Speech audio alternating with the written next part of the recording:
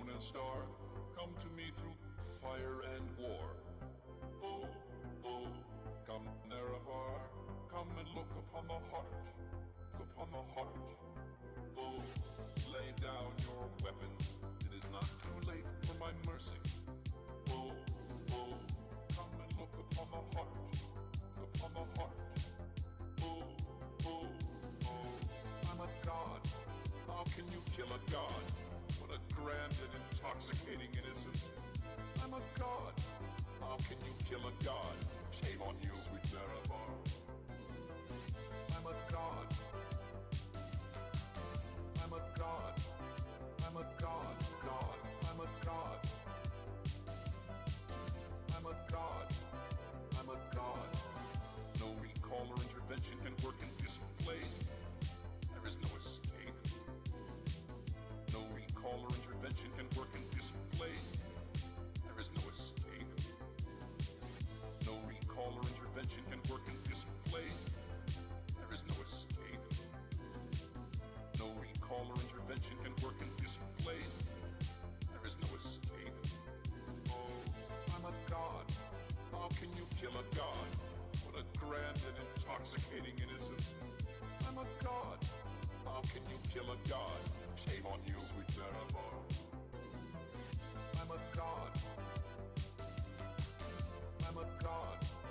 I'm a god. God. I'm a god. I'm a god. I'm a god.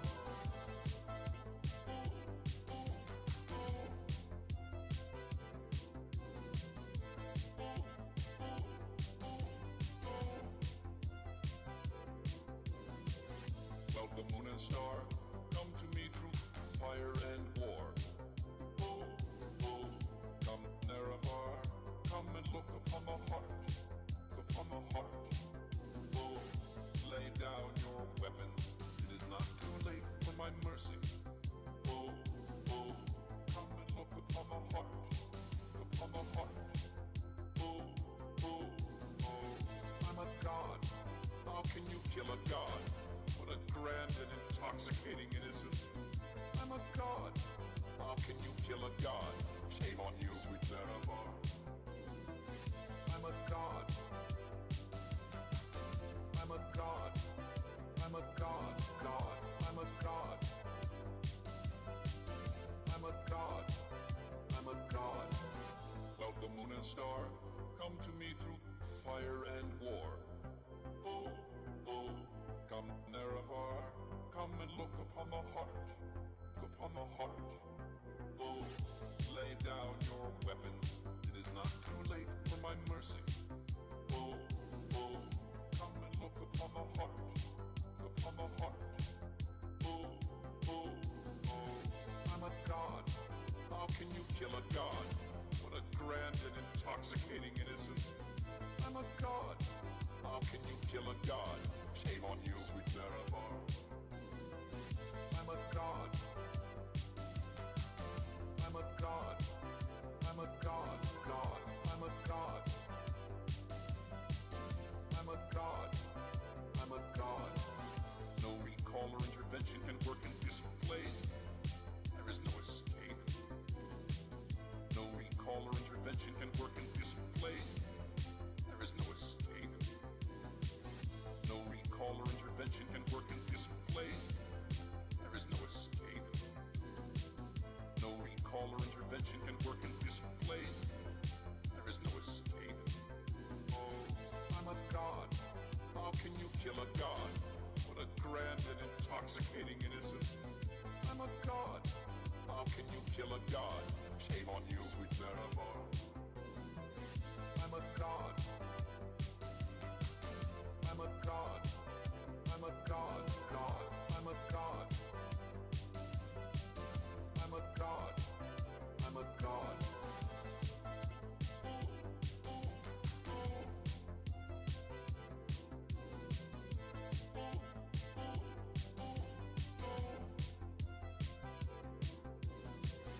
Well, the moon and star, come to me through fire and war. Oh, oh, come Nerevar, come and look upon the heart, upon the heart. Oh, weapons. It is not too late for my mercy. Oh, oh, come and look upon the heart. Upon the heart. Oh, oh, oh, I'm a god. How can you kill a god? What a grand and intoxicating innocence. I'm a god. How can you kill a god? Shame on you, sweet Nerevar. I'm a god. I'm a god. I'm a god. God. I'm a god. I'm a god. I'm a god. Well, the moon and star, come to me through fire and war.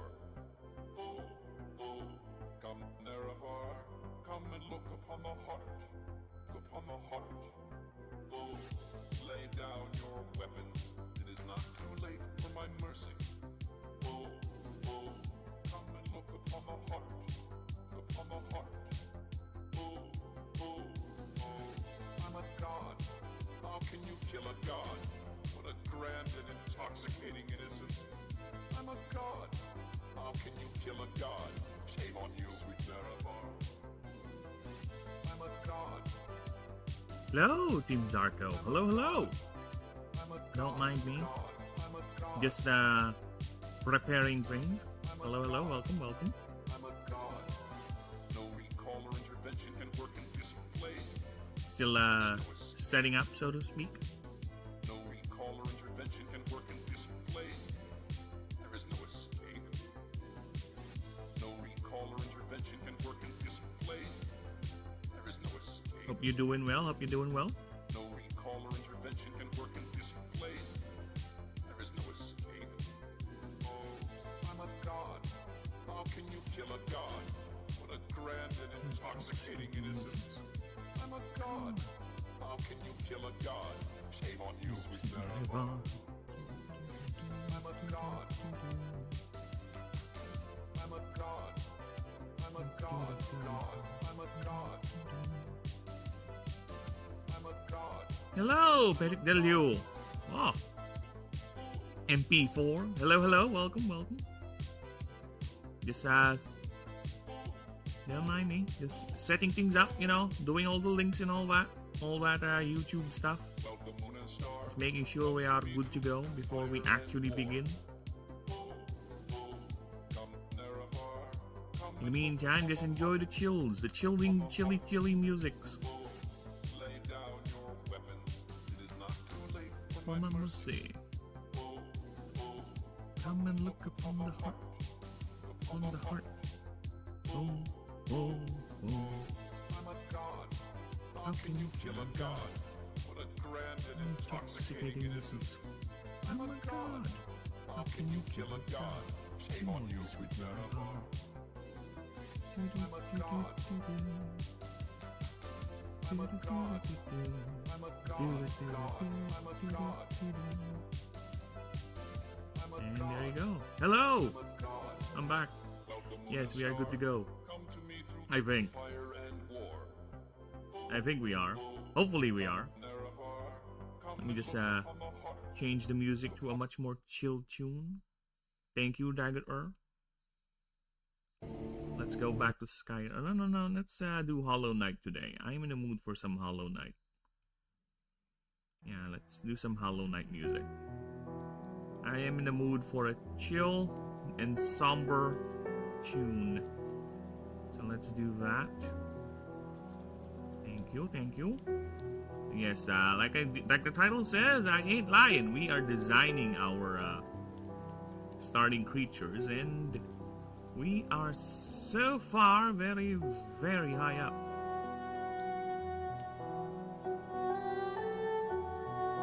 Okay. We have done a few.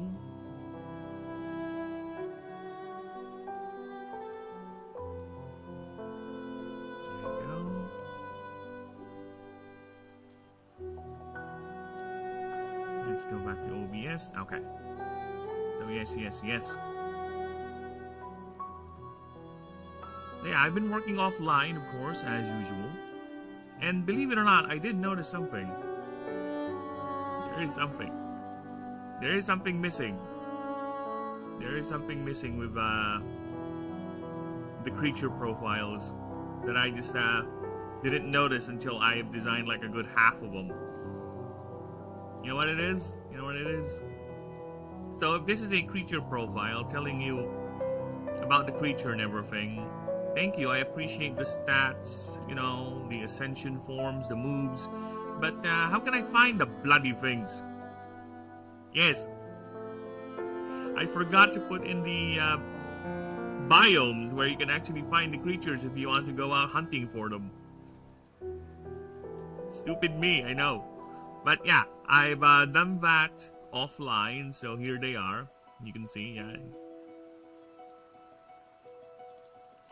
Dildo the goat, yes, I will do that. Happy birthday to Dixon Mayas.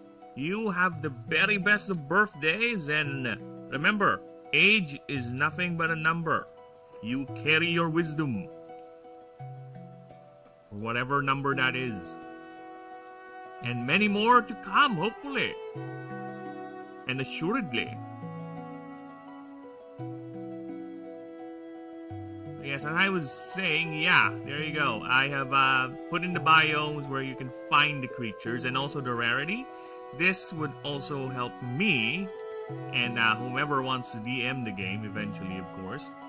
Now, this will also help the randomizer that I will be most likely programming or having the AI run, because my initial plan is to delegate the randomizing to the AI, which that's all it's good for.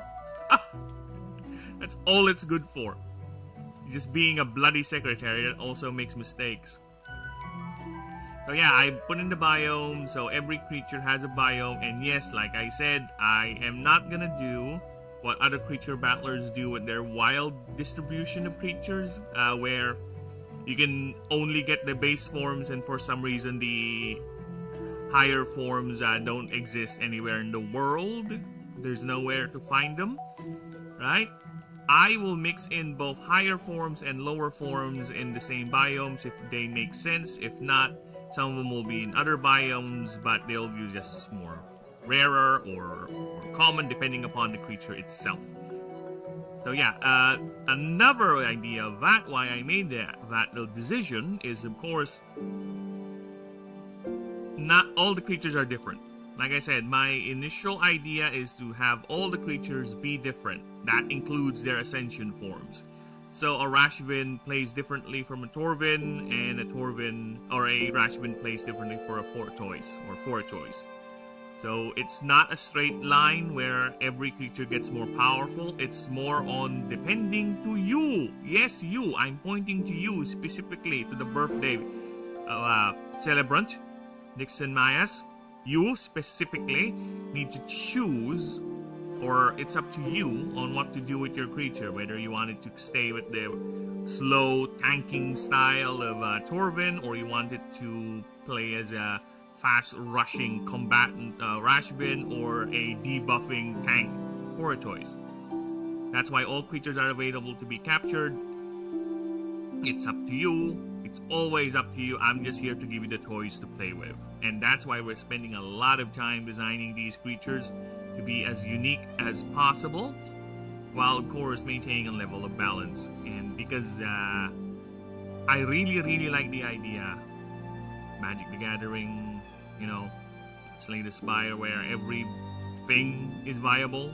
You know, it's not just one thing, and that will be a nightmare. But we'll get to balancing that in real time once we get to the actual testing of the game. For now, we are focusing on designing the things that will be in the game.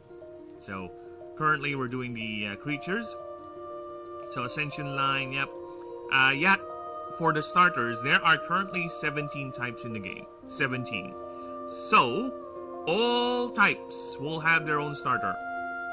Yes, all types will have their own starter, each with their own unique gimmicks and everything, unique passive and all that. So I think I have designed 1, 2, 3, 4, 5, 6, 7, 8, 9. Yeah, I'm in the middle of the 9th starter, so I still have a long way to go.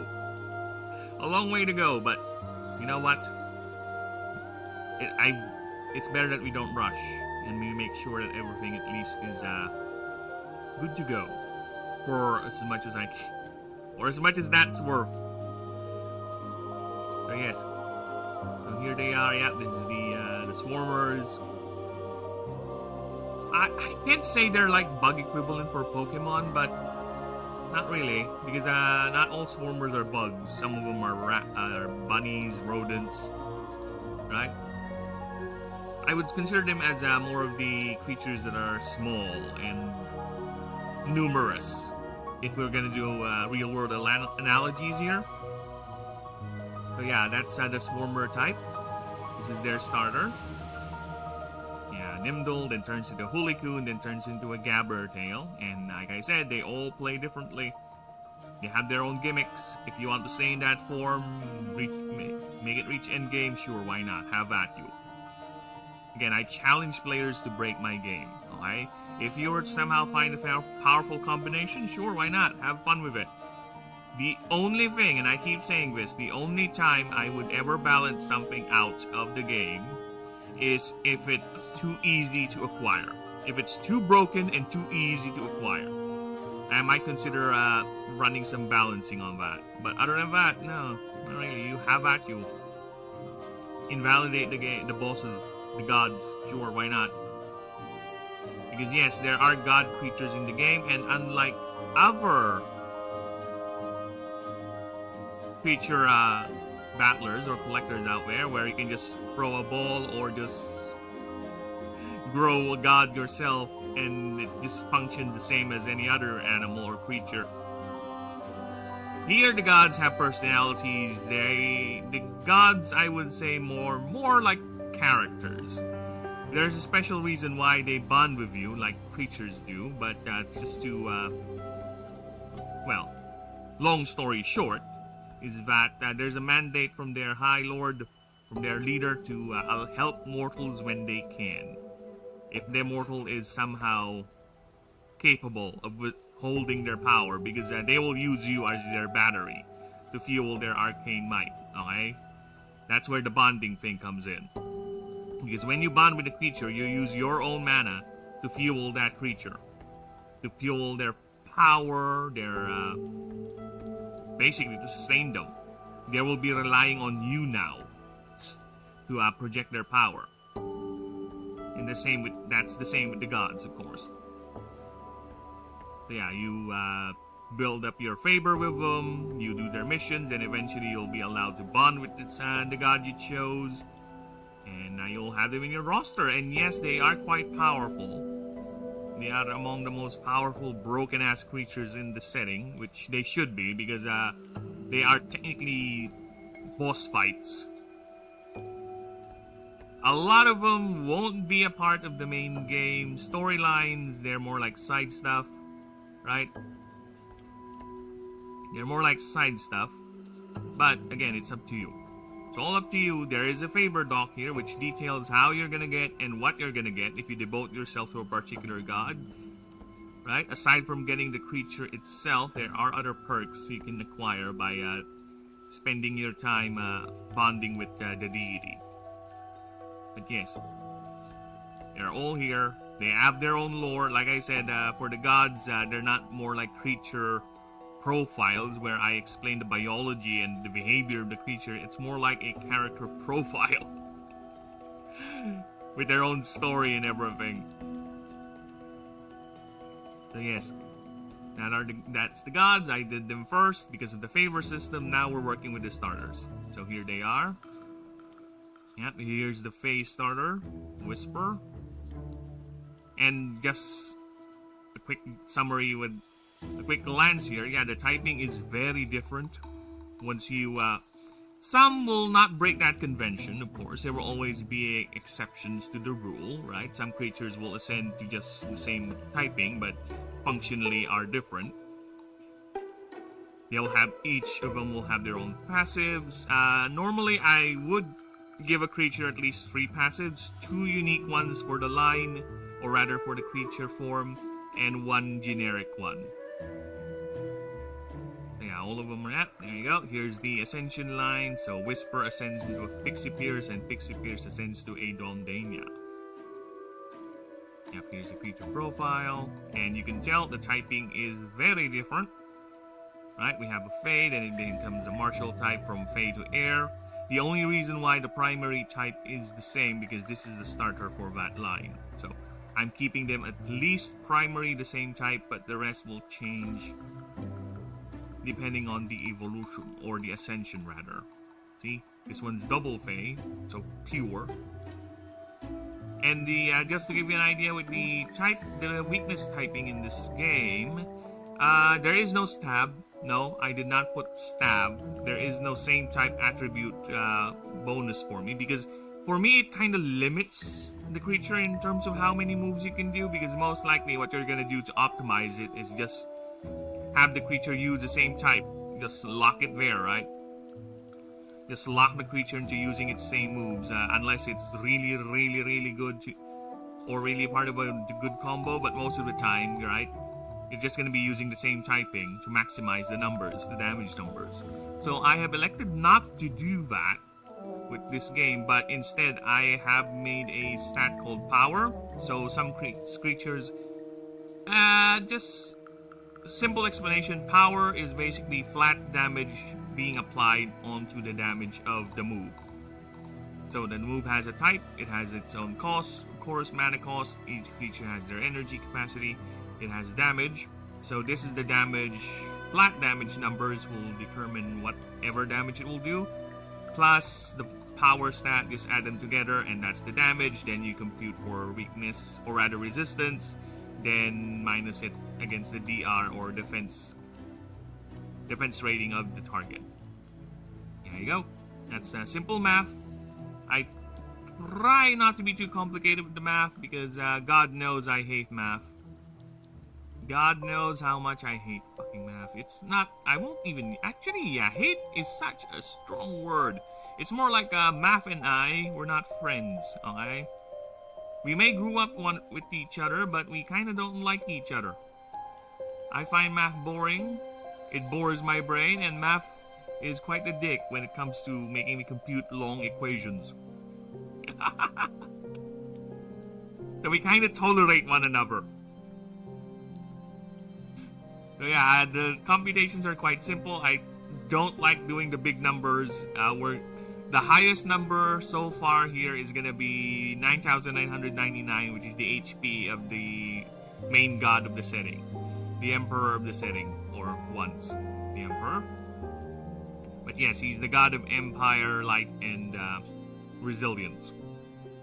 And that's it. I won't go anything higher than that for now. I won't say for certain, but yeah.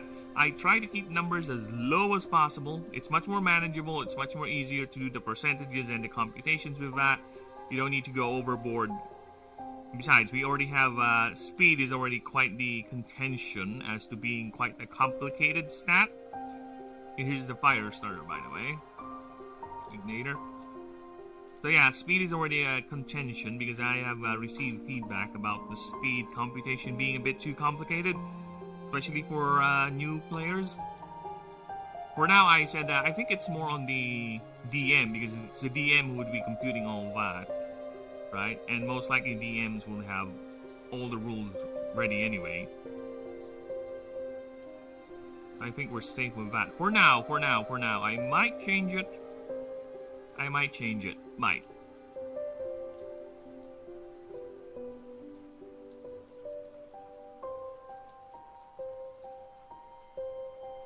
And also, yeah, shit, damn, forgot. I guess I have good audio enough because people are chatting. Do I? I don't know. I'm starting to doubt that. Give me a moment. Hey, audio. Am I good? Talk. Also, yeah, shit. Oh, I am good. Okay, fuck off. I have okay audio.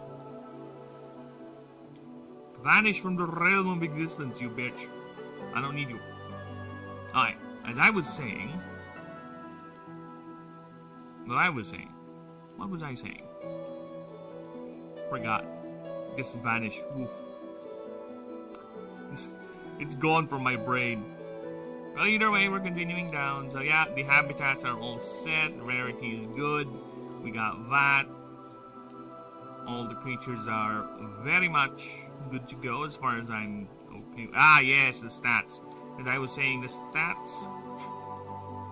I don't like big numbers. This computation for speed is indeed one of the bigger questions about whether I should or should not, you know, keep it as is, because speed is computed basically. It's not just who gets to move first, but rather if you have double the speed versus the slowest speed of the enemy, whomever in the party. Yeah, because it's going to be a party base, not going to be 1v1. There's a stat here called mana draw, or MD, will determine how much capacity the creature will use before you can field it, right?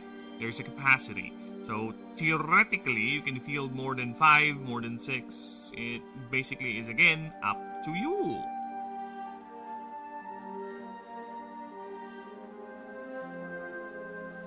Yes. Moves. Biome is set. Lore. As you can see, right? The scrolling down, you can see the creature typing is very, very different.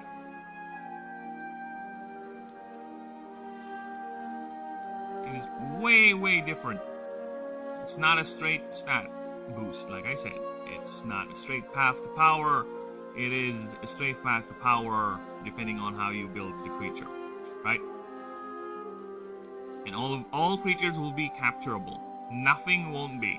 Again, I won't do that thing where some creature battlers do, where there's this, for some reason, this creature is a starter for this region, and for some godforsaken reason, you cannot find it anywhere else in the map. Like, okay, how does that make sense in a biological thing? I don't know, gamify. There is a thing they call ludonarrative dissonance when it comes to games, right? Which is okay, sure, let's stick with that. But still, I prefer if something has a little bit of logic to it. Not just some weird ass shit where it does not make sense. Because unfortunately, for me, I am quite the nerd when it comes to world building.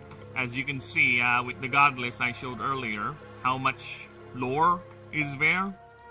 And that's not even all the lore. And just the creature profiles alone are quite extensively long. I cannot help but compare, but that's the most popular gaming representation of the genre right now. But the Pokédex entries are quite too few, where it gives me the impression they're more keen on the design, more on the, not on the lore of the creature or the Pokemon, right? But again, it's their game. It's whatever they do, it's up to them. It's up to them. That's what they want to do with their Pokemon. I am different. I am a lore nerd. I get hard on lore. None of this stuff makes sense. Nothing makes sense, Ninja. Nothing makes sense. The world is all topsy-turvy. You're expecting one thing and life says no. You're not gonna have that today, brother. Why? Because I said so. Yeah, nothing makes sense. The only thing we can do is to delude ourselves into thinking that makes sense.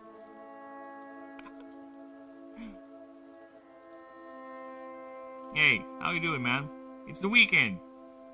You better not be working. So yeah, here they are. And yeah, biomes are good. Yeah, here's some of the art. I told you, very different. Very, very, very, very different. And another thing. I have also found that when it comes to certain creature battlers, Digimon Time Stranger tried to do this, or innovate that idea that the player, the trainer, the tamer, whatever, is a part of the fight as well. So I have elected to not just have creatures that you manage, but also have a character you manage. Yes, you can choose currently up to 8 playable races. You have the standard trilogy.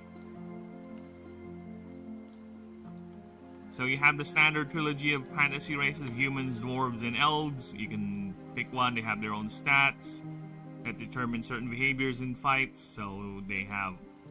It's up to you. They also level up. They also gain perks and everything. And it's still Friday, you dork. Well, it's Saturday on my end, you massive dork. And oh, isn't that it's Freedom Day tomorrow? Advance happy Freedom Day to you Americans out there. Commander, shall we storm Sony? Hello, JK. Hello, long time no chat. Yes, prepare the armies. It is time we storm the Sony studios. They deserve this reckoning. The age of Sony is done. The age of the Chad gamer is nigh. Leave none alive. Dude, I need to get that Saruman speech. Okay. Saruman speech to the Urukai. Okay. A new power is rising. Victory is at hand. This night the land will be stained with the blood of Sony. March to their offices. Leave none standing. To war! There will be no dawn. For insert the owner of Sony right here. There you go. I hope you find that entertaining, JK. I gave you the Saruman speech. I haven't gotten paid in 2 weeks, so I'm getting quite mad at the owner of the company. Fucking hell, man. Hopefully you get paid soon, because that is not good for the finances. Brother, I once worked with a company where they haven't paid me in a month. Right? In a month. And that bastard paid us after only receiving numerous complaints for the employees. And you know what that bastard did a couple of months after that? Or just the month after? He never paid us again. Like 1.5 months that time. So yeah, and eventually he fired all of us and the company went under. It was like, fucking hell, man. Bastard. And you know what's even more annoying? That stupid owner, I won't say or what company it was, even filed a fraud alert to all his employees. Basically, if you have money in your PayPal account, PayPal would put you in the negatives because he filed a fraud dispute. And we had to fight that bastard. It was a mess, man. It was a mess. And hopefully you get paid soon. For everyone's sake. And if he doesn't, go ahead and tingle his polingle. Go ahead and do that to him. Preferably in both ears. Honestly, it's gonna hurt. It's guaranteed, man. It will hurt. Some companies, especially, I hate to say this, right? Let's not put this in any other light, but certain companies in Japan have very, very draconian business practices where they think they can dictate the market where it's the other way around, or they have this archaic belief that by doing this, it's some sort of a company culture proving a point, right? So yeah, they're quite different with the way they think. It's not like in the West, where it's currently right now being heavily politicized with the decisions of companies where they put people who are not really there to make a profit, but just to propagate their politics, right? Japanese companies have their own culture, and it's quite odd. Just look at Nintendo, man. How weird their business decisions have been, right? Their overconfidence with Pokemon has allowed them to have this hubris that they can just bulldoze smaller projects like Palworld just because Palworld is kind of using a Pokeball mechanic. Right? So yeah, it's very, very weird there in the land of the rising sun when it comes to business. Well, it will hurt their PS6 sales, no doubt about that. But is it going to stop the juggernaut? Not yet. Not quite. It will take a lot before it actually make him think. Because come on, Pokemon is no doubt going down the drain faster in terms of its quality with every outing. I have no faith whatsoever for the latest mainline Pokemon game coming out. The one that's set in Southeast Asia. It's gonna be another Pokemon Gen 7 where it's very small maps, very lazy gym design, and no Pokemon League, no nothing, or something stupid like that. It's gonna be another one of those cases. And people are still gonna buy it because you know why? The power of nostalgia is strong. And because of that, that company is gonna keep on doing these stupid decisions and they don't care. And the same with Sony. It's gonna hurt their PS6 sales, but they still have the people who would still buy a lot of their shit. They still have a lot of avenues. If you really want them to change their practices, you gotta hurt them more than just that. Right, why do you think I haven't bought or supported the Nintendo anything Pokemon related in a long while? Dude, I may play that stupid TCG game on my phone, Pokemon TCG Pocket, but I never spent a dime on that game. Not once. I am not immune to the power of nostalgia. I am not immune to my nostalgia over the Pokemon franchise, unfortunately. So whenever I get the itch, I just boot up that TCG game, let it run for a bit, then just move on. And I will still keep myself updated when the latest generation comes out. I'll look at it, probably play a fan game using those Pokemon so I can get a grasp at what they are, what they look like, then just move on. But other than that, nah, I can never see myself playing another mainline Pokemon game. I played Scarlet Violet. Sure, some people like it maybe, but unfortunately my brain is a bit too critical when it comes to me consuming media nowadays, so no, it's shit. You may like it, but you gotta realize that game is shit. It's horrible. Optimization, graphics, everything. Dude, imagine Pokemon League where there's no Pokemon League. You just walk towards the office. Where's the Victory Road? It's a victory hop and a skip. It's among my many complaints of that game. So yeah, good luck to Sony. Well, good luck to fans of Sony, rather, not Sony itself. But it's not gonna hurt them in the long run. Unless they do even more stupid shit. And they won't change business practices anytime soon, that's for sure.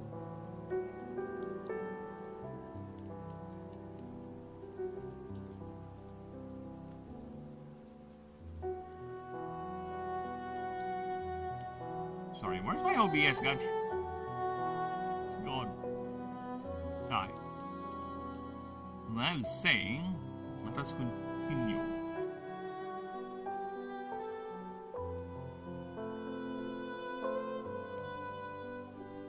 Now, where were we? Ah, yes. I was working on the starters, yeah, so we've done the air starter. The air starter is an interesting one. This is supposed to be a lovebird, my inspiration for it. That thing right there, this delta-winged fighter craft behaving bird of prey, and this air sac blasting fire bird type. Yep, this is a lovebird. If we are gonna go ahead and read its creature profile, which I will get eventually once I get through reading the thing. It is quite the story about the enduring power of marriage. And look at that. Lovebirds. Doing lovebird stuff. So yeah, as for the Earth Starter is it's a Dune reference. Right? I cannot help myself in making a Dune reference. Just look at that. Muad'Dibi. It is supposed to be Muad'Dibi, but it's too obvious, so I just changed it to Muad'Dibi. Then Rider, the Madi, then Rider, right? I did not make, this is not a creature, okay? This is the construct they made using magic, so they can have sleds to move fast in the desert to collect water.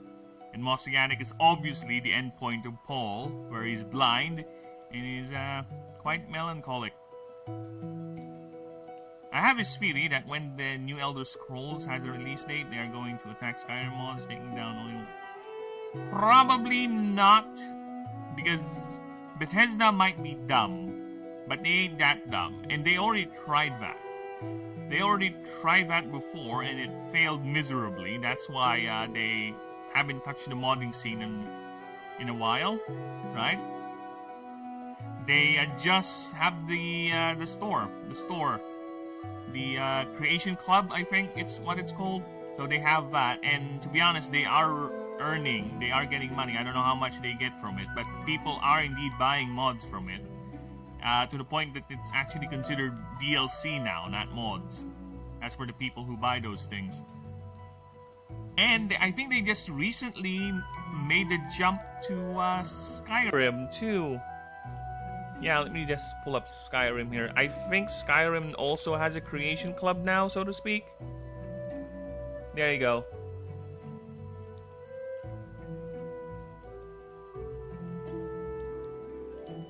Yeah, see, they have a creation club too now for Skyrim. So yeah, they won't. I doubt that. Bethesda may be dumb, but they ain't that dumb.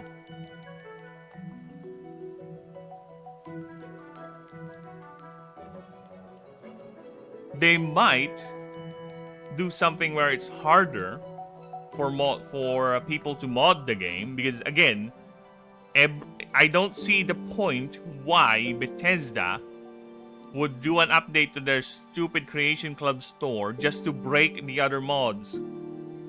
Right? Why would you do that? Why would you just do an update to your stupid Creation Club store, but every time you would do that, you would break my mods? Why? Why, Bethesda? And I think they also had this thing which I really find funny with Fallout 4, right? Fallout 4 has this update. Oh my god, they're still doing updates with this stupid thing. Look at that! It's just stupid creation storage, whatever. Yeah, this is another reason why I'm not in the mood to play any Bethesda games lately, because every time I'm in the middle of a playthrough with Fallout 4 or Elder Scrolls, and trust me, when I get into a binge playing these games, I take forever before I get tired of it. So they would do a stupid update and would destroy all my mods. Then there you go, my game is done. Alright, that's the end of the run. Fuck you, game.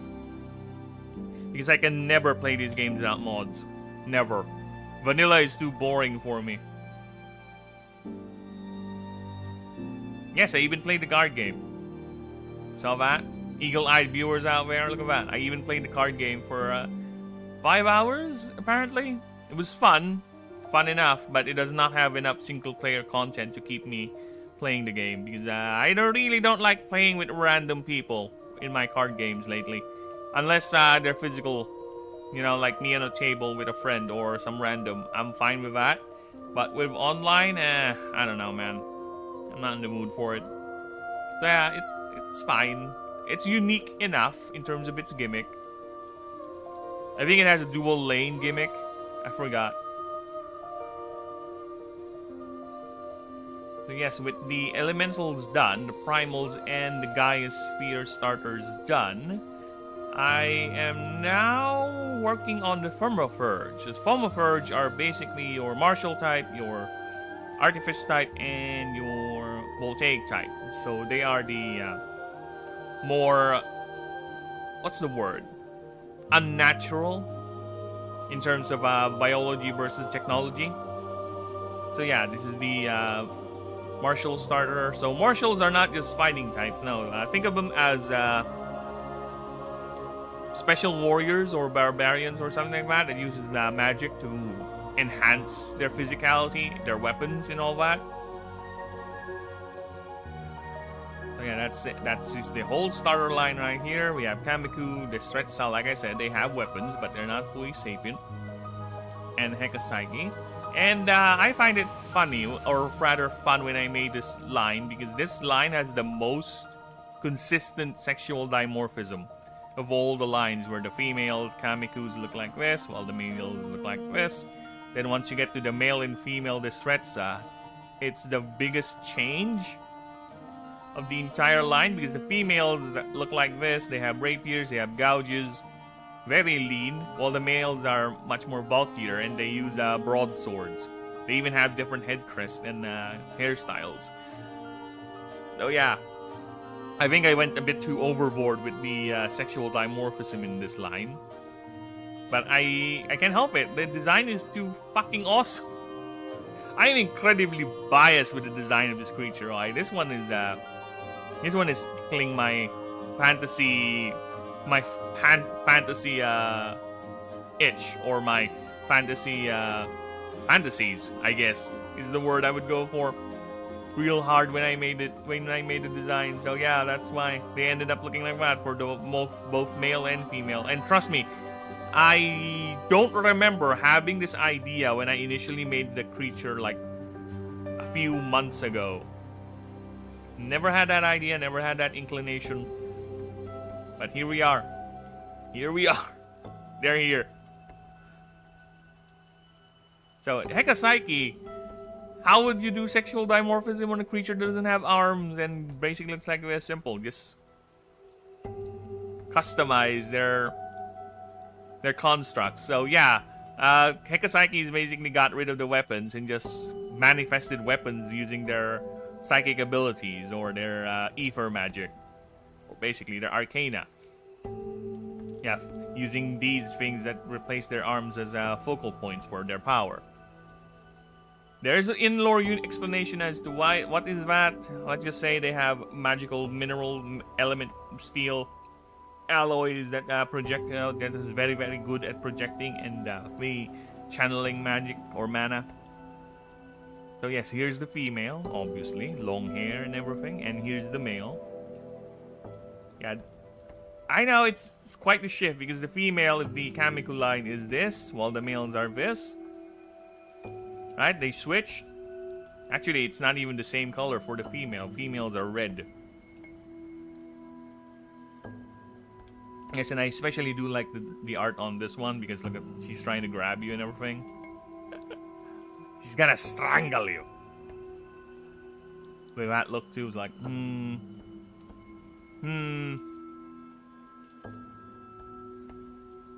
Yeah, that is the Kamiko line. Now I'm actually working on the starter, but oh, yep, I have the.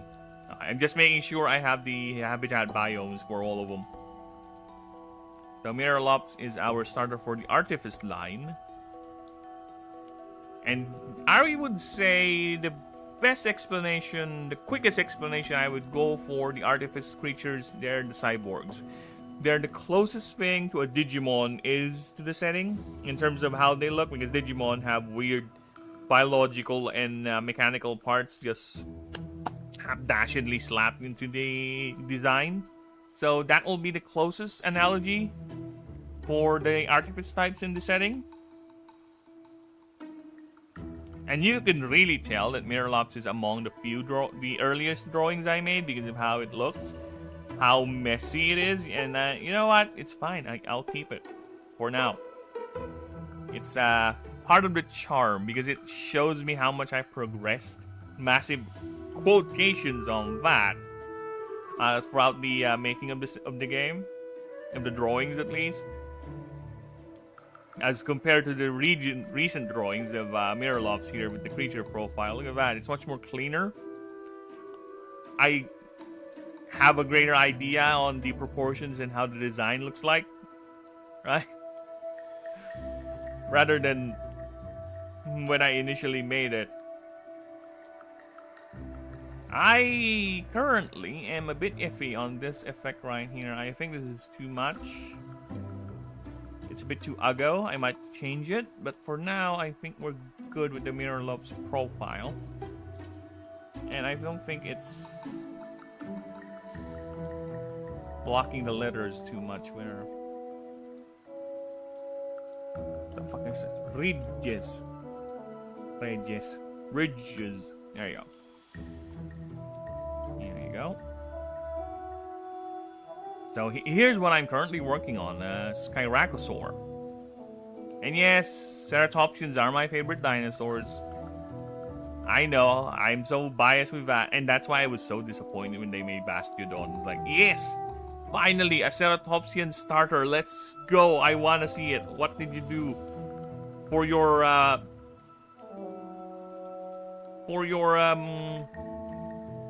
Ceratopsian starter Pokemon? Let's see. What the fuck is this? What the fuck is this Pokemon? What is this Ceratopsian nightmare? Ew! Disgusting design! This is among the ugliest Pokemon I've ever seen. And you have disgraced my favorite dinosaur ever. I am a Triceratops simp, okay? And this is ugly as fuck. And you know what? I prefer this design. I prefer this design over, right? This one, the official one. This is better. This is better looking. It's a wall with speakers. Yeah, it's an official Pokemon, Denisium. And also, hello. It's not a starter, but that's a Pokemon. That is an official Pokemon. I think this is Gen 5. And I hate it because, again, Triceratops is my favorite dinosaur. That's why my starter is actually the Ceratopsian line. As you can see, this is the starter for the Artifice type. And this is the earliest form Ceratopsians are basically two-legged creatures with thick heads, right? So Miralops is the first form, then Skyracosaur is the actual Ceratopsian. It's more of a Styracosaur than a Triceratops, but you know what? It still has the basic profile of it. And Proceratron is the final form, and you can see the Triceratops right there. So yeah, you can tell my disdain over the Bastiodon design. That when I made this Ceratopsian line for the starter, I was like, you know what? Whatever, fuck off. Let's just make a Triceratops, but in my setting. Yes, this is Miralops, the first form. It's done. Skyracosaur is done. We're working on that. I'm actually at the point where I'm drawing. I'm at the creature profile stage now, so I'll be drawing shortly. And oh, Denisium, I have a question. There is something missing with the creature profiles, by the way, that I just realized and I just did yesterday. This is supposed to be a guide, right? Where the creature's stats are, its lore, its biology and all that, where they stand in the world, their passives, their movesets, and all that. But what's the one thing players would need, especially when it's a creature collection game, right? What's the one main question they want answered when they pull up a creature profile? How do I find the bloody things? And I've made like how many creatures right now, and none of them have any idea or any information where you can find the creatures, where you can capture them or bond with them rather. You're like, oh my god, you massive dumbers, you massive dumber. So yeah, I worked on that offline yesterday, so now there's an additional thing I would put in on the creatures whenever I make these profiles is the habitat biomes.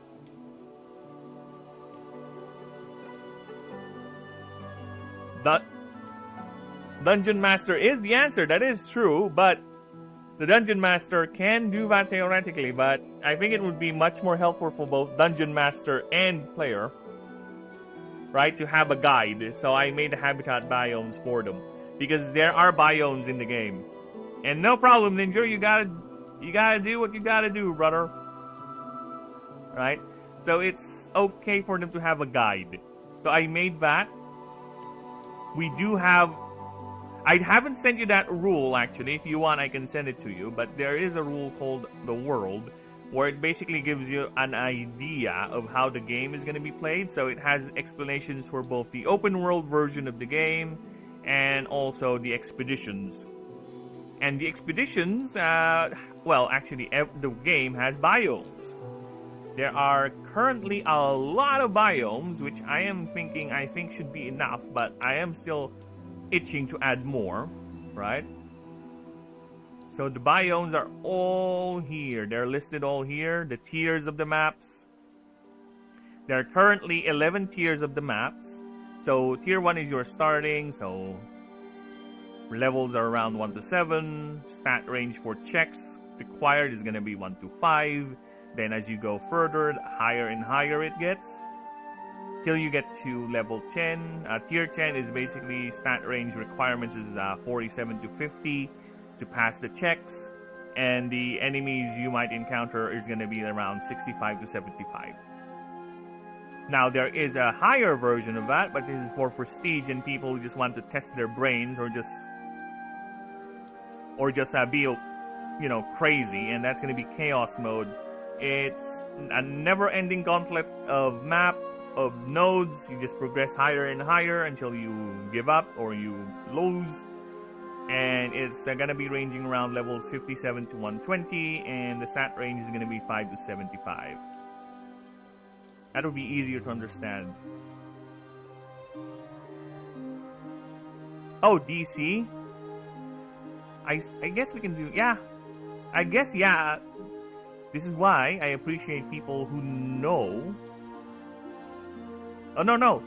DC is correct. It's for the status checks. So, dice checks. Yeah. Yeah. That's better. Because this is why I need the people to tell me these things. Actually, let's Control F. Control F. Stats range.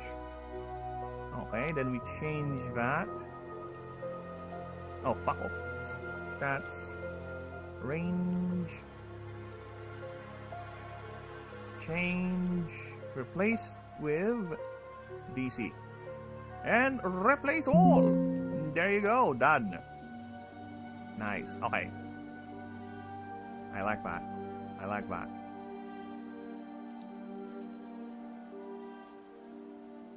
There you go. Now, the levels are the creature levels right here. So, this is the stats of the creatures. So, 1 to 7, 5 to 15. I'm also thinking of the higher tier maps would have some sort of a passive bonus to creatures. However, the reason why I didn't do that is because if we're gonna go to the biomes, which there is a lot of them, but just to give you an example, just look at some of the biomes, right? Crystal Fields. It boosts Ether, Earth, and Martial types by 20% more damage. So they already hit hard in these biomes. And there's a gimmick where every start of combat, a crystal pillar spawns on each side, which 100 HP, and destroys itself at the end of the round, dealing damage to all creatures based on the mana spent of that round multiplied by 10. So if you enter this biome, you have this gimmick. If you enter this biome, like the Mistlands, not only does it boost Nyx, Essence, and Ether types, but every time you fail, every 5 failed stat rolls, so any DCs or failed DCs, I guess, right? I'll keep it as every time you do a fail, you get ambushed by an elite creature. You get an impromptu fight with a powerful creature. So yeah, so we have those things, and every one of them has their own gimmicks. We even have static waste for voltaic, artifice, and mythical types, and it helps everyone regenerate mana faster. But all moves that apply stun has +2 more, applies 2 more, something like that. So yeah, there are a lot of biomes. The thing is, I need to organize these biomes in terms of difficulty.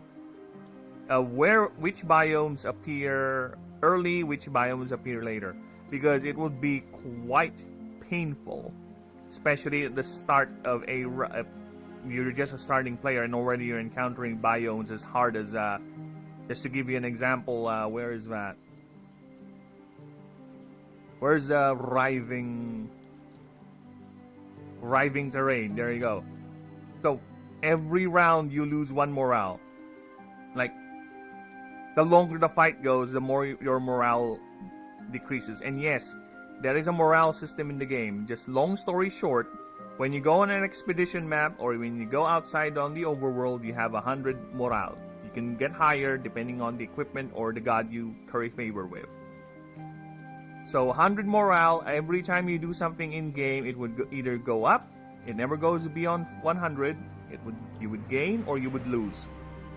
So if your morale hits 0, you're automatically pulled away from that section, the overworld or the expedition. Your emergency gate kicks in because you no longer have the will to move on. You're either mentally breaking or you're losing your shit, you're panicking.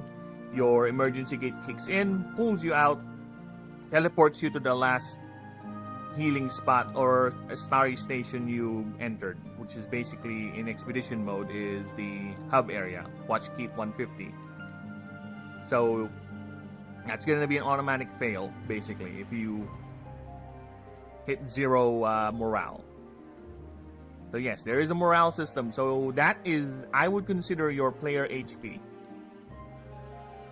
That is your player HP. And just to give you an idea, I think I have put in here the morale penalties and additions you can get.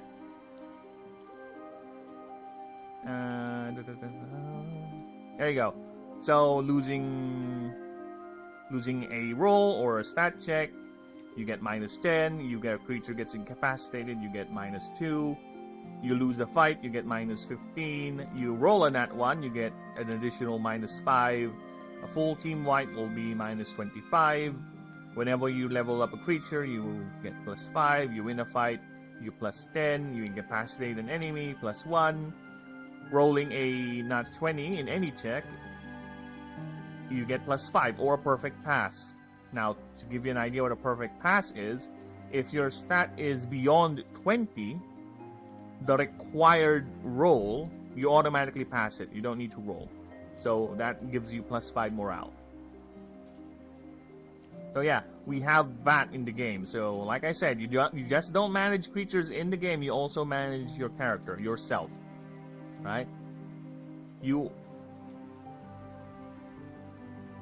-5 for a nat 1 is way too rough. Really? Is it? No. Let's -2 then. Because I am rolling dice, I'm thinking more open world setting, it's going to be real punishing.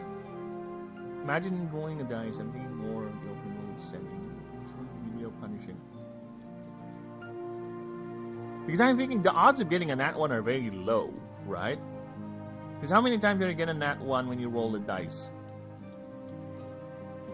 No, it's not gonna be... Oh, yeah, you're right. You're right. You're right. I need to clarify that. In any stat check, or I guess DC would be the term, right? So yeah, in any stat check, I need to clarify that. If it's in a fight, no. No, that's different. It has to be a stat check. I need to clarify that. Yeah, that's way too harsh. You're right. So just the stat check. It's just your character fumbling too much, right? It's the combat, no, because you'll be doing a lot of combat in the game. So you're right. It is too harsh. The more combat you do, the more rounds you do, the higher the chances of you getting a nat 1. So yeah, it is too harsh. I need to clarify that as to any stat check. There you go. Now, there's another thing I'm also thinking about adjusting, because I think this is a bit too harsh, right? Because if your emergency gate fires without you using it, it will actually fizzle out. It will burn up. So, when you recover on the Watch Skip 150 or whatever, a starry station for the overworld game, but again, we'll be focusing on Expeditions run currently, so Watch Skip 150, you would actually lose money. Yes, because you need to buy a new emergency gate. So it will be 3,000 currencies penalty whenever you activate your emergency gate prematurely, whether it's through a loss, morale loss, or actually just morale loss.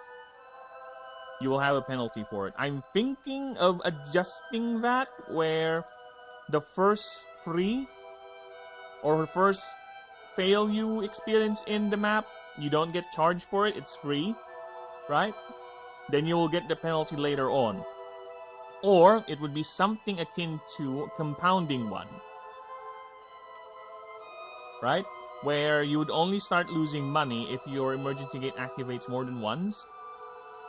Also, losing a stat check for rolling an @1 or any stat check. Wait. And also, losing a stat check and rolling an @1 on any stat check.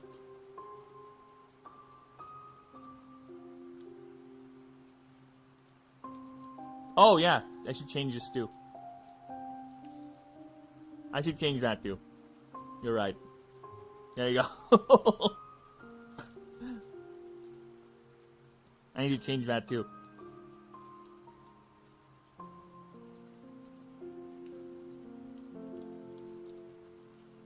I should change this. No, I should add here additional then.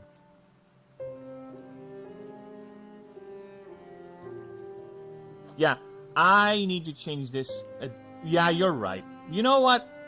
You know what? I think it is too harsh. I think 2 is a bit too harsh because it is an additional. Yes, it is an additional. Rolling an @1 additionally. This is on top.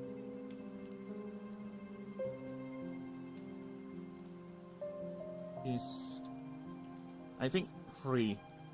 Yeah, there you go. This is additional. This is on top of losing. Of what's the word? How am I gonna go? This is an additive. Yes, it's combined. Combined with, yeah, thank you. Yeah, that is better. There you go. Yeah, that is better. Thank you. So yeah, I think it is too harsh. It is too harsh. You're correct. It is correct.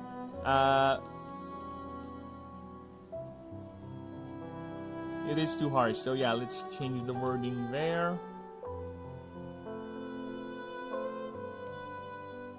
There you go.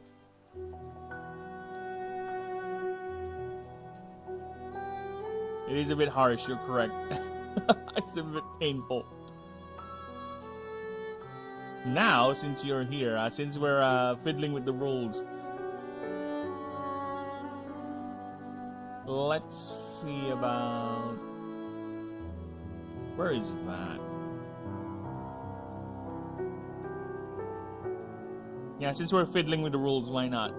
Because this is something you can also do in expeditions mode, right?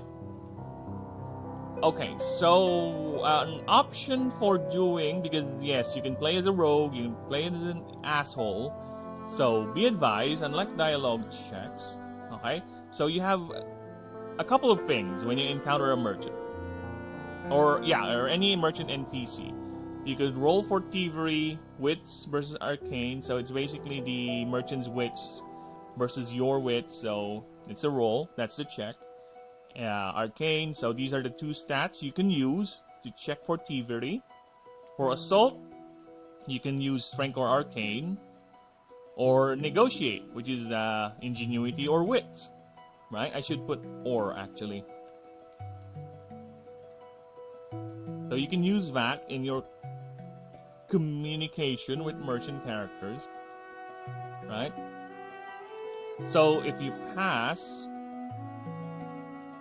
However, also another thing, be advised when doing dialogue checks with merchants there's a tier, right? You're on tier 1. You encounter this merchant in the expedition node, right? You encounter that in your expeditions mode and you try to negotiate with the merchant. So you would roll. That's a tier 1 map. But the merchant, being that he's a merchant, obviously is better at bartering than you are. His checks will be 1 tier higher than the map. So if he's on a tier 1, his checks will be on tier 2. If he's on a tier 5, his checks will be on a tier 6. So yeah, if you pass, you get these depending on the thing you chose. So if you thievery, you acquire one item in the inventory. It's random. Item is chosen randomly unless it's a perfect pass. So if your stats is higher, 20 or more, you get a perfect pass. So you automatically get to check, you get the item you want, over. Assault, you acquire one item, again, randomly, unless it's a perfect pass. You basically either intimidate him so hard or beat him so much that he was not able to react quickly, and you get to take the pick of the litter or the pack. Take whatever you want, or at least one before he awakens or his guard notices. Negotiate, you get the discount, right? And one free tier 2 or lower item on a perfect pass. So if you have a perfect pass, not only you get a discount, you also get a free item to boot. You're that good. What can I say? Now, here's the caveat for that. If you fail, right, you get a combat encounter with the merchant. Yes, you get a combat encounter. The merchant gets offended or finds your approach to be too dumb and too annoying, and you just, you know what, let's fight.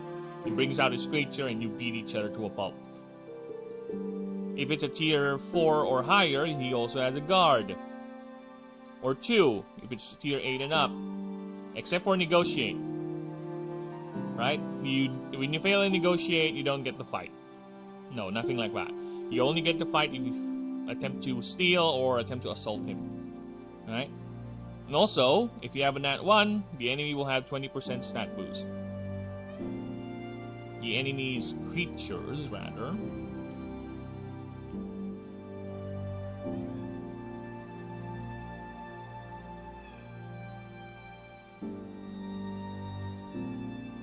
There you go. However, yes, here's the thing. Crime is kind of hard to do. Right? Again, the initial idea for the game is you playing as a government official. You're an Astari, a badge officer of the Auric Confederation, right? So it is quite hard to do, considering your ID is everywhere. The world knows who you are. So, the moment you enter a city, there will be a rule depending upon your crime. If you committed a crime, you'll be asked to roll the following, right? So you either use a stealth roll, which is basically your wits and arcane, or you do a breakaway. You run away from the authorities trying to question you. It's a strength and ingenuity roll, right? So the same rule with the merchant, world tier versus your stats. So if you fail, you need to be fined. So there's no jail time for now. But again, since you're a badge member of the Oregon Council, right, the local government will fine you at least, because you are technically above the law in a way. Lady Bellatrix is the only one who can fucking imprison you or punish you directly, but you will be fined at least. The local governments are allowed to fine you for the item stolen, its price, and 2,000 currencies. If you can't pay, you get deficit. Yes, deficits are a thing in the game. You can bury yourself in debt if you are ever so inclined. Right? If this keeps happening, and this will keep on happening, so whenever you enter a city, whenever you will do that until you pay the fine. Or you can just pay the fine for a lower amount. You don't need to convince. This is only for fail. Right?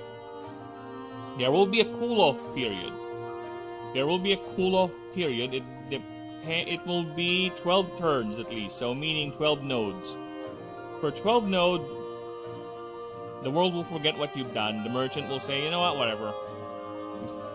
He's got away, whatever. Yeah. However, right?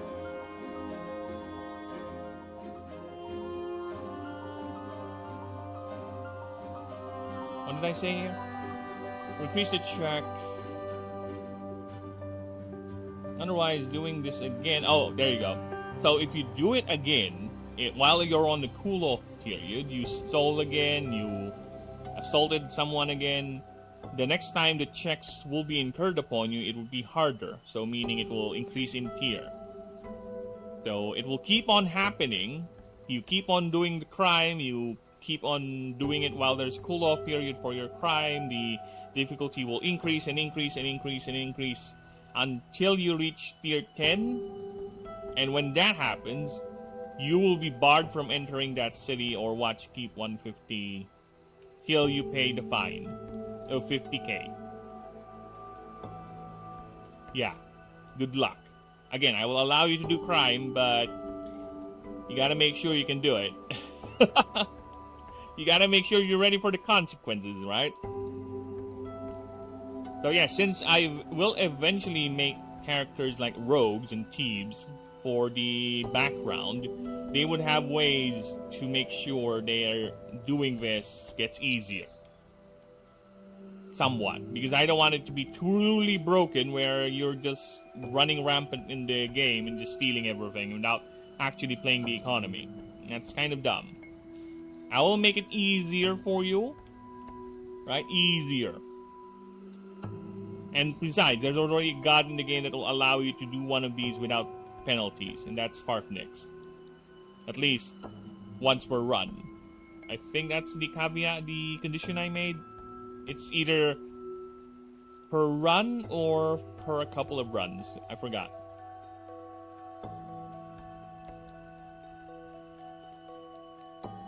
So yeah, that is basically the thievery rule.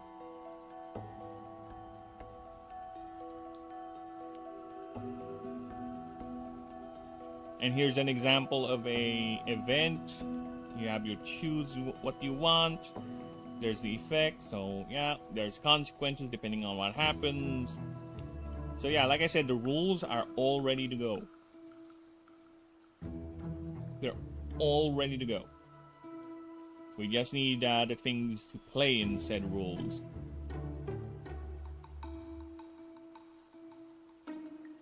So yeah. I need to turn on the fan, it's actually quite hot. I'll be right back. Give me a few moments. I'm sweating like a pig. Oinky oinky, sploinky.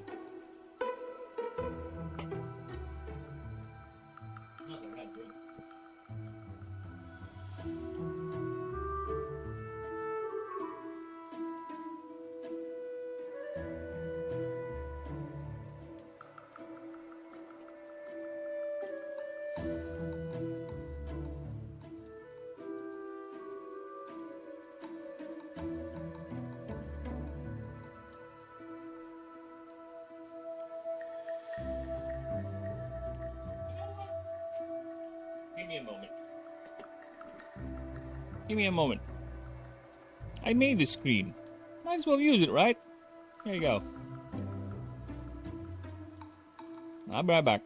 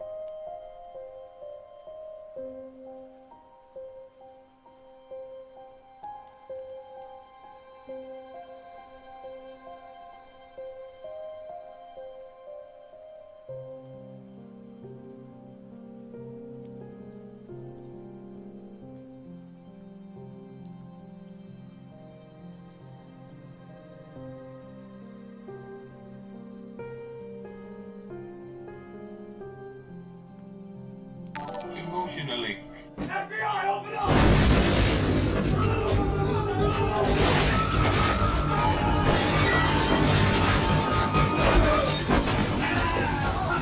Emotionally. FBI, open up!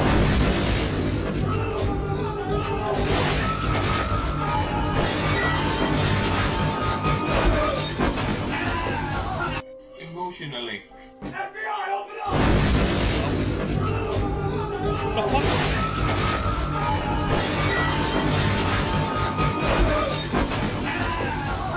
Emotionally. FBI, open up! The fuck?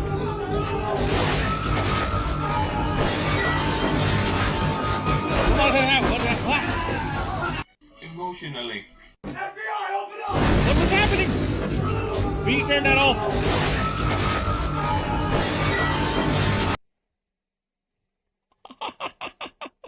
What the fuck was that? What was that sound? Yeah, exactly. I don't know.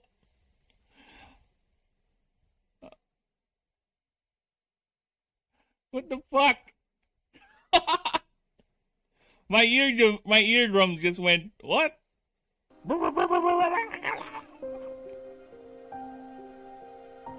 Oh, I know what it was. It's the sub notification I made. Oh shit, it's that loud. We're gonna turn that off. We're gonna turn that off for a bit. That is quite loud. I just made that today, so apologies for that. It's the sub notification I made. The hell? Can't believe that fucking loud. And thanks for the sub, Flory. Thank you. Sorry I had to burst your eardrums. I didn't mean for that. Why did it play like 100 million times? It should just play once. God damn it. Curse you, Streamlabs. Hate you. You bastard. It only play once. And I didn't even know that thing plays sounds. I need to work on that. I need to change that. I've turned it off for now. I've turned it off so it won't appear anymore. But yes, thank you for the sub either way. Thank you. As I was saying, we are not gonna get to drawing now. So we are gonna start drawing Skyracosaur. So I already have envisioned the drawings I'm gonna make for him. Alright, there's two in mind, of course, as usual. So we'll get to that. Let's open up Kryta. And this is gonna take a while because none of them, they're quite ambitious in terms of their ideas for the drawings. They're not gonna be as easy as Myrolops' drawing, because Myrolops' drawing is just me doing this and just copy pasting the rest.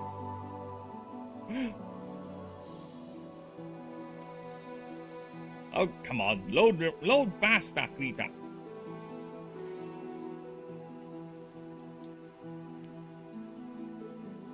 New image. There you go. Delete that. And let's go open.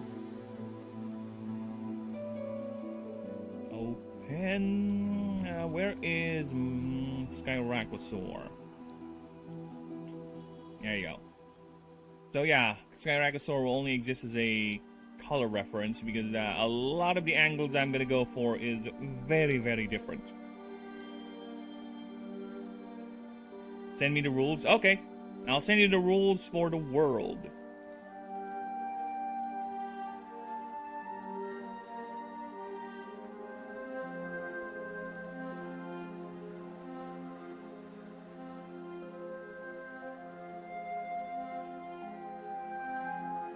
Sorry. Brain is going all floomby woompy. Okay, where is our...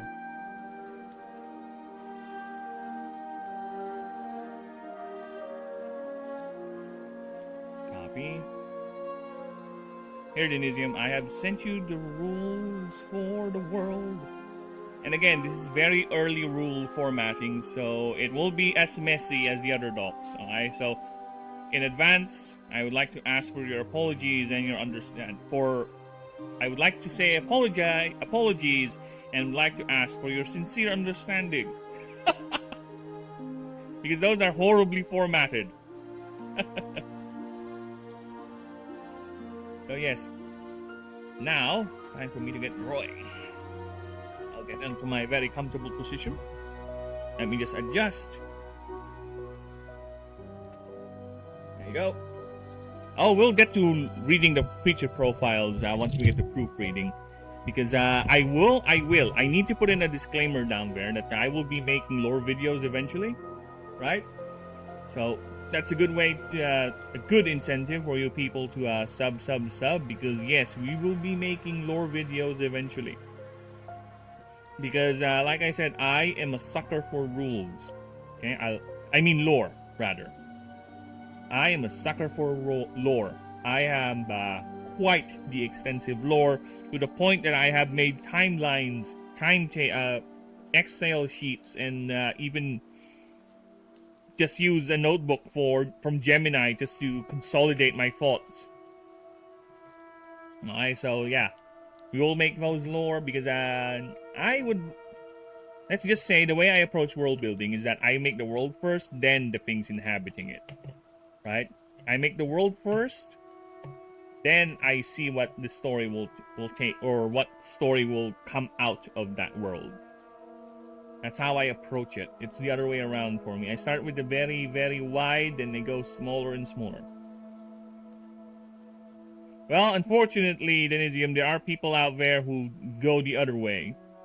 Where, for them, world building goes secondary. It's more first the idea. I want to make a story that revolves around a guy rolling a ball up a hill. And the ball actually has a face. The face is actually... And there you go. That's how they would do it. That's why a lot... I won't diss on anything, but from what I've seen, a lot of anime have very generic fantasy worlds, because that's not their focus. Their focus first is the concept. I want to make a story where a demon who once was beaten by this character, now they have to work with one another. Then the world will follow after. That's some people how to do their stories, which again, it's up to you. It's not a bad thing, but that's not how I do it. The way I do it is the world first, then the things inhabiting it. Some people do it the other way. Concept, then the world follows after. It's just not my way. That's why you get all those weird inconsistencies with some lore where, oh, I thought the world works like this, but no, actually it works like this. Oh, my god, it works like this because I kind of want to put in this concept into my story. So you would get those ideas every now and then, which is, again, it's your story, but if there will be people who would be finding that thing weird.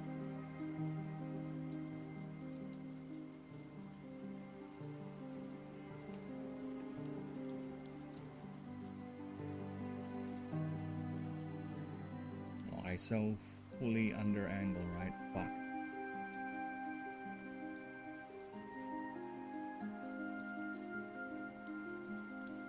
Okay. That's the case. We're gonna do it like this then. If we're gonna do that, we're gonna do this. I'll just have to change its angle later. There you go.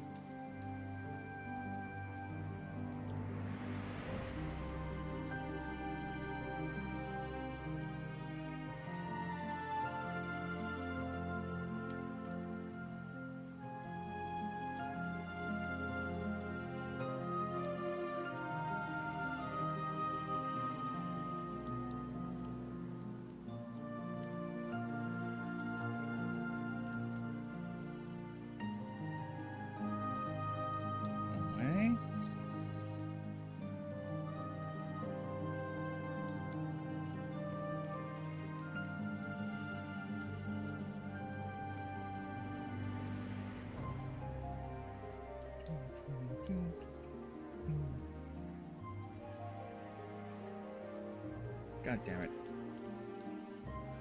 God damn it. Start here then. There you go.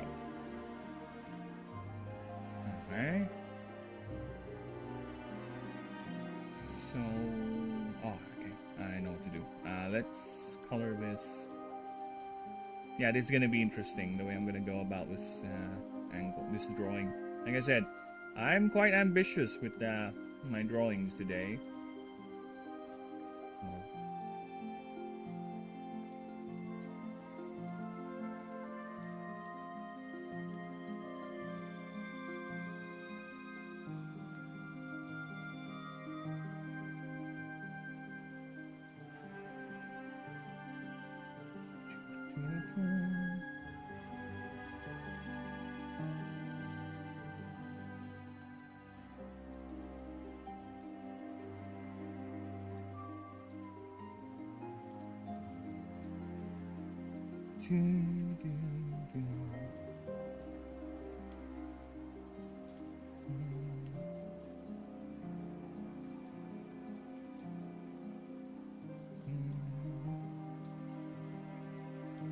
I guess for people watching, I think you already have an idea why I'm saying the drawing is going to be a bit ambitious. It's looking at the angle. What we're going for here.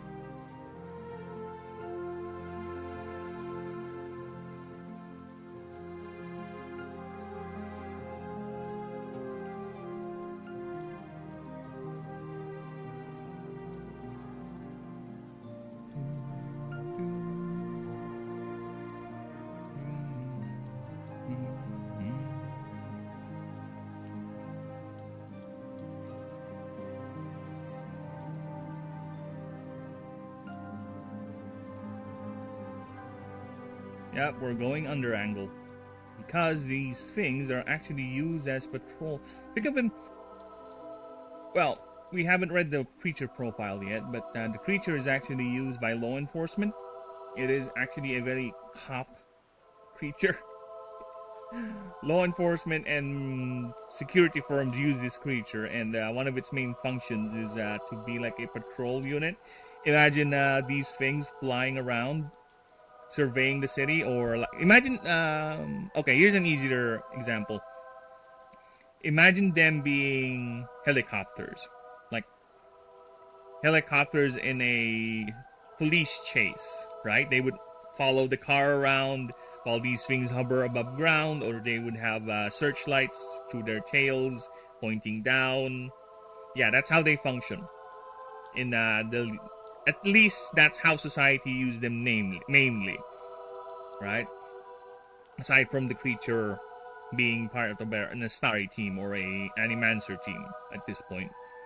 So yeah, in the wild, of course, they're different. There's a reason why they evolved or they ascended with these features in the wild. But in, well, we'll get to that. We'll get to that. Again, the artifice creatures are dictated, or they are influenced by their proximity to civilization. That's how we get them. And actually, I made a mistake with the frill. This should not be like that. This should be a different color. This should be glass, actually. Or rather, the shiny bit for the head frill. So that was a mistake that we must remedy. And this is gonna annoy me because I know how this stupid fill tool works. Yep, it's... Ooh, harsh! This fill tool needs to chill, man. There you go.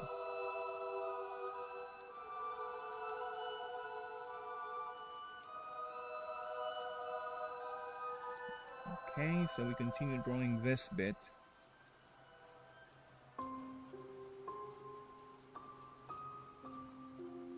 Oh, thank you, AI. Now, fuck off. AI viewers. Really? Why would you want that? Actively, Twitch needs to put some sort of a stop to that. Blasted bots just running around promoting their shit. Hey, we have view. Hey, view botting is a thing. Play the game. View bot yourself. Have fun.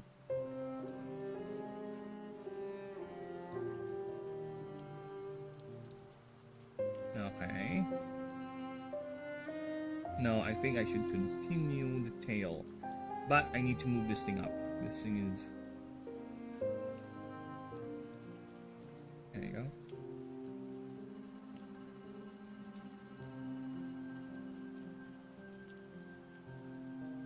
Okay. Nice. So far, so good.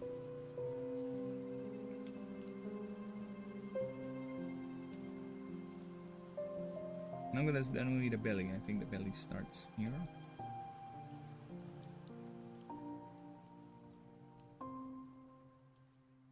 Yep, I think that's good.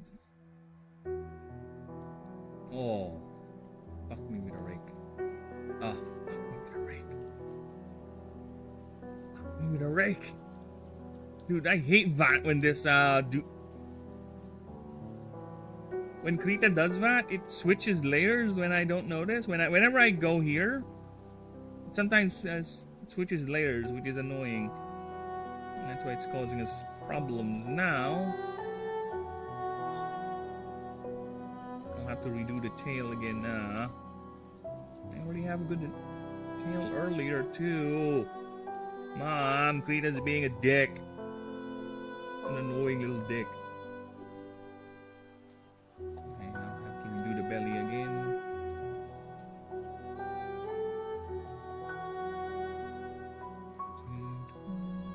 Oops. Bit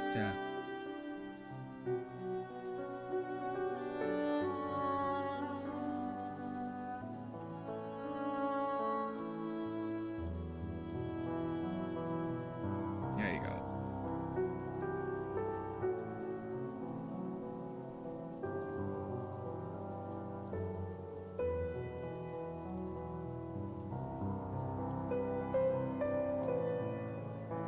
Okay, nice.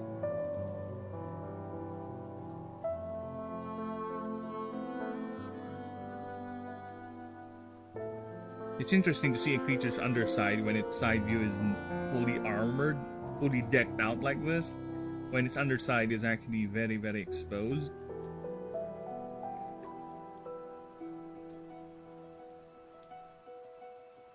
Makes me wonder, should I? No, it's fine.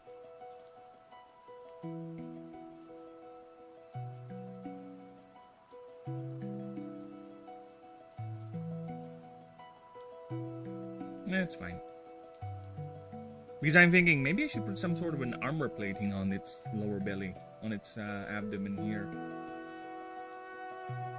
Protect it, you know? But no. We're fine, we're fine, we're fine. Well, Proceratron is gonna solve that problem really, really effectively. Just to give you an idea, this is how Proceratron looks like. Oh shit, did I not put the ascension line? Ah, sorry. Sorry, but creature profile, you're going down. Because I have not put the ascension line. The ascension line should be here.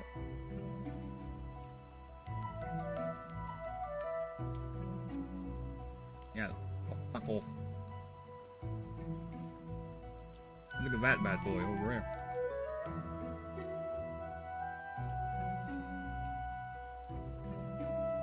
Just look at that bad boy over there. Look at him. Yeah, I don't think it has problems with the undercarriage anymore in terms of armor. There you go. Now, creature profile, you can go back up. You can go back up now, you see. You should be okay now. Yeah. Yeah.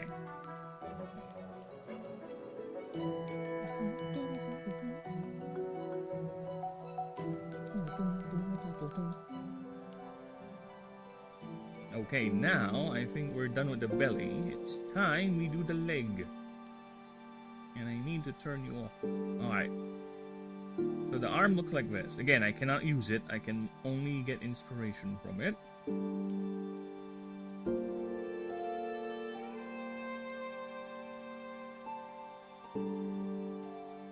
Yes. I know. It's actually this is the second time I've used real world analogy for the passive. Actually, this reminded me. Right, Boom has the Immelman and the Cobra maneuvers as parts of its passive ability, right? As per Skyracosaur, look at its passive, Quad Vectors. At the start of combat, you may, before speed is calculated, you may pay 1 mana to choose one of its current stance. So you can either go for a Velocity Thrust or Vector, which increases speed and loses half the stacks of Rattled and Befuddled. Lift Vector. Once per round, when this creature is targeted, you may roll a 1d20 on 12 up. It gets double DR for that particular damage. And Trust Vector. Get creature a 20% more damage for its next move. So yeah, it has vectors. Find it interesting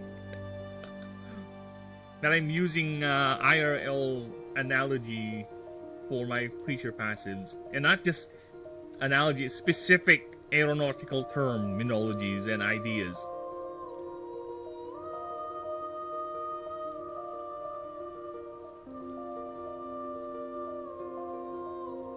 Yes, and don't be confused with the velocity why it removes Rattled and Befuddled, because okay, I'm gonna explain this as layman as I can, okay? Because I too am a layman with this. This is my Dumbo interpretation of the velocity vector when it comes to aircraft. Alright? It is basically, you have a HUD, right, in your fighter plane, and it has certain instruments or measurements on your HUD, notifications and all that. It actually tells you that you're either leveled or not, or you're falling down or you're going up. Because sometimes, especially in a 3D environment like high in the sky, you don't really see the ground, you don't really see what is in front of you because it's either hidden by clouds or you're too high up. Your plane is not actually leveled, it's actually pointing up or it's actually going down, right? But your brain tells you, no, you're leveled, it's fine. So those is the velocity vector. It's basically telling you the right orientation of your aircraft. So that's why it removes debuffs like Rattled and Befuddled, because it actually helps the creature orient itself and gets a good bearing as to what's going on. Also, speed. So yeah, that's so people don't get confused, because why is velocity removing Rattled and Befuddled? Because yeah, that's how it's used IRL in fighter aircraft.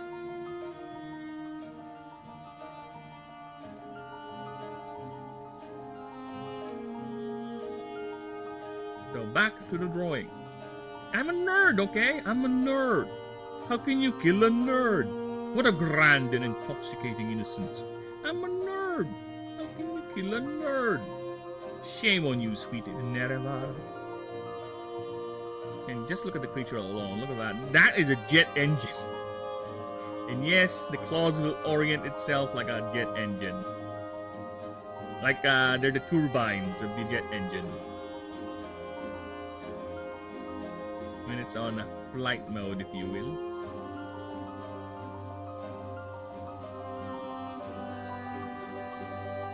There you go.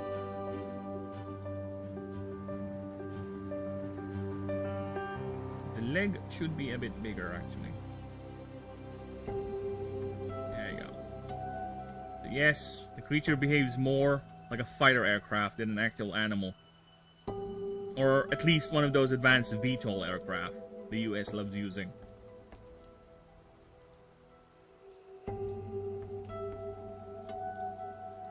Oh, it still has legs. Still has leggy legs, but not the way an animal would use them nowadays. Yeah, the other drawing is basically the creature landing down. Either going to be a side view or it's going to be a bit of an angled view.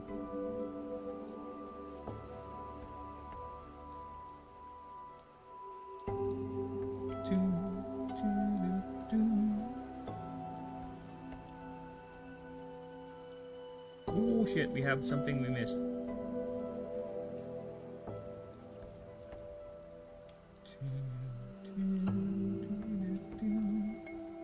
is it?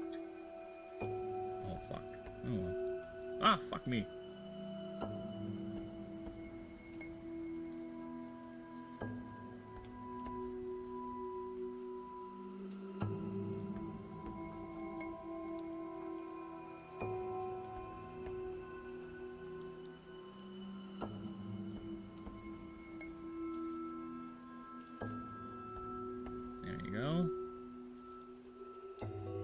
I think I need to increase it more.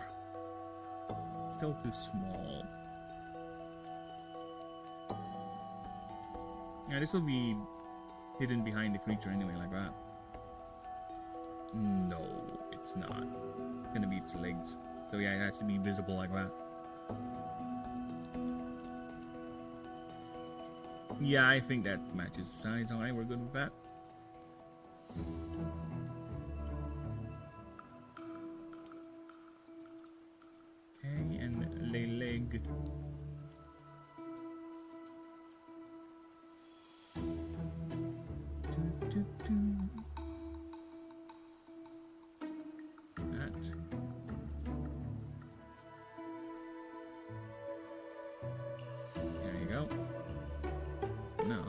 For the wing, oh fuck, we're gonna run out of space. The wing is 3 feet. It's quite long. The longoid wing. Yet.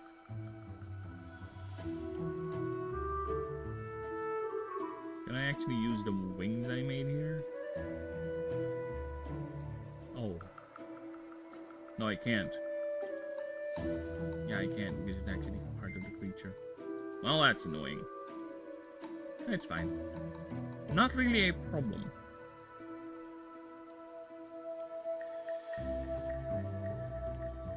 Oh, that's a problem right there.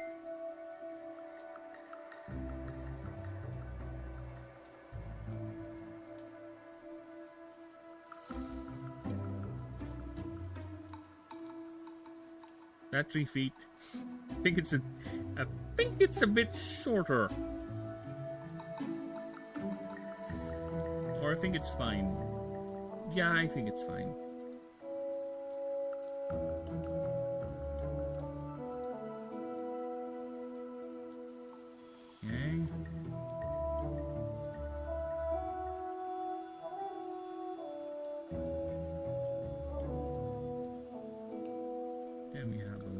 There.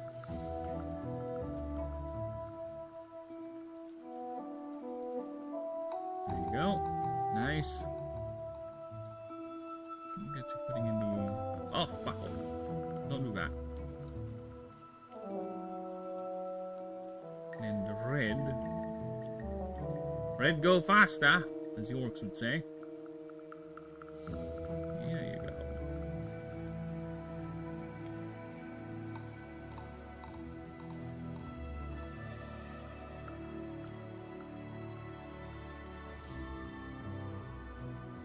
The head a bit small. I think the head is a bit... At least the head frill.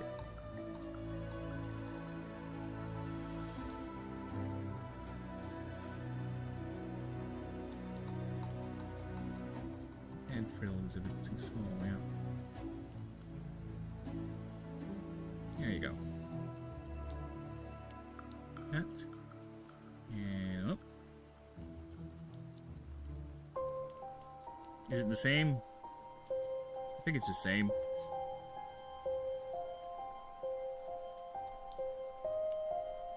Yeah, I think it's the same. Alright. Let's do that again for the hind leg.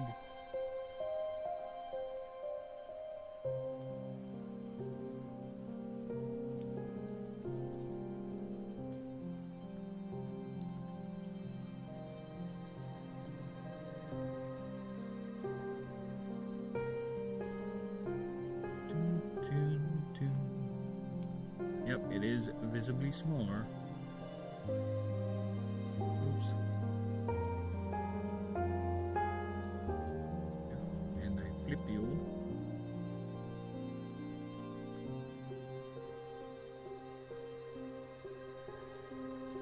God damn it.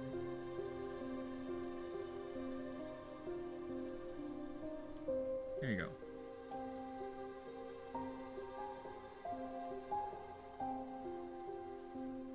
Look at that. I can actually see that. I kind of want to change the angle a bit.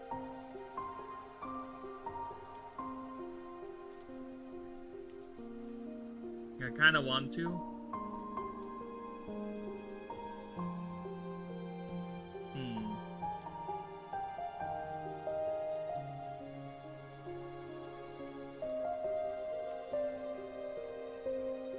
Yeah, I kind of want to change the angle of the leg.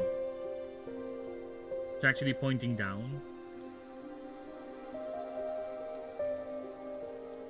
Rather than full straight, yeah.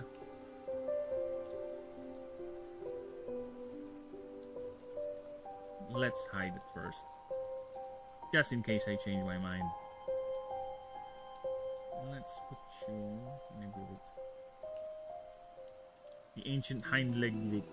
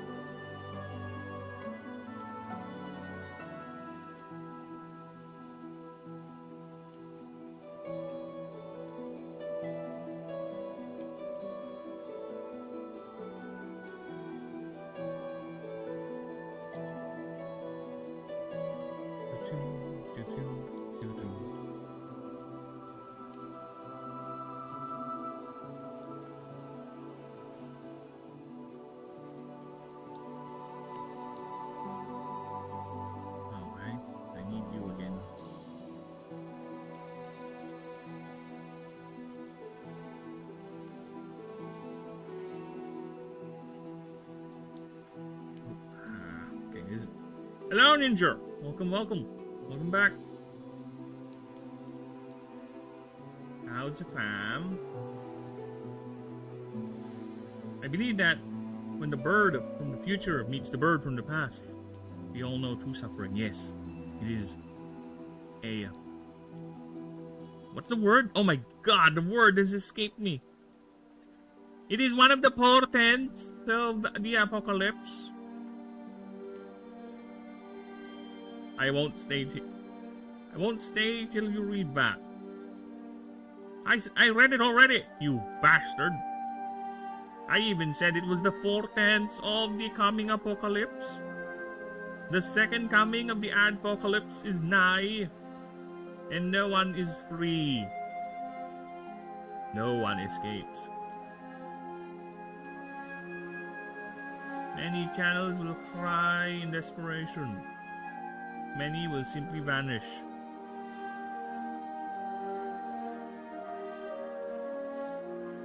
I did stay. You did! Good for you! Now lick my bum. Lick my bum! Be a good friend and lick my bum if you don't mind. I want my bum a good passion lick. Oh, did I say that out loud? I didn't mean to say that out loud. Can I retract it? Can we pretend no one heard that? Yeah, can we pretend I didn't say anything? Yeah. I did not say about the bumming. Well, now I'm leaving. Yes, it's better we leave that alone. We forget about that happening. This interaction has never happened.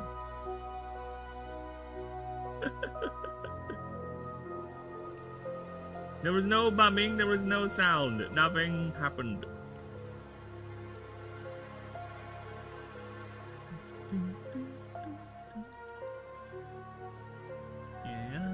Yeah, because I kind of want to get ambitious with the drawing eye. I don't want it to be a simple up view. I kind of want to show the thrust vectoring as well.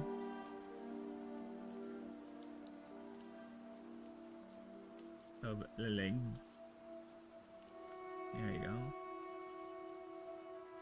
Nothing is pointing down. And the wing should also mirror that.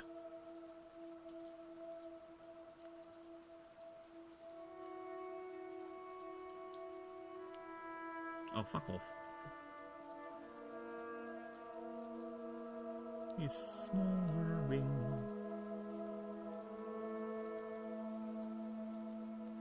Fuck off. I need you. Make me a wing.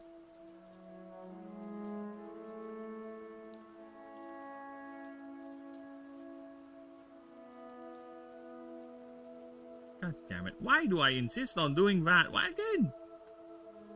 Burb does not know how to make a straight line. Wing is too fat.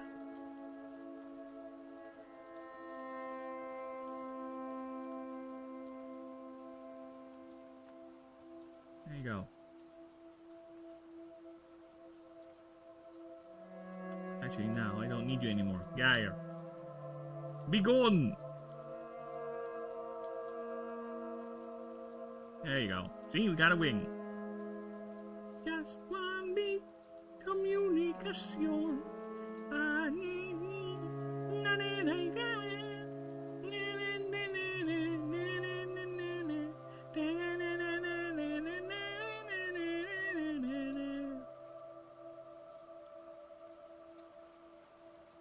Just one big communication.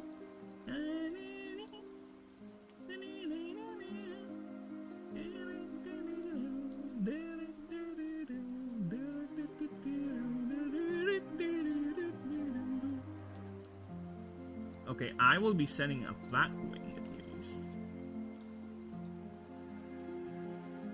And the other one can resume its... There you go. See, one is pointing down, the other one is pointing. And I'll have this one, these two at least, do this. Yeah, so it's like it's turning around, right? Now for the tail.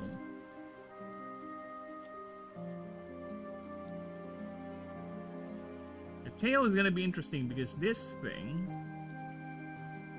the idea is it's gonna be pointing down at us like a flashlight.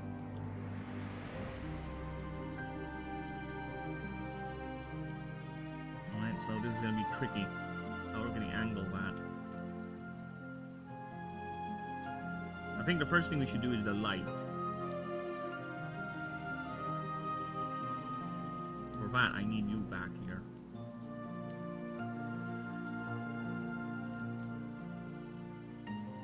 The light is actually an exposed tailbone, because the creature's bone is actually very highly conductive.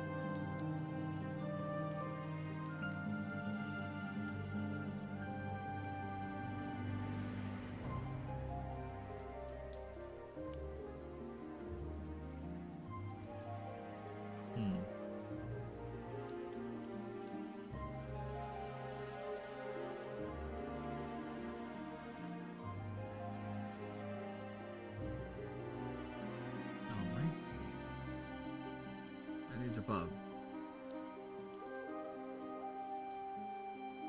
So here we make a fuck off. We make a line here, and this should not be visible anymore, since this is should be over.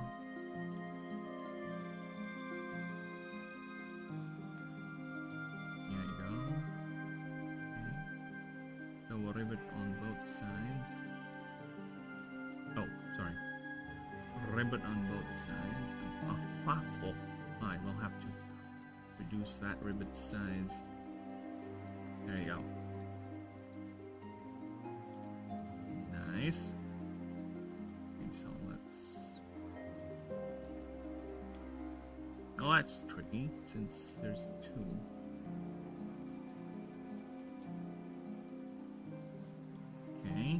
I need two then. One over. Oh, fuck off. One over here. And one over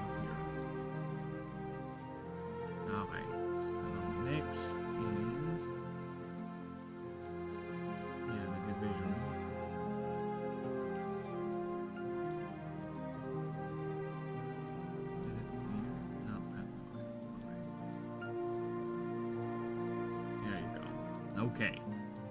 So next is this.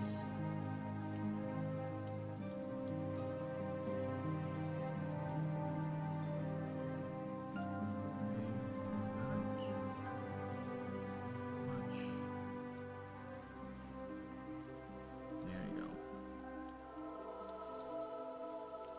Nice. All right.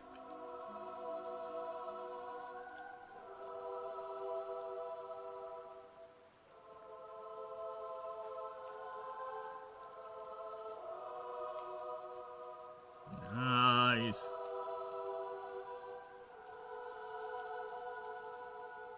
Fuck off.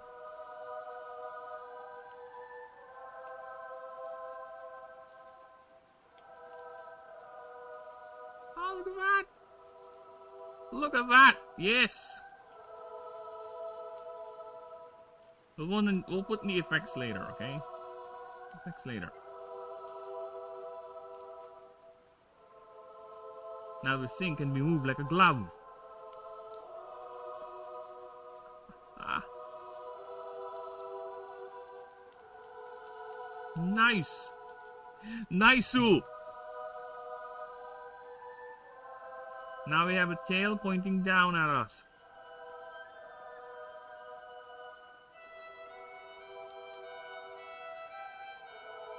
Actually, I kind of want it to be more over here and a bit bigger. Let's increase this one's size. There you go. Emphasize it actually pointing down. Okay, it's fine, it's fine. We got this, we got this. This can be fixed. This can be fixed.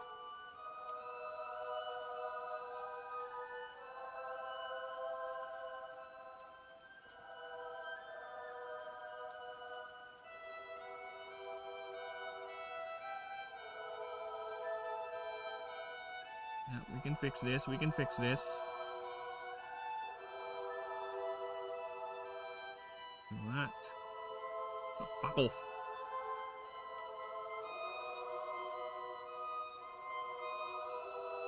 Out of the way.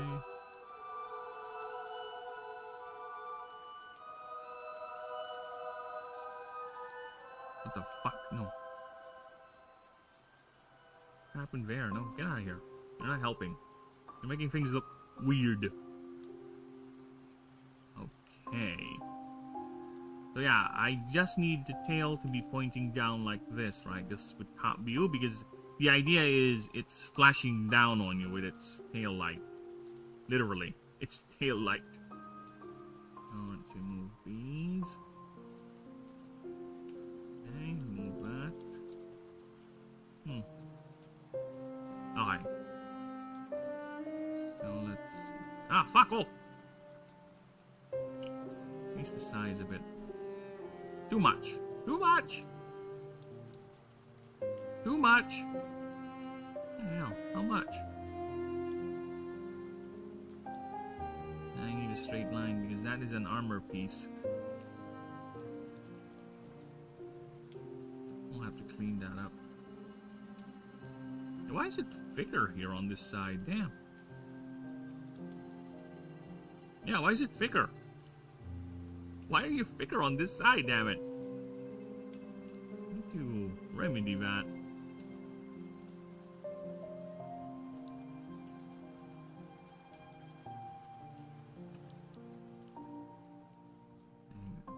Oh, fuck off. Ah, fuck off. Yeah, anyone in chat?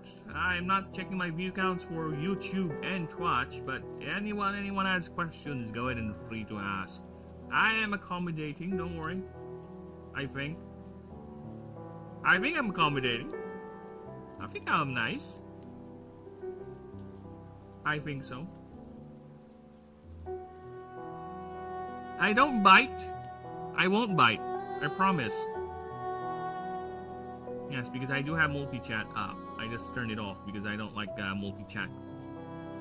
That doesn't go away. It is very annoying and it's triggering my OCD. And yes, I haven't fixed it.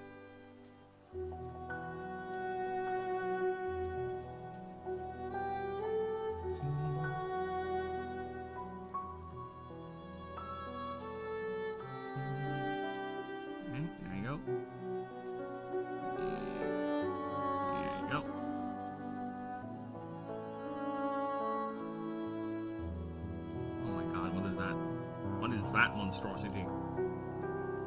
We need to fix that.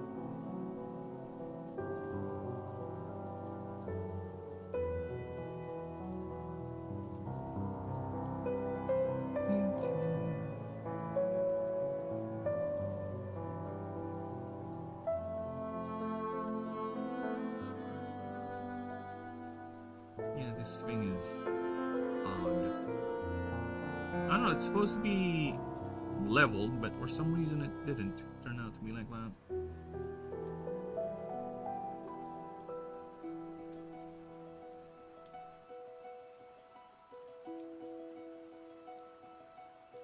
I'm gonna keep it as such because it gives this quality to it, and I think it's fine.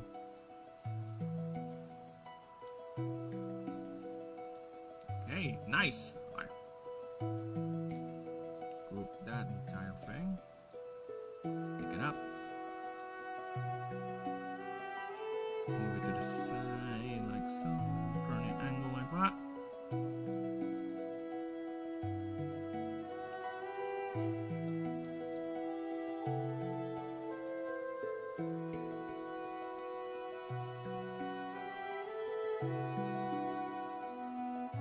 Should be higher.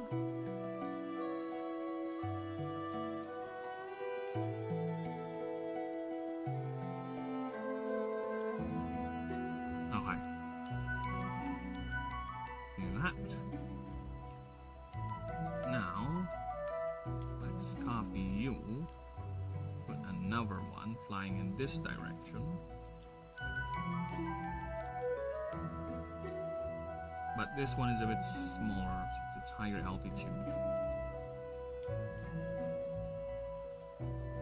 Right, and I need to change the tail bit. Instead of you being visible, I need to... Oh, fuck off. Where is it? Oh, there it is. Be visible this way. There you go. As per the tail. No, I think it's fine because the idea is they are patrolling, so they are flashing you down. There you go.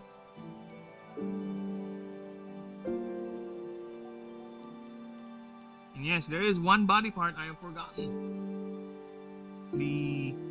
The solar lens. Yeah, okay, it's fine, it's fine. We can add that. Solar lens it is.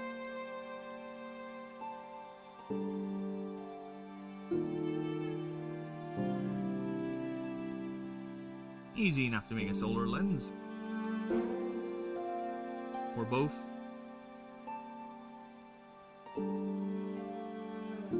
First, do a frame. Do this. I don't think that is actually visible from behind, so... There you go, a solar lens. Have that. Fix that there. Grab this.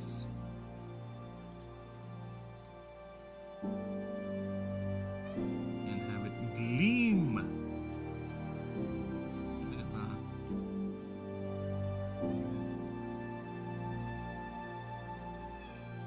Oh, fuck off. I don't need you anymore, guy.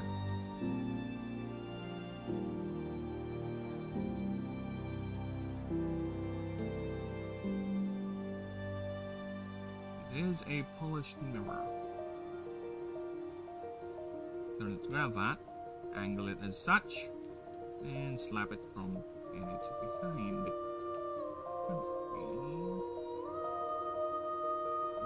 Way behind, like that. Now, it's a bit too big. Reduce it in size. There you go. Yeah, I think that's fine.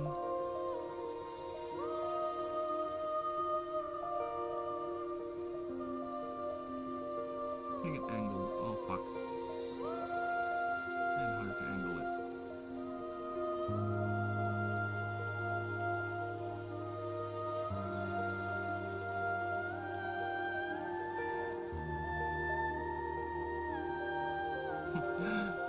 Look like one of those radar planes they employ in the army, which is neat.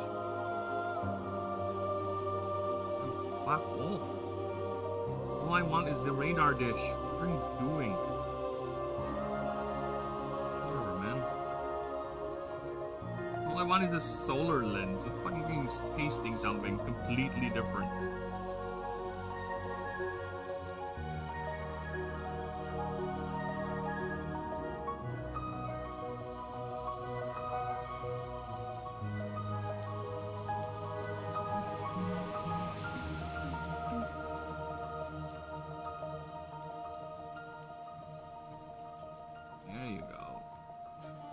Oh, we have two of them patrolling. Nice. Nice-oo. Now the question is, are they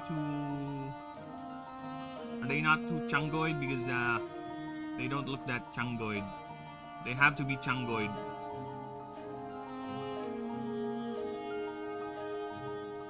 I kind of don't like this every time I need to make it chungoid. No, chungoid. Fuck.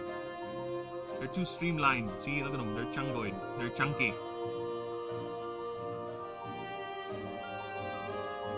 I have to make them chunky.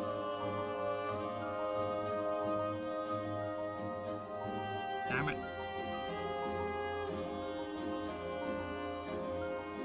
Shit, how can I make it chunky? No!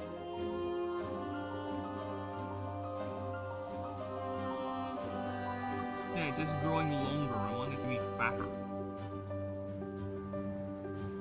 If I pull it here. Pull it here. Ah, fuck me.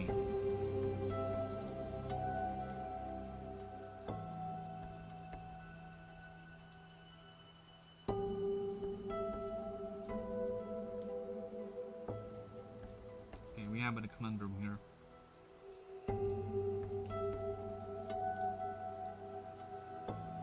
Well, this is how I drew it. Apparently it's now like this. Now oriented like this for some reason. Yeah, because if it's like this, it's easier to make it chunky. Right? For some reason it changed into that.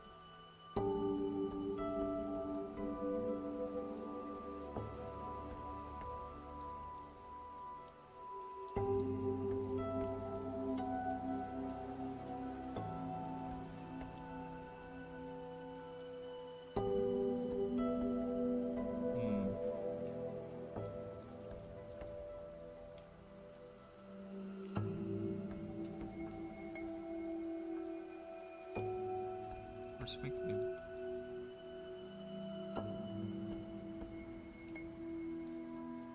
I want it to be chunky.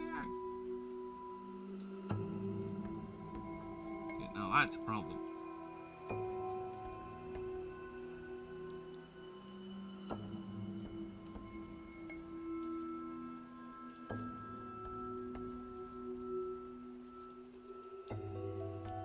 Yeah, it looks too thin.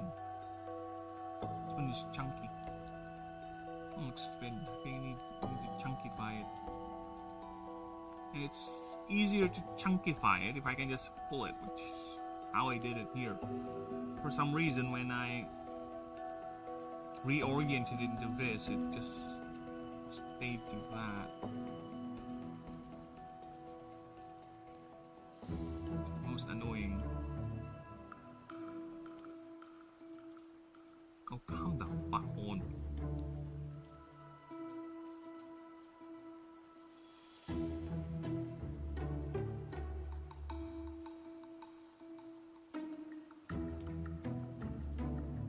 Why must you annoy me, sir? I already have problems here. How to make it chunkified without redoing the whole thing. Alright? Stop adding more to it.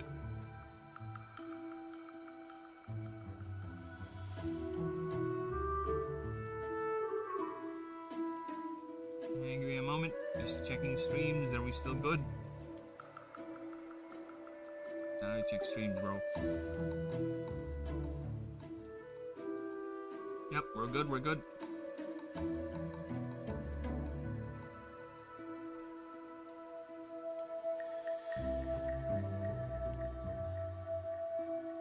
As per Twatch. Yeah, we're good with Twatch.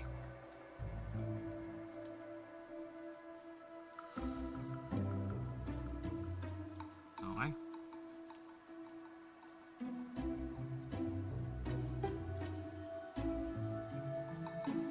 Alright, now back to the tisms.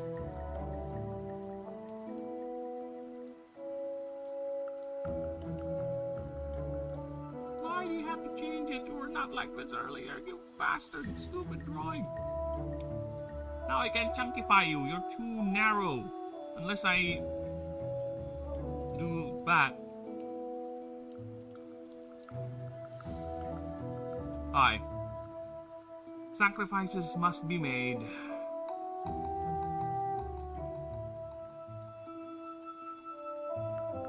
Okay, before I do that,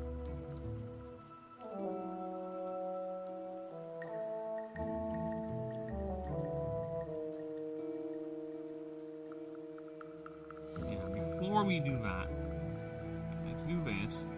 And I'm gonna do a massive undo.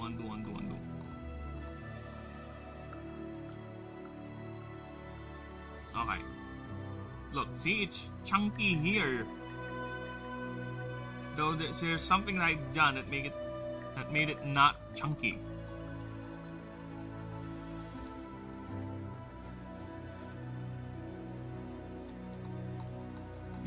It lost its chunkiness. Now the mirror is having problems, and I'm like, God.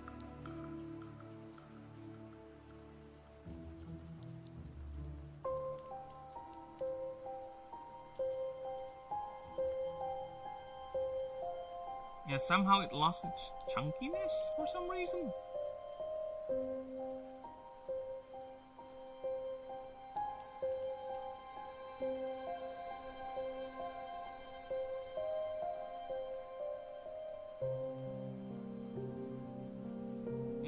Too streamlined the moment I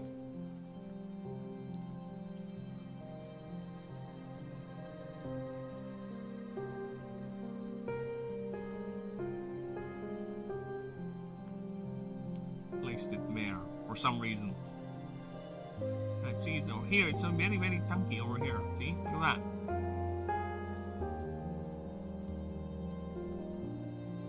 And when I reoriented the fucking thing, it became not so chunky.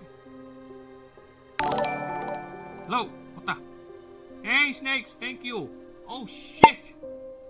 You bastard! Thanks for the dono, man!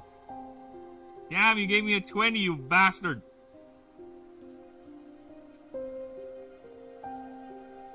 And there you go. How's the new alert? You like it? You like the alert now?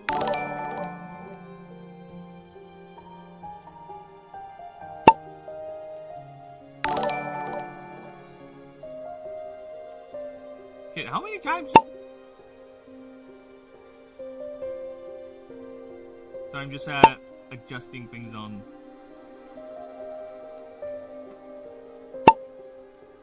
And why is it still doing that noise? Hey, we need to turn that off.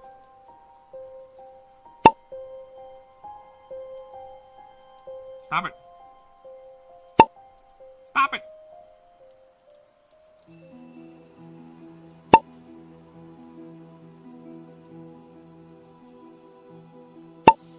Why is it doing that noise? I'm sorry. Streamlabs is doing weird things. Give me a few moments here. Now it's just constantly replaying the tip sound. Stop it!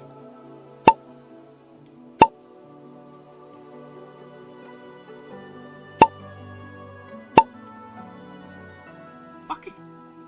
I'm gonna turn it off. Okay, we're gonna turn that off. Is it still doing the sound? It's still doing the sound for some reason. Okay. Properties. I'm gonna turn off the volume on this one because this is annoying me.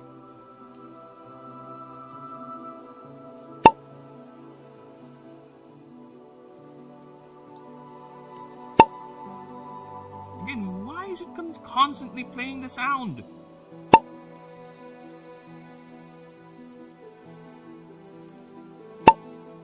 Why is it on loop?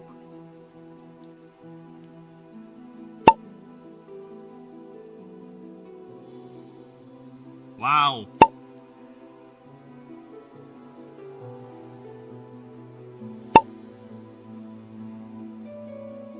I'm not in the mood. Aw, snakes. You need a good tapping in the head. I'll give you a head tap. Head pat. Head pat the snakes. While I go ahead and deal with the weirdness that is, What is going on? Why is it constantly playing that sound?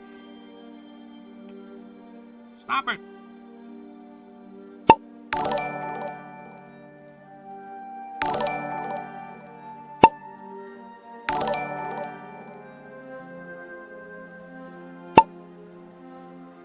Is there a way for me to turn off the bloody sound? OBS.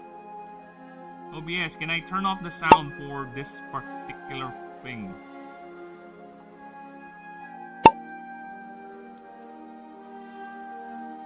You're just doing the popping sound over and over again, eh? It's annoying me.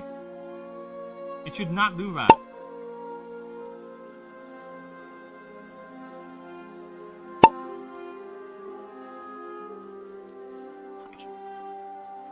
Patience running out. Anger flowing in. It sounds like a pop.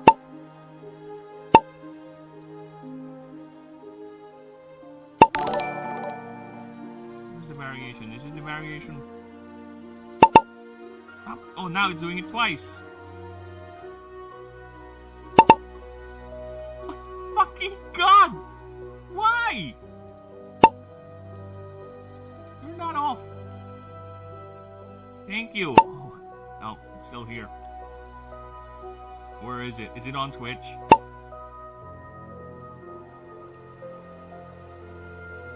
Oh my God, it doesn't stop. It doesn't stop. Why is it not stopping?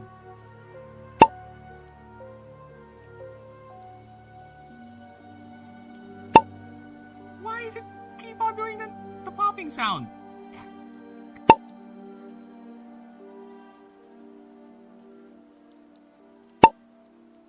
Fucking hell! It frightens me. Change is scary. It sounds like somebody's popping up. One pop for each dollar? That's more than $20 already, snakes. It's annoying me. I need to kill that. Alright, we're turning off desktop audio. Fucking hell. No more music for you people. It's still popping. I don't get it. I turned it off.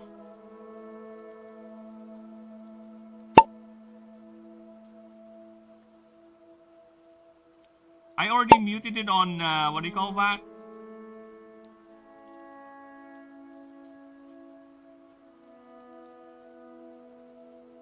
Is it over? Is it finally over? Is the nightmare over? Oh my bleeding lord. Ah. Well, I feel better now. Well, I was happy that I was able to make you feel happy, snakes. Thank you. Again, thank you for the 20, man. I don't know why. It just keeps on popping, the bastard. I don't even know how I fixed it. It's gone, apparently. It just disappeared. You know what I was doing? I was just looking at my OBS, trying to figure out where is the volume control for the donation sound. And it just suddenly stopped. Here's my theory. Here is my theory, okay? Here's my theory. Here's what's going on. So my theory was, I don't know if this is true. So when the popping sound happened, for some reason, that gets captured by the audio, the desktop audio. Then it gets played on my stream, which gets captured by the desktop audio. Then it gets captured by OBS, and it's basically an echo. It echoes, echoes, echoes, echoes. Because The only thing that I did before the horrific popping ended is I turned off my mic. I muted my mic. After that, it ended. So most likely that's what happened. Fucking hell, the popping. Bastard pops!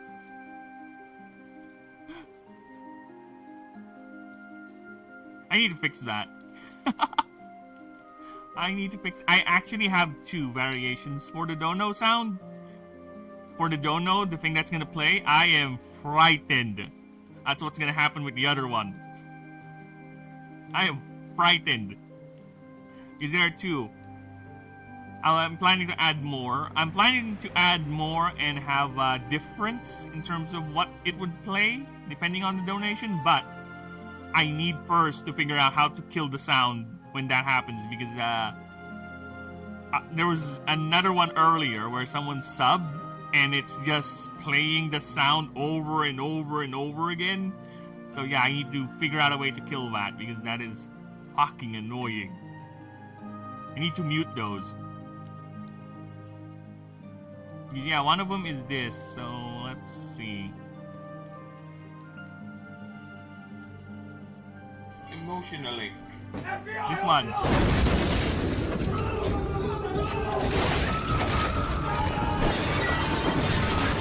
See?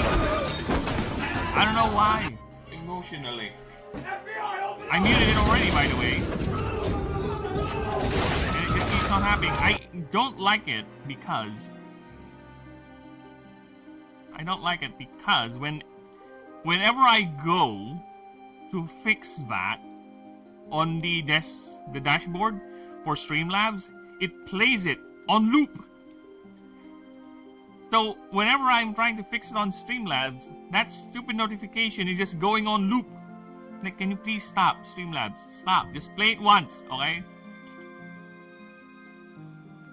Damn it, I got the pop noise. I prefer the FBI one. You know what, Snakes? I'll give you the FBI. Just give me a moment. I'll play it for you.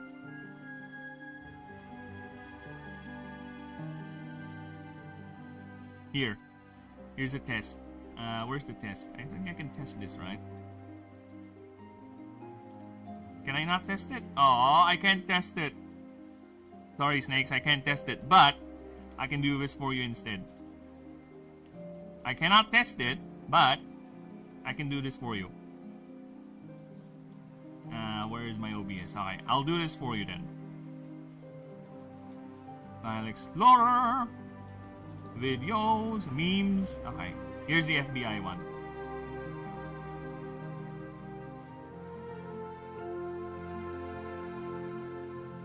Emotionally.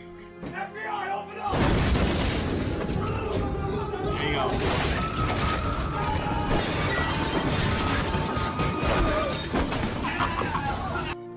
There, happy? Set it as noise and I'll donate again. Well, too late.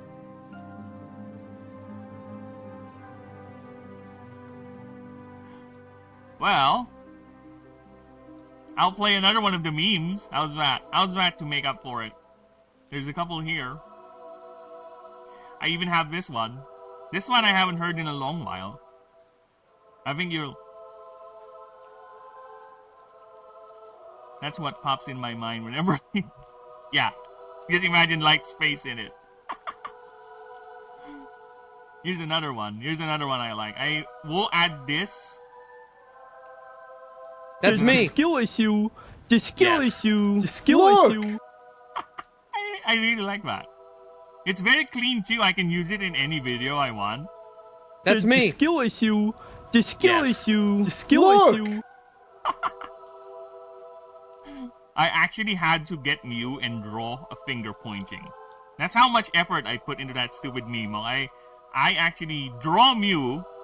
That is a drawing of Mew. I made that Mew. Well, not That's fully. me. The skill issue. As you can see, this is not me who draw this Mew. This is still Mew. The skill Yes. issue. But this, I made this. This finger To pointing skill here. issue. This is the addition I made. So I made Mew finger point. Right? So he can berate me.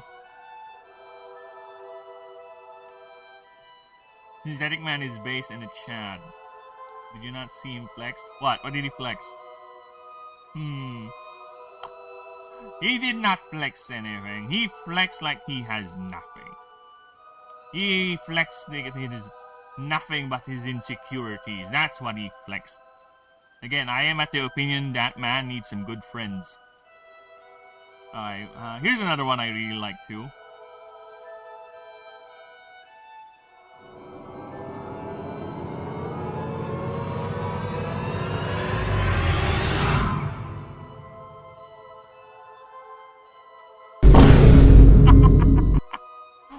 This is another one I like.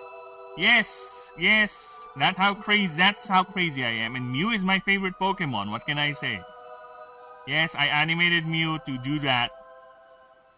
That eye closing thing, I animated Mew for that.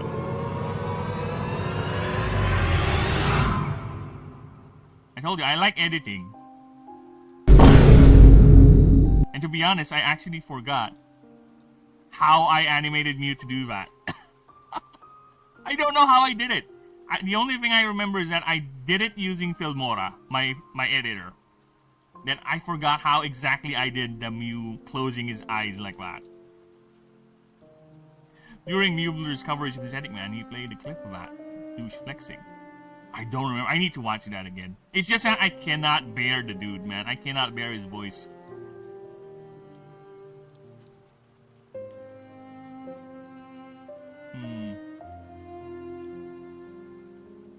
Ditto is the best Pokemon, although Mew can also transform, so Mew and Ditto are friends. No! Mew and Ditto are the most progressive Pokemon. You are actually correct. Okay, last one. Alright, we're gonna have a little song. Okay? Here's a song. Fire! Fire! Ow! Oh, oh. There she is. That's my Firebird.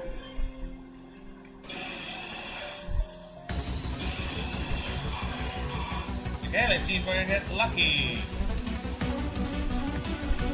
Pull her up. What's the no? Give me Firebird now.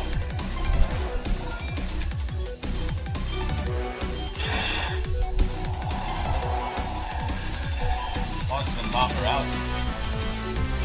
Firebird.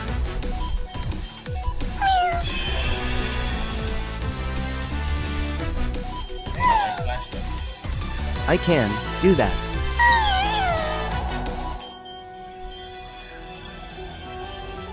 Come on. Where is my Firebird? Where?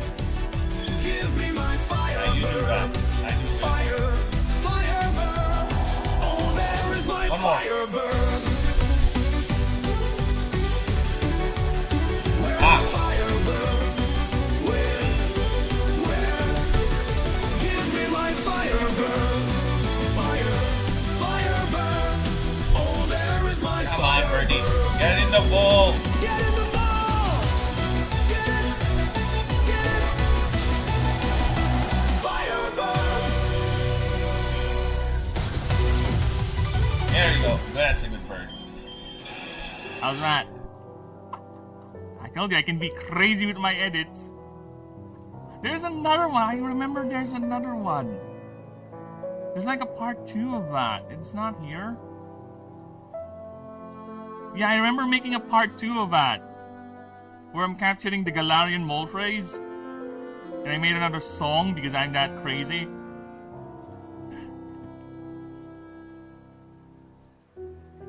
I think I posted it in the channel. Let's see.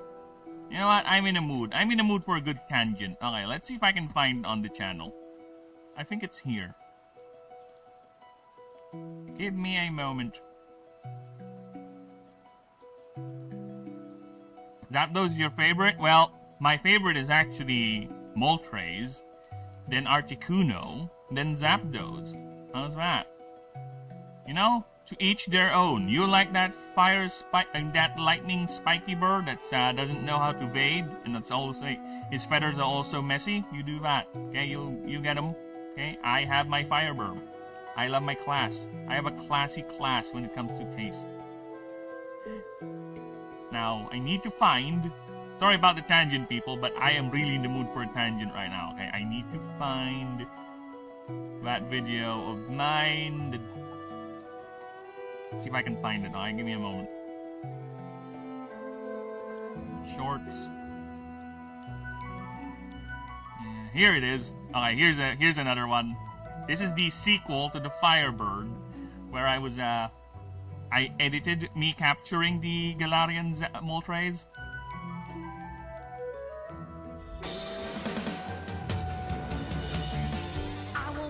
Look at that smile. Where the fuck? Guiding Lurker. The fuck happened there? It didn't play. Play. There you go. Guiding Lurker. Go. Edgy Moltres. Let's increase the volume of that. I think snakes would like this. Go.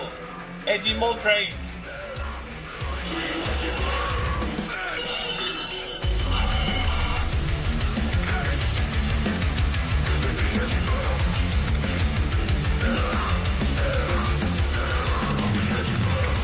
Yes, edgy Moltres.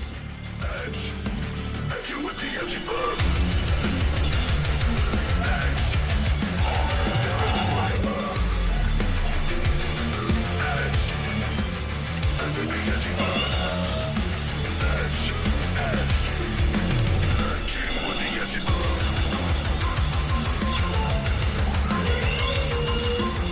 Oh, this is gonna be annoying.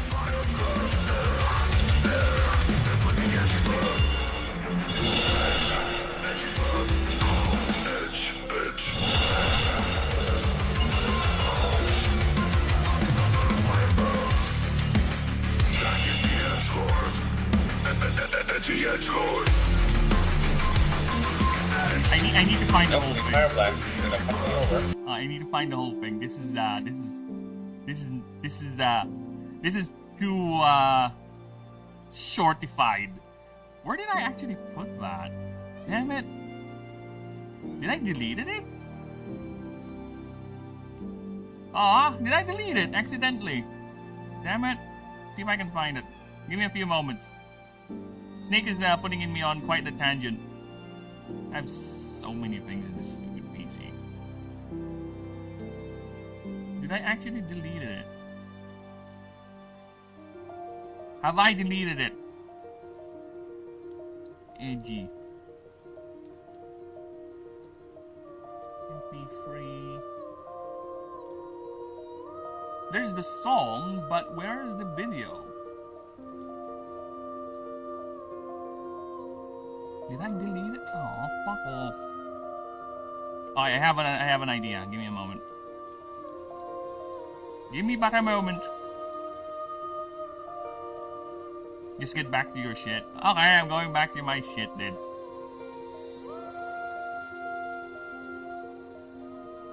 Alright. I have been requested to go back to my shit. Now I am back to my shit. So, like I said, we're drawing him underside, right?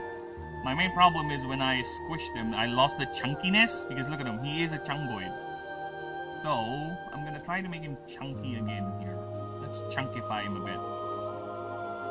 There you go, that's a good chunk. Actually, yeah, that is a good chunk. I love that. That is a good chunky. That is a chunker. There you go, that's a good chunk. Okay. Let's do that. Do that. Okay, now let's go ahead and try it again, and hopefully this time it doesn't lose the chunk.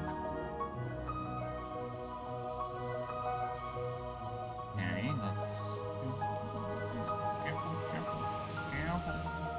Careful.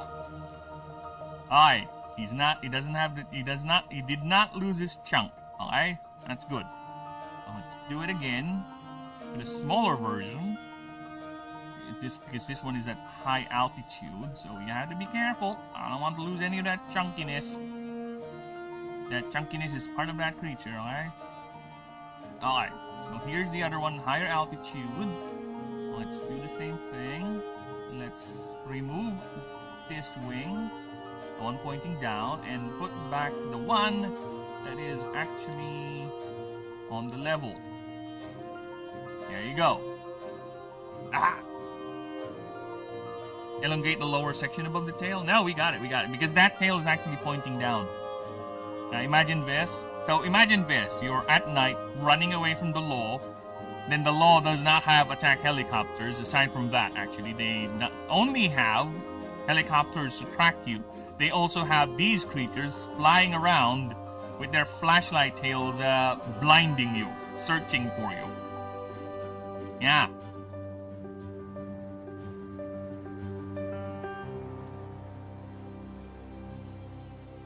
They're like what do you call that? They're like police dinosaurs, police armored flying styracosaurs. Yeah, cops like using this dinosaur, this creature to do their work. It has outsourced, or rather, they have partnered themselves with this creature, so they can do their work more effectively. Yes, that is not.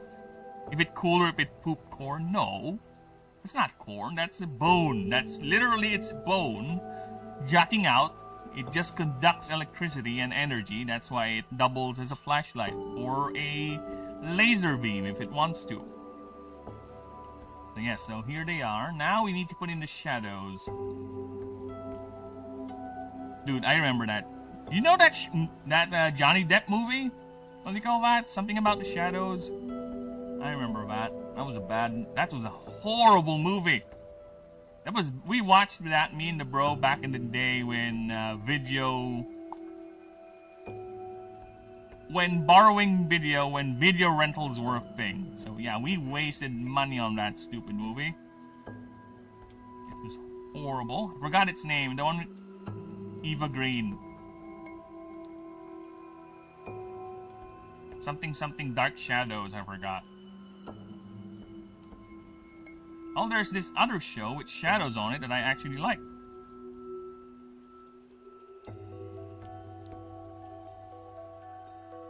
Why is it always curled up at the tail, though? Penis head. You know what? I won't neither deny nor confirm that statement, Snakes, because to be honest with you, as much as I keep on harping the fact that I do not shy away from realism, like death and the consequences of that, you know? You don't see any genitals. No. Oh no, it's blackfacing. No! Fix it. There you go. Yeah, there are no genitals. See? Look at that. That is it. You know what? Fuck this. Alright. Fuck this. We don't have genitals, huh? Now? No, I'm not gonna put balls on it, no. Not gonna do that. Just gonna add a little thing in the tail. There you go.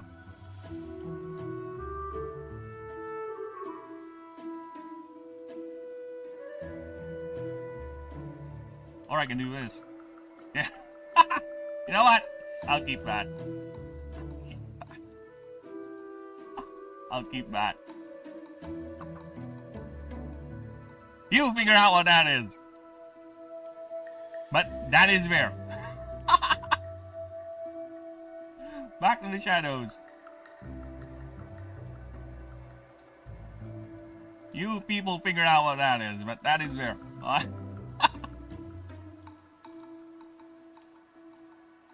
Well, they're reptiles. You don't see a lizard with its dick hanging out, do you? No, you don't. Lizards are actually modest in terms of how they keep their genitals. Yeah. Have you ever considered that? Lizards actually keep their genitals inside their bodies unless when they need it to be used. They're more modest than you humans because you humans need some fancy clothing in order to keep your genitals hidden.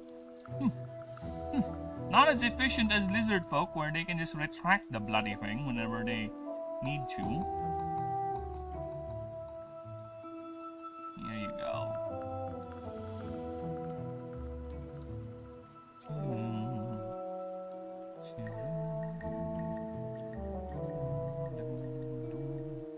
I'm gonna make a creature for you, snakes. Actually, poops corn.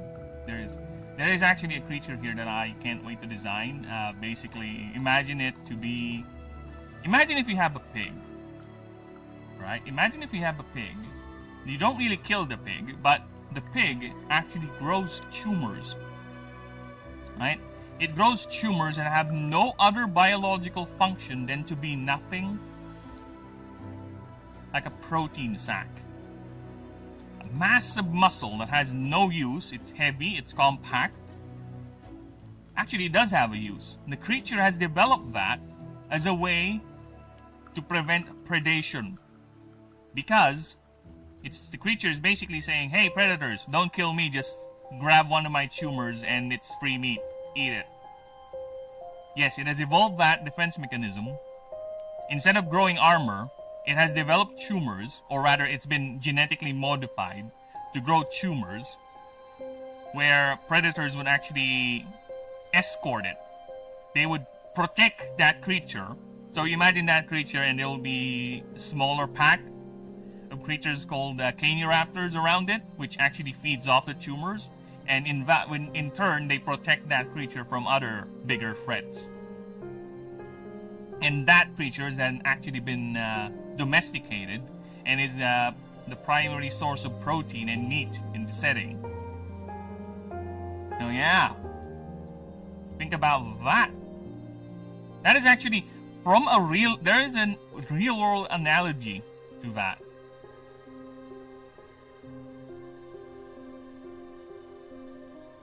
Why would you make a humorous pig in my name? Hey, I didn't say I make that in your name. I said I made a creature like that. I'm gonna make something different for you. I have an idea. I have another idea for a snaky creature too. There is already a snaky creature in the game, but it's a demigod, so that's not you. You're not a demigod. Okay?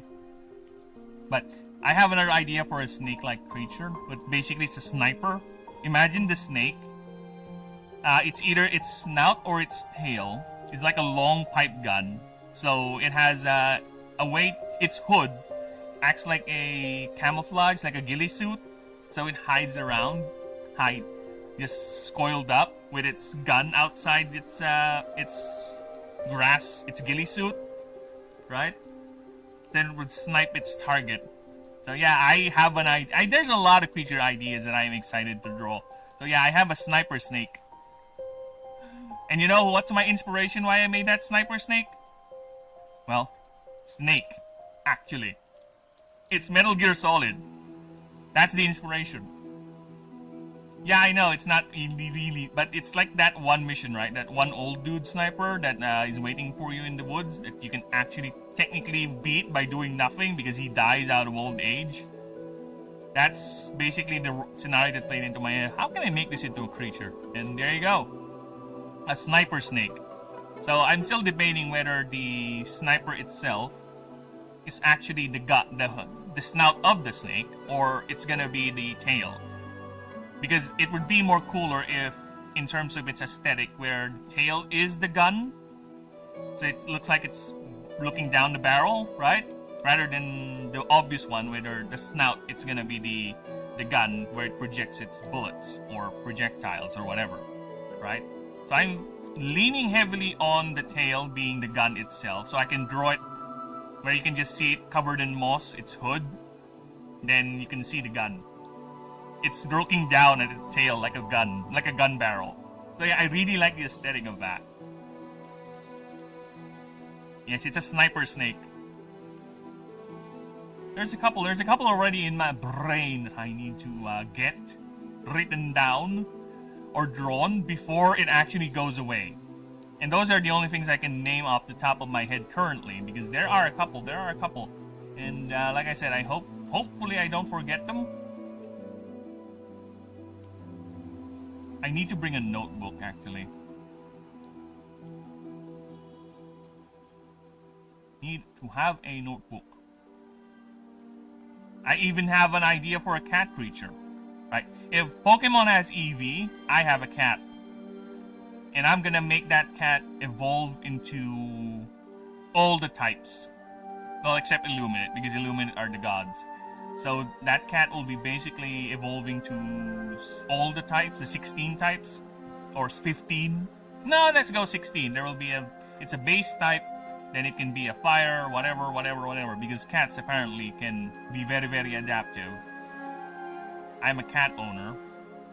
My cat is quite adaptive to whatever we do here at the house. So yeah. So that's another thing. And there is one other Illuminate type creature that I have not yet made in the game, currently. It's actually a cat god. That is the Illuminate cat. Because I will eventually make, like I said, I will make a cat for all the types. I already have a cat for the Essence type, actually. I use that for an example.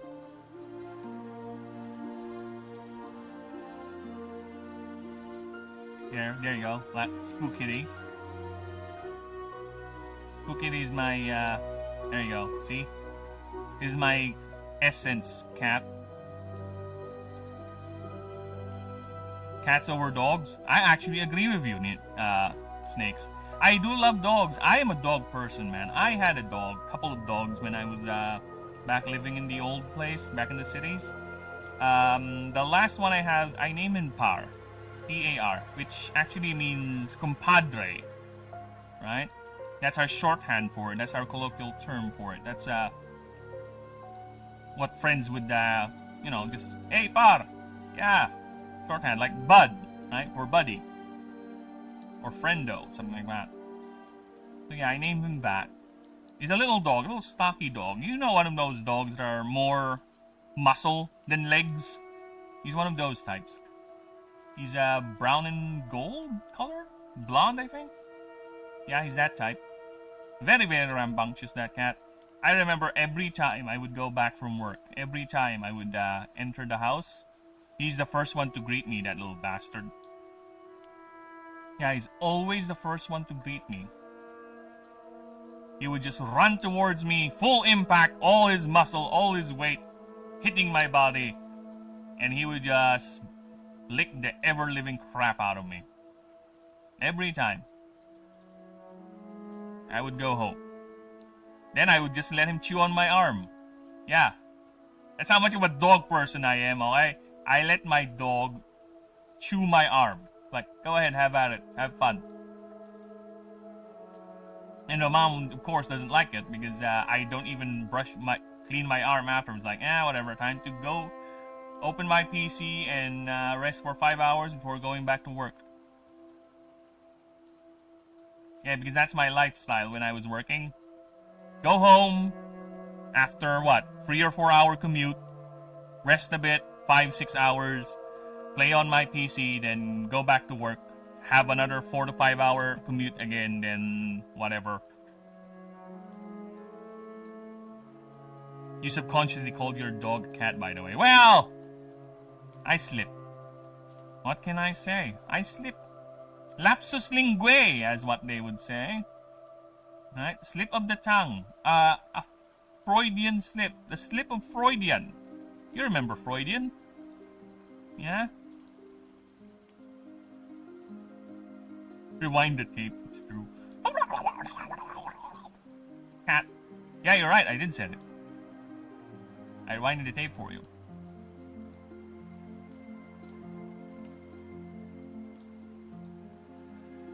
You are correct. That is exactly what I said. I'ma go. No problem, Denisium. You have a good one, man. And yeah, if you have comments on the rules for the world setting, go ahead and either DM me on Discord or just ask them right here. Assuming you already read the damn thing.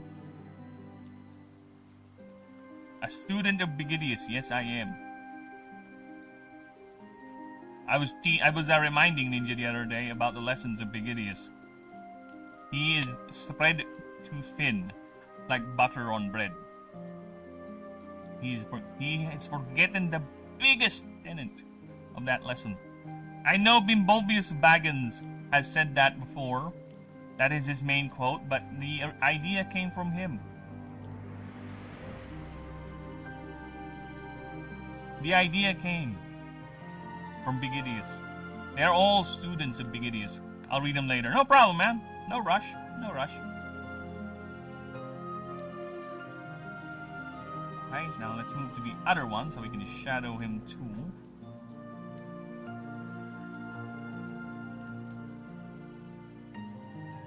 They're quite easy to shadow because actually just do that. Oh wait, it's erasure. Let's do this.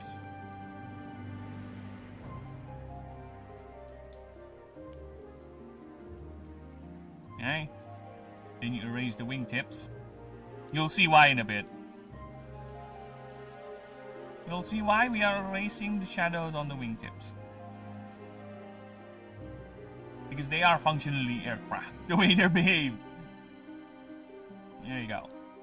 Okay, now that's done. Let's put in the aspect now. The background, so to speak. Now, I'm thinking there are two things I can do for a background. It's either gonna be a cityscape or a tree line, right? If it's a cityscape, it's a bit. I think I'm gonna do both, right? Because it's gonna be the first time I'm gonna make an angle like this. It's top view. Then I don't know how it looks. How would a big building look like? And what is the architecture of Castellan too? Right? Should it be like modern cityscape, or should I put a little flair to it? That's why I'm still hesitant a bit to create actual buildings, because I still haven't figured out the aesthetic of it. I'm no architect. But Castellan is a nation that is human-founded, and I think it's a little bit of a mixture of European influences when it comes to their architecture. The name itself is Spanish, right? So yeah, can I say I have some Spanish heritage? I'm 1/4 Spanish. You cannot take that away from me, from moi.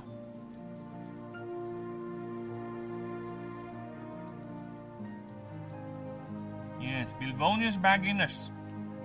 One must not forget the lesson of Bilbonius Baginus, which is a lesson everyone is forgetting nowadays. They are taken for granted, the great lessons. So, we're gonna do both. We're gonna put a tree line here, like if we're in a park, right? So the criminal is running away from the law. He's hiding in the tree lines, but he got spotted by the Skyracosaurs.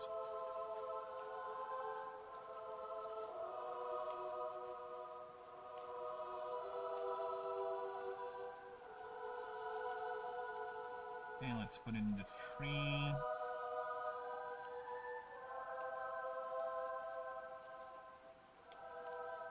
It would be a various small squares and rectangles view from a high angle. Yeah, from high altitude. Well, the thing is, it's...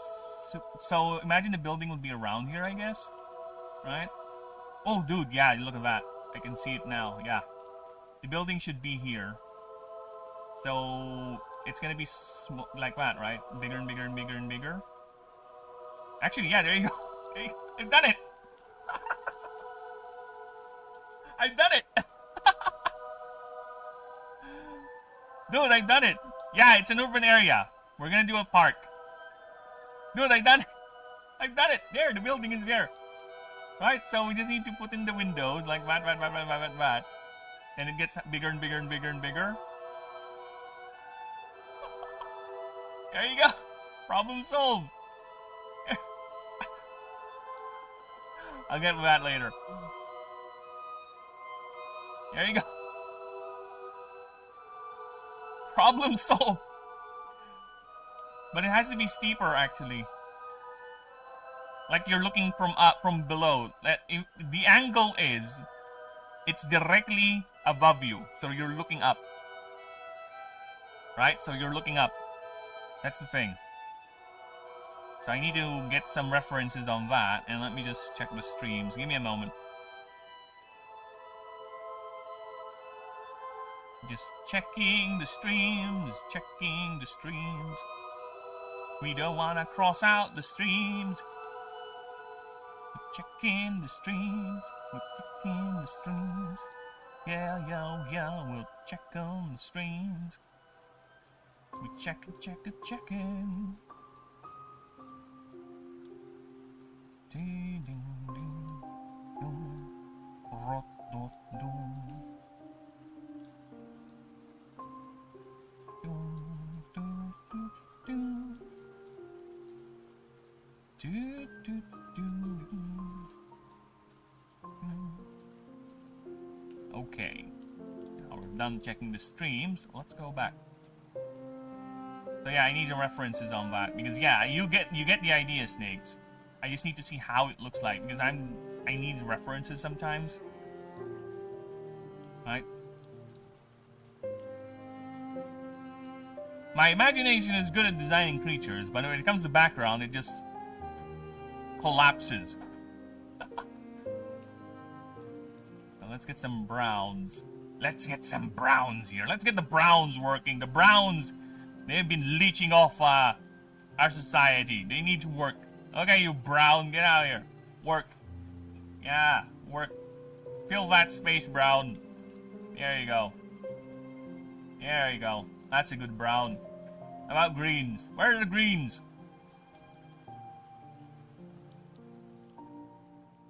There you go. The trees look like an obese cliff fairy.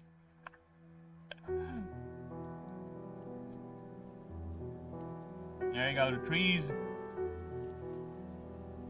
That. And here's what I love about these types of drawing apps. I can just do this. Look at you fast. I love it. Look at that. Look at that, bitch. You know what? Let's put a little bit of variation. Let's switch them. Switch them.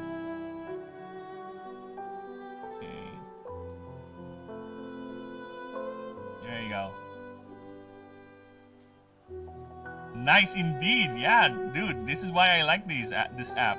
It looks like I'm using Lego blocks. I keep on saying this whenever I describe my process with drawing. I treat them like Lego blocks. So that's why, if you can see, a lot of my drawings have a lot of layers because they're Lego blocks to me. So if I need this creature, for example, if I need to make an asset where the creature's arm is like that, I'll just do this. There you go. See? If this were an entire whole drawing, it would be impossible for me to do that. But with the way I do the drawings, I'm like, easily, okay, I need it to do like that, then I'll do it like that. If I need it to go a bit further down, sure, I'll do it like this.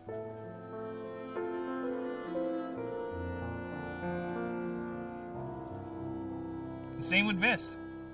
This is what happens. This is what you get for having spent your childhood playing with Lego blocks, okay? I played with a lot of Lego. Not just that. There's another one too. I think it's called Kinix. Yeah. Let's see. Let's see if we can trigger some nostalgia here. These things. Yeah, there you go. I remember having a lot of these too back in the day. Yeah, we would make some weird contraptions, aircraft, and all sorts of things with these. Yeah, cars. It's very, very remarkable in the way you can make simple machinery with them. Yeah, with just these simple shapes, you can actually make steering wheels, you can actually make propeller aircraft, you can actually create a car with a 4-wheel drive. Yeah, I really like these. These are fun. It's just that the main... You member, see? Triggering the member berries right there, chat. The only problem with these, they're not as flexible as Legos. They're not as flexible as Legos, because with Legos, you can do a lot more with the Lego pieces than with this, because these are more specific in what you can do with them, especially with the lengths, right? And they're not as aesthetically pleasing as when it comes to Lego, because look at this. Looks nice, right? You can envision, right? You can see the thing, but if this were a Lego, it's much more friendly to look at, right? Someone who does not have the imagination of a simple human being would look at this. Oh, what is this mess? It looks like massive colors. I think that's one of the reasons why I didn't click. Right? When you look at Lego, much more. See? These are the newer versions too, but it's much more aesthetically pleasing. See? Very, very much so. You can tell what's going on, or what is it, with just a cursory glance.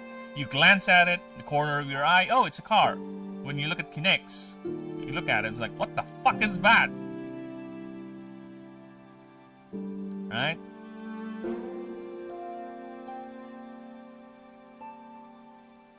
Okay, now I need to draw this.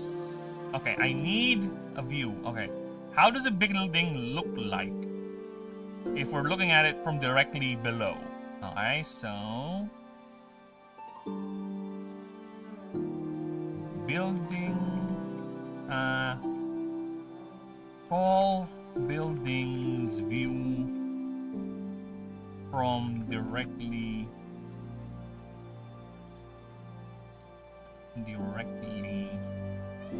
below.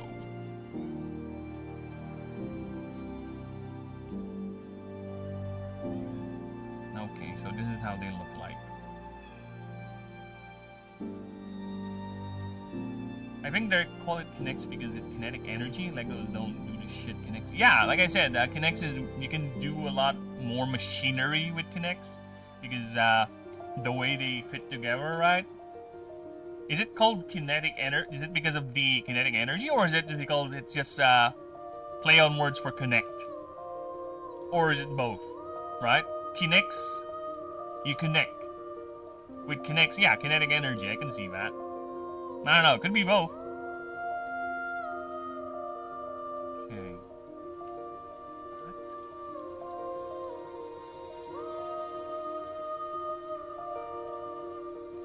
Dude, it's gonna be tricky. Alright. Alright, so I'm gonna put a building here. Because it is a park, so at least one visible building over here. And why did I close that stupid window? Damn it. You massive moron! Probably both, right? There's another one too. I forgot what it's called, but it's made out of steel. There's a reason why it definitely didn't become popular, but it's made out of steel. Imagine it. Let me draw something. I don't know what it's called. Maybe someone in chat will. But it's like this. Like this, right? So you have that. Imagine if it's steel like that. But it's like that. So it's a steel frame. Most of it, like its pieces are like this. They're steel. And they would have rivets, like holes in each of the steel part. And you can put in screws. And that's how you connect them together. Is by connecting them screws. So these things would have different lengths, different hole joints, and you can put them together using screws. I forgot what it's called, but I used to remember having one of these things, and I would have it's a vagina. Shut up. That's a screaming vagina, if you don't mind. You gotta be correct. Yeah, I know. I forgot what it's called, but we had that too. I think what we had as the model is one of those. I don't know how to Google it. It's one of those prop planes. It's one of those. Yeah, propeller-driven water airplane. That's the model we had for that particular line, and I forgot what it's called. It's not even made out of stainless steel. That's how we lost it, is once the sticker, the coating, the yellow paint starts chipping off, it started collecting rust. And it just turned into a heap of scrap metal. And the mom had to throw it away because it's a tetanus hazard. It's a tetanus hazard. So yeah. I gotta go. Loves you, Burb Smooches. No problem, Snakes. And again, thanks for the 20. You have a good one, brother. Thank you for the support. Loves ya. Now back to my drawing. I need that building view.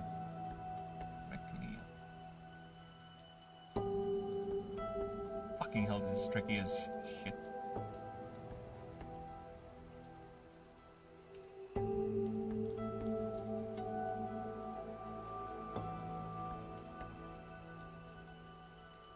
Ah, there you go. Got it. I got it.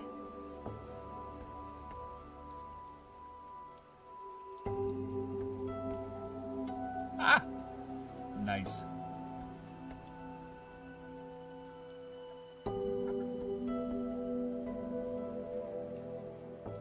Okay. Let's do that.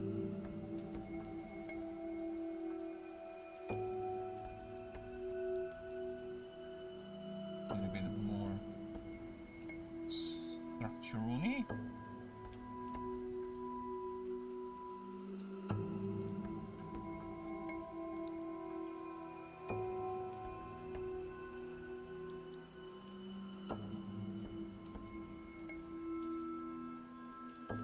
Wait, I don't like that angle right there.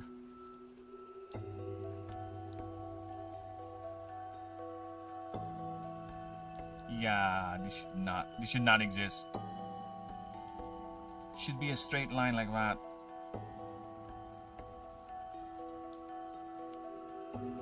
Let's do that again.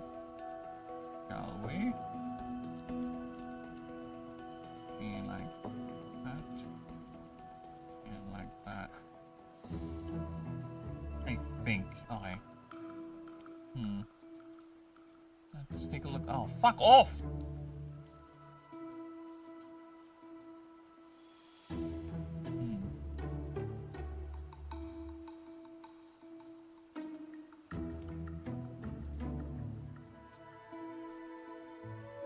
There you go. Yeah, it should be like that, right? Be very, very, very thin. Alright, so that goes down like that. Very, very thin, alright.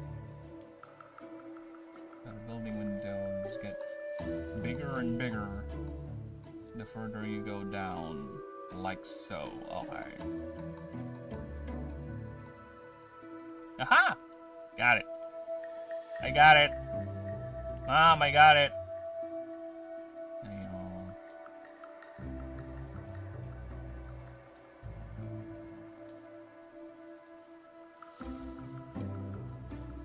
Okay.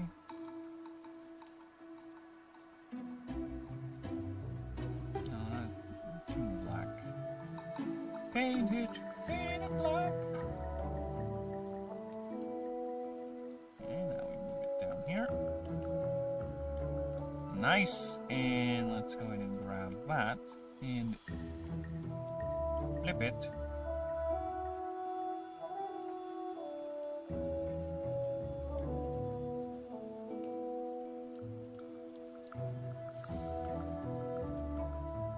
Like so.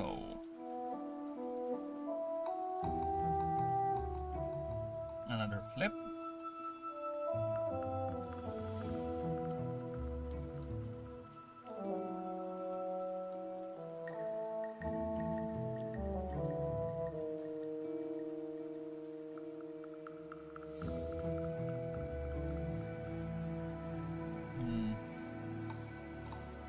Oh, fuck off. What are you doing? It's blah, blah, blah, blah.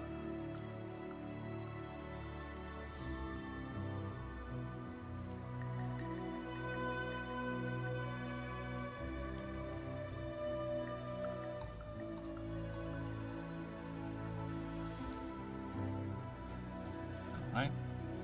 I'm gonna have a little bit of variation here for the buildings. I'm gonna change this one's color.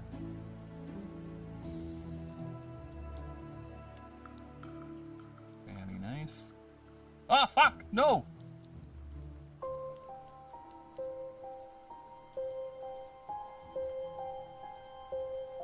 Okay, ah, fuck off! How long have I been going for? Alright. Yeah, I actually need to go because I got reminded that I have things to do. Let's change that building's color and let's turn off some of the lights. Okay, not every building has their lights on. Some are off. Okay. And some of them go higher. Getting a little bit too ambitious, Bird? Yes! That's how we improve, brother! That's how we improve, is it? Through ambition! How can we improve if we don't push ourselves forwarder and forwarder?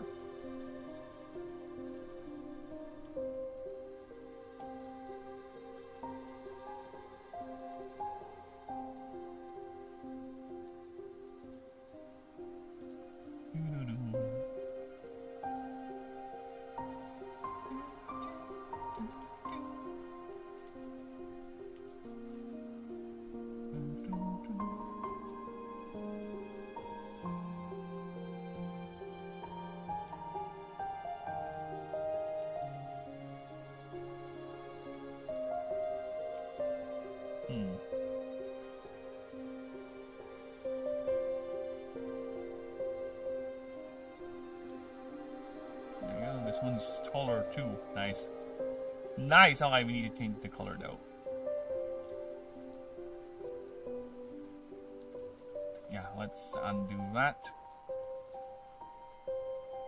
We'll change the color of that one first before we do anything with it, because if we don't, it's gonna fuck things up a lot.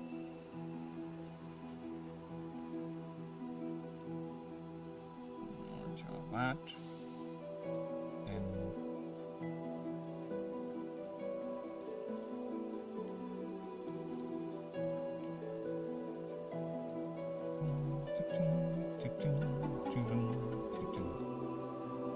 one has a different light. Let's get one orange.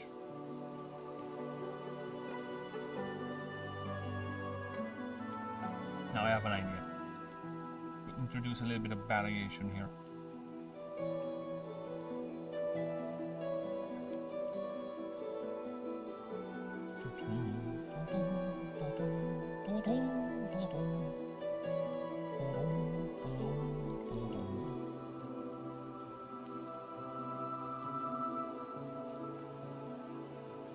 Okay, now let's see about doing the other thing we did earlier.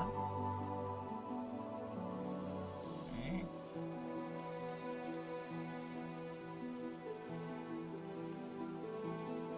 Smaller, smaller, and smaller, baby.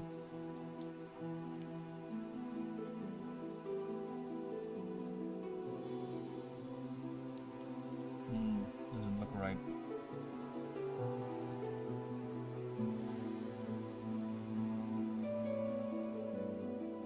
Yeah, doesn't look right. Oh well.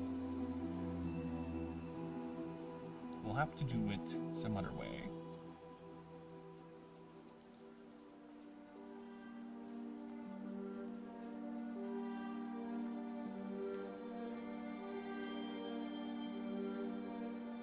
Now let's give this one like a helipad or something.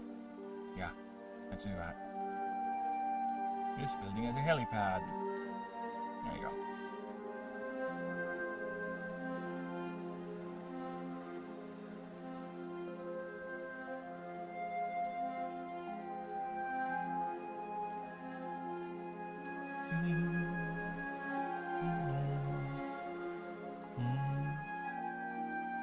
Before we color in, let's put some lights on it.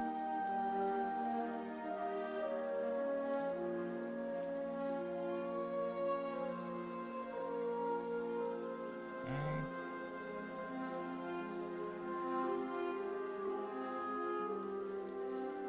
There we go. Nice. Ambition! Flaring up. Getting more and more ambitious, Burr. Yes! Again, ambition. Ambition is where we improve.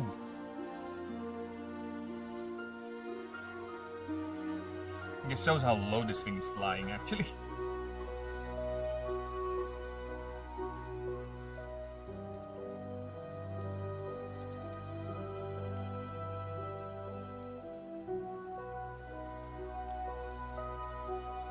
I kinda want to move this thing because it's occupying the creature. The building is actually already doing that, so.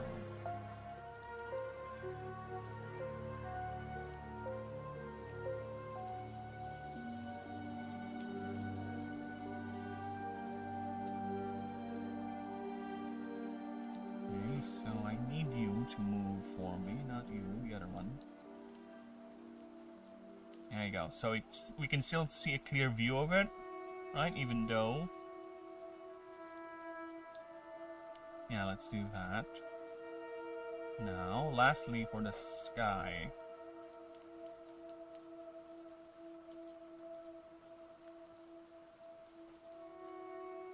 The color of night.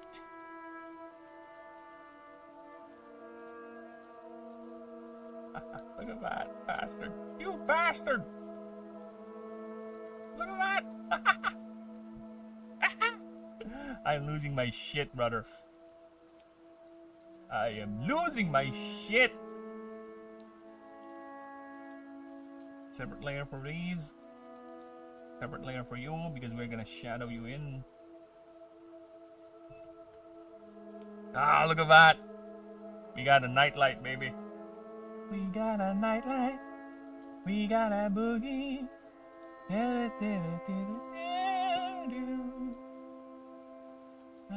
Nightlight. I wanna boogie.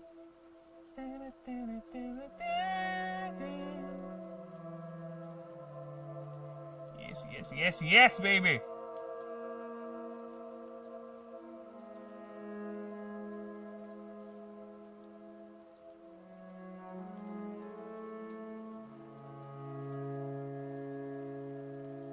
We are boogie under the nightlight.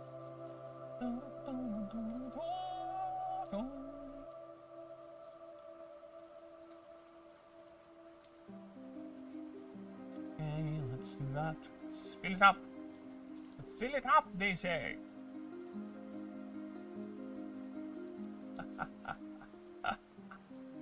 I'm losing my shit, brother. Just look at that. Look at that.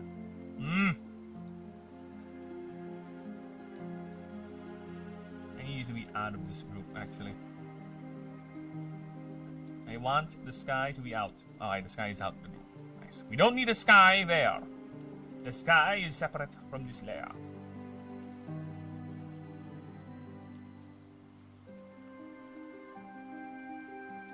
Ambitious. Lab, I'm gonna go out today, or are we gonna go groceries?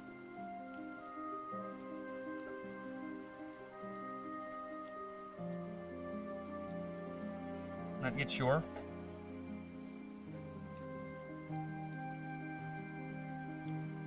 Come here.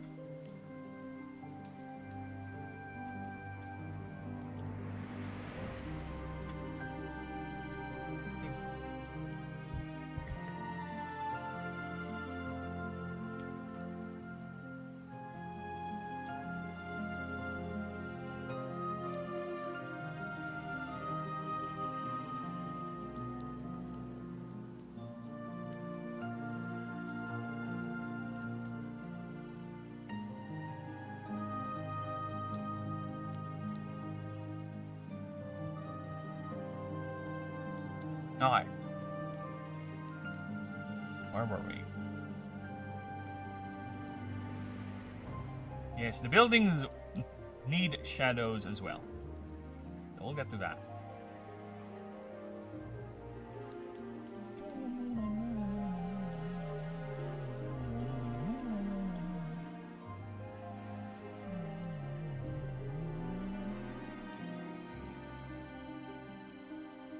It's the first time I've done a urban drawing, actually.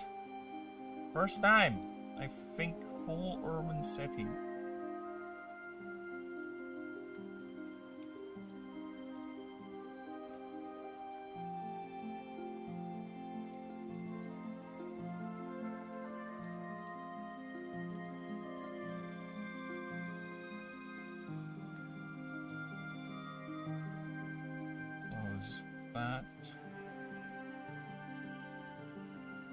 There you go.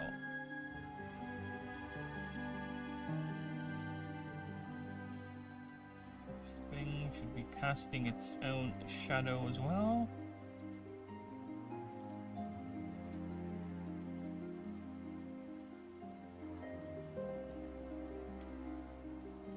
Nice.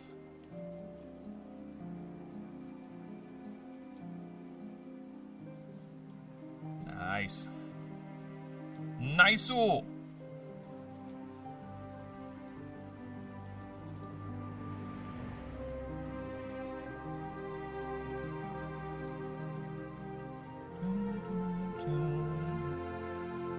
Ah, look at that ambitious angle. I know, right?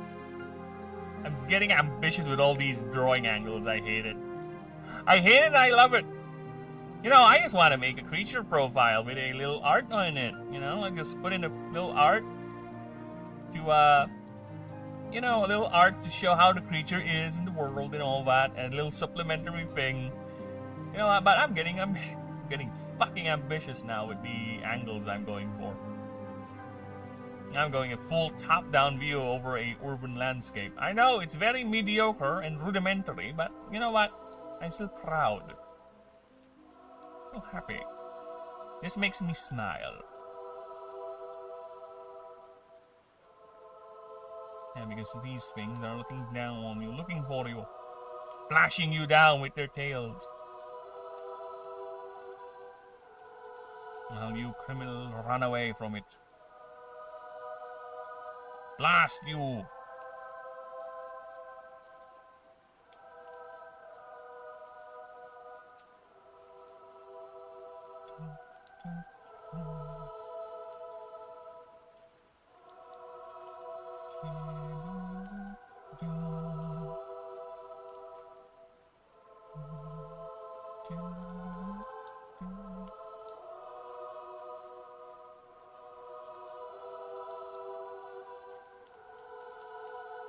Okay, nice.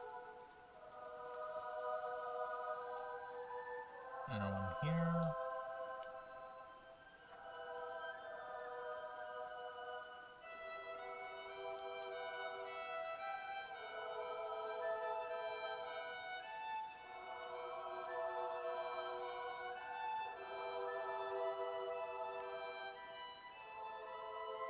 Okay, now for the tough part, the lighting effect. So I need to figure out how to draw the lights.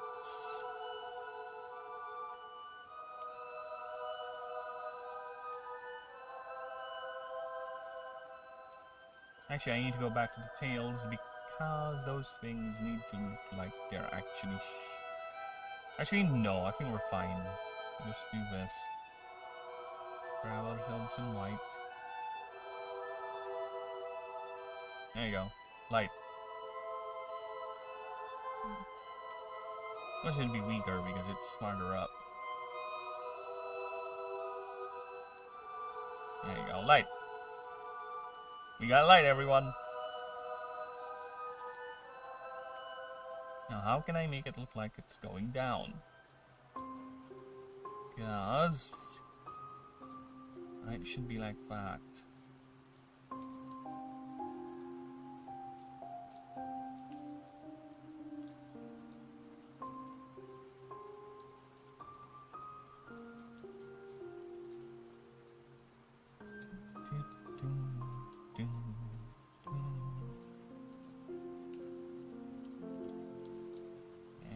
The opacity a bit. There you go. Now let's add more lines to it.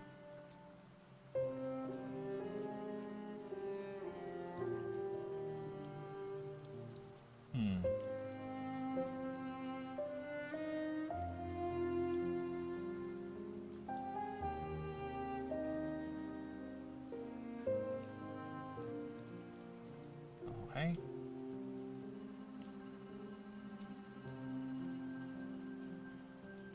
Let's do it like this.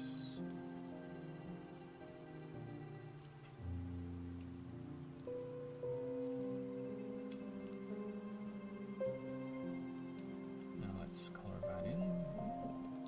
Look at that.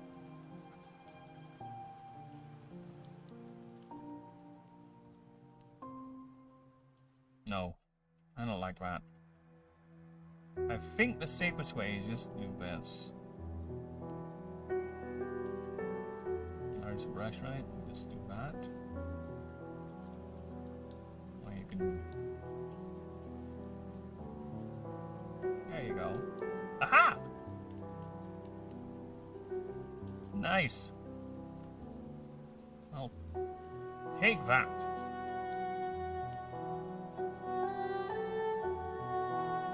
You are under arrest and have the right to remain silent. Save that.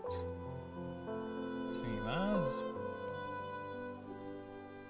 Okay. There you go. And I will be right back. I'm gonna grab myself a nice BRB. And I'll be right back.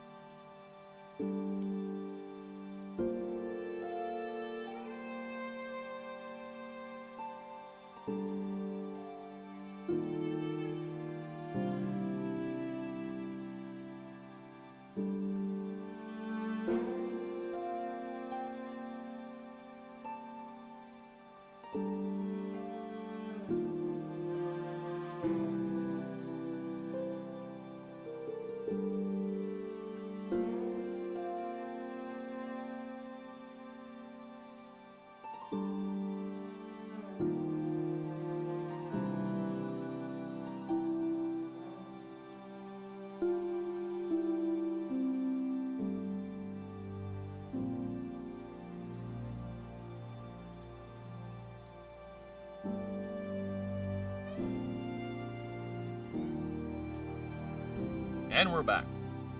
Yeah. Hello. Yes. Ambitious, ambitious, ambitious burp. Yes. Look at that.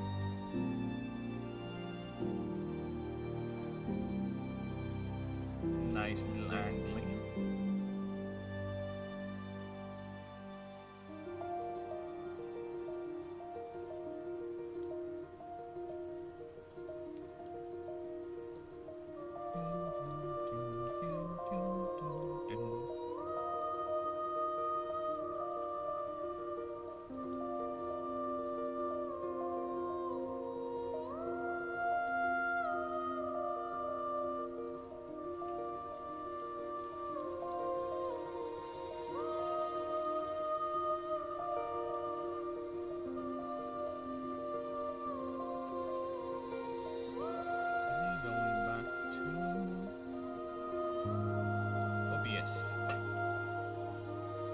Okay.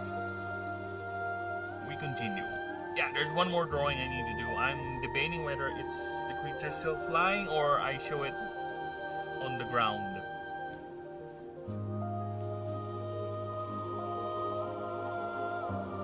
I think it's better if I show it on the ground.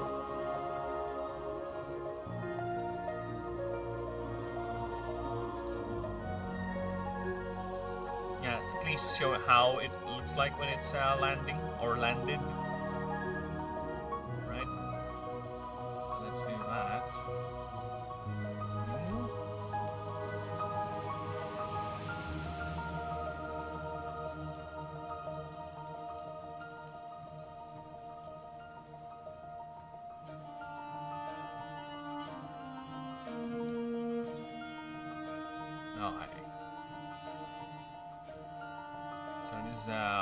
Quite the angle. Need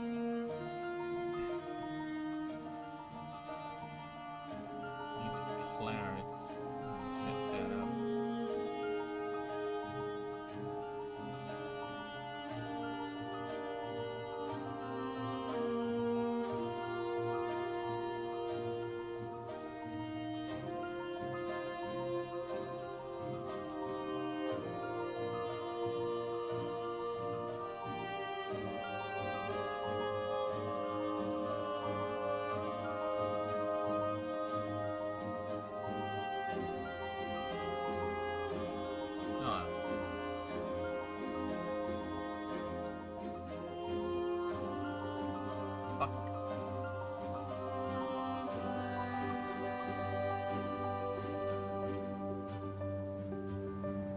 Oh shit, I'm still using airbrush. No, get out of here. Vanish. Be gone, brush of air.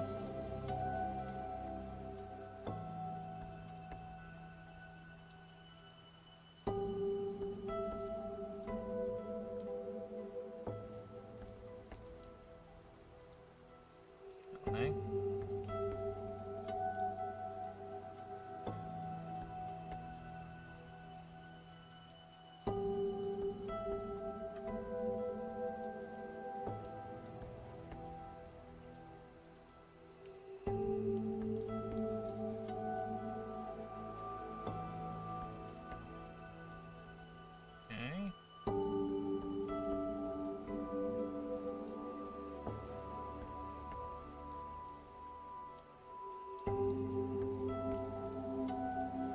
Much? I think that's a bit too much.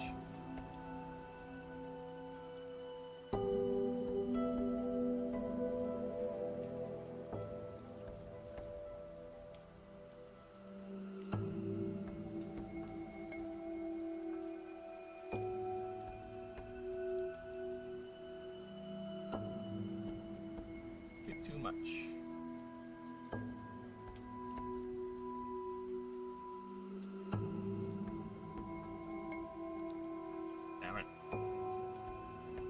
Moments like these, I wish my hands were firmer.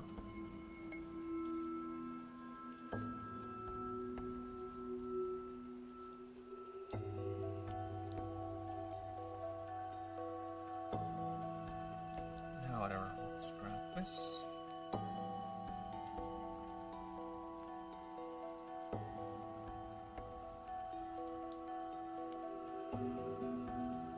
Yeah, because I still need to make this.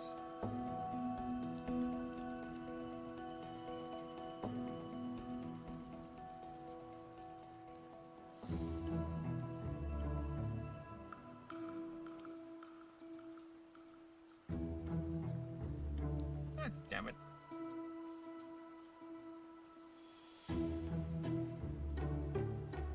Alright.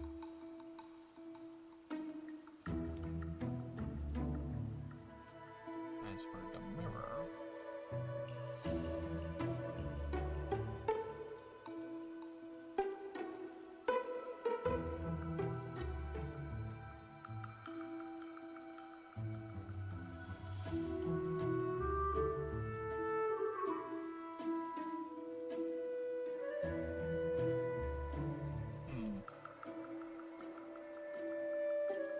Looks like that, so it should be like this, right? There you go. Alright.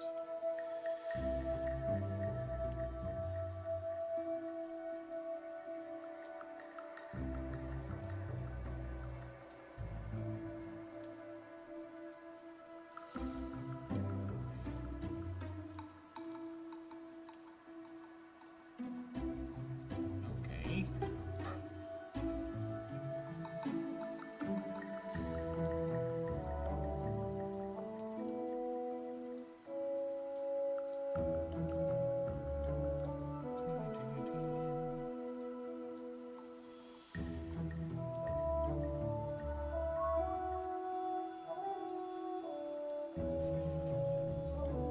I think the head is too fucking hell my hands. It just resists on doing a straight line. It just resists it. It doesn't want to. Ah, I don't want to make a straight line. Fuck off. No, I want you to make a straight line. Stop it.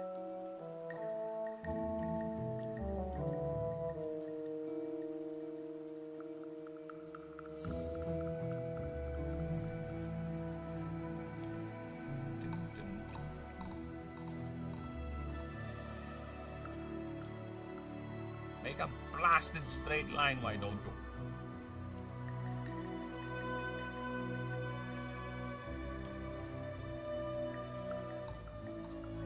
There you go.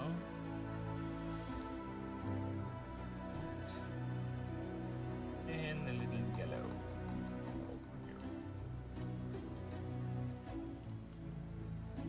Alright, now for the eyes.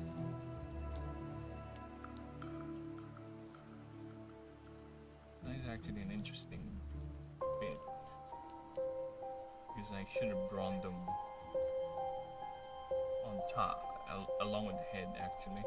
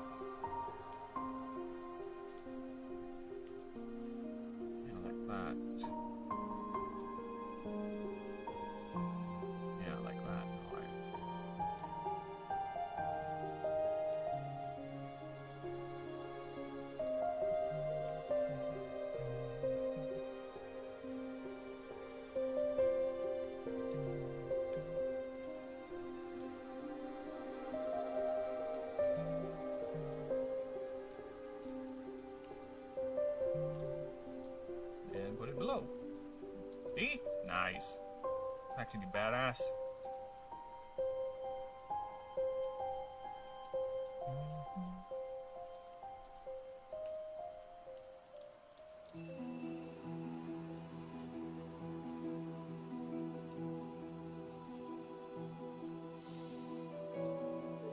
I like Skyrakosaur, the final form, actually. It's badass.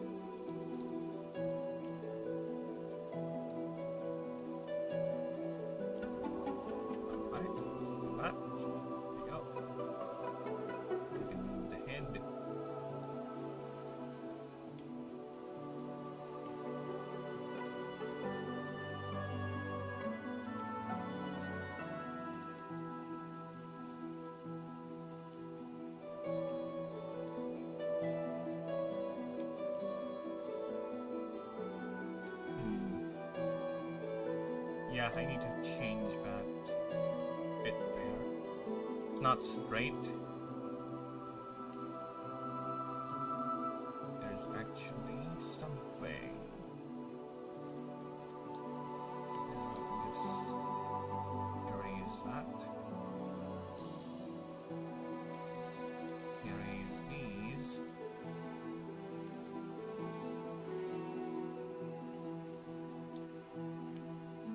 Yeah, it's not straight. It is no straight line.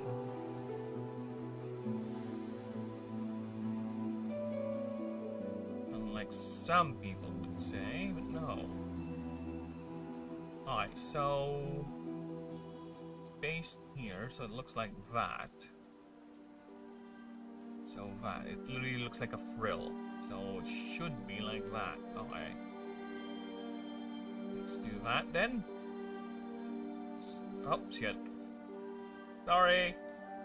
Silly reason. Should be like that. Yeah, I think that should look better. How about here? I think we should need to change. Okay, so if it looks like this, how would it look like in that angle? So it should be wider like that.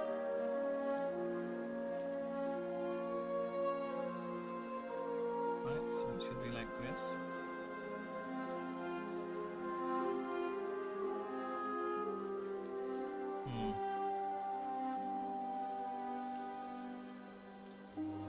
Like that.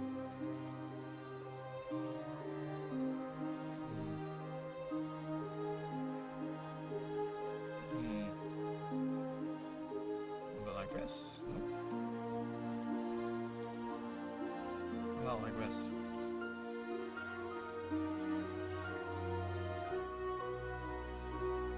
There's another way we can do that.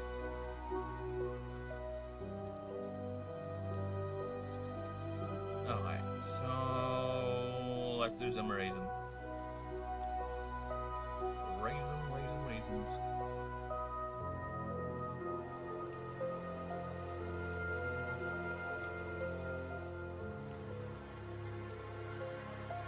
Raisins. Raisins. Goodbye, raisins. I don't like them. They don't taste good.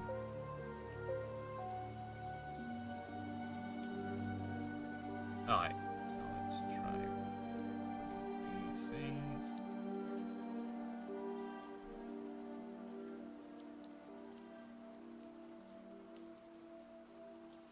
Yeah, there's something about the frill that's turning me off. Maybe it's because it's too straight here.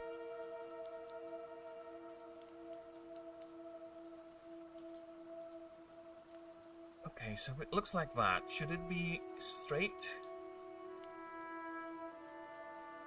Like that, straight in here? Right?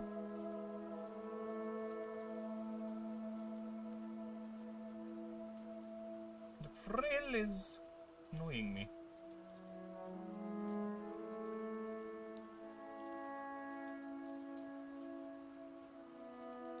Should it be like that? Should, right?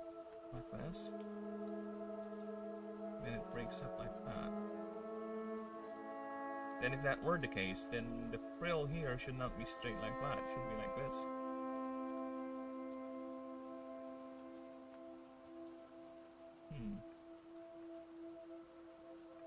Yeah, because if it's like this, then it would not make sense, right? This is straight. It connects somewhere here.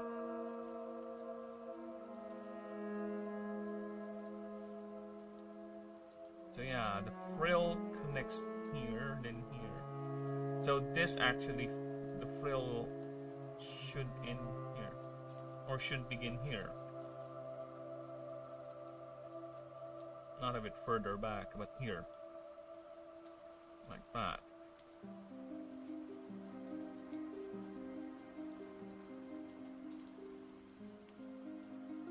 Well, trial and error, baby.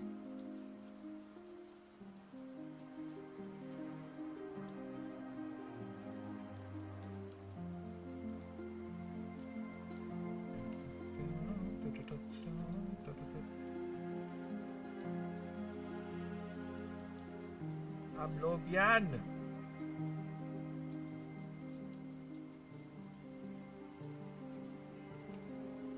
I don't even know what that means. I just blurt it out. Ah! Pablo!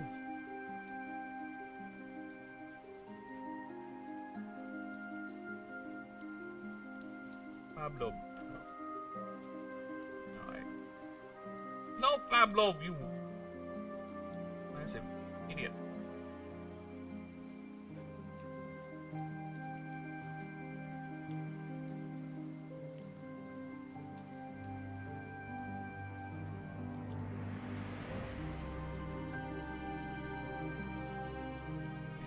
I think it's the mirrors tip that's annoying me. The general shape of the lens is making my brain go woompy doopy. Like I don't like it. Because it's not a traditional Triceratops frill where it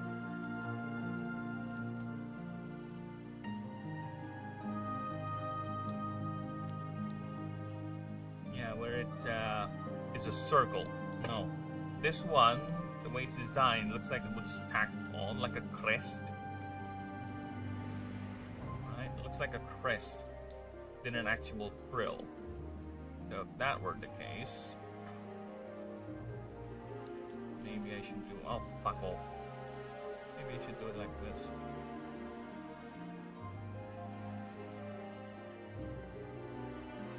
It's a big-ass crest, though.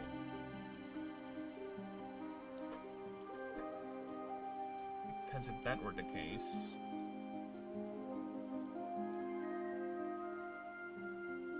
Yeah, the frill should begin here somewhere.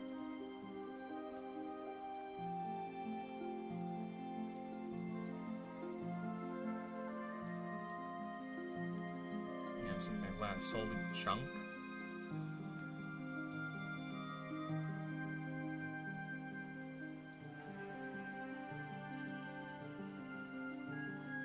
Justify it looking like that over here.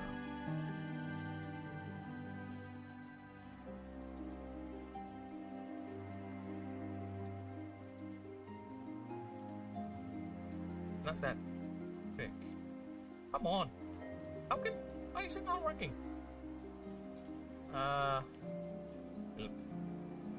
The fuck? Lost its brain for some reason.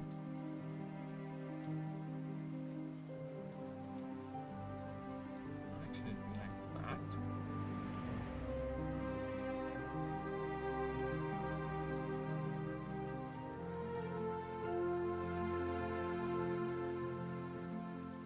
Yeah, it looks odd.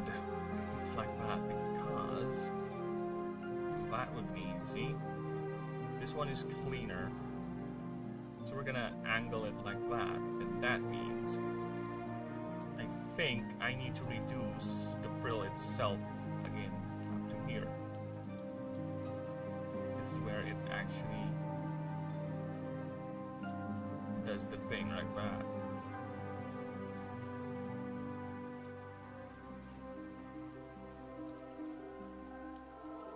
Yeah, something like this.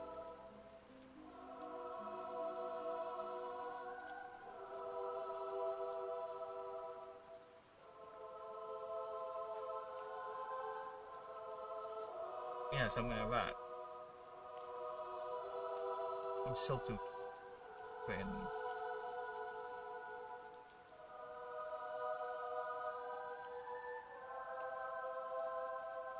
I think the main problem is here.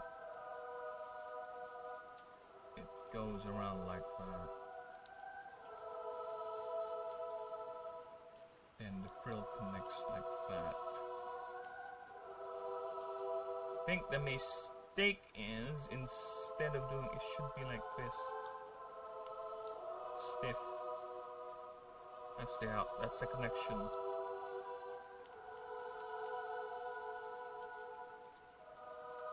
Or something like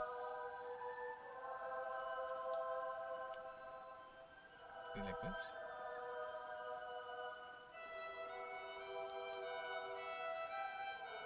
Like this too.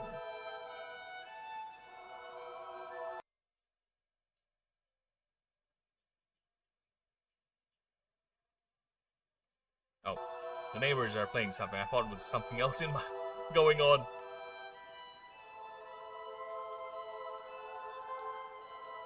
Yeah, the frill is not being too helpful right now.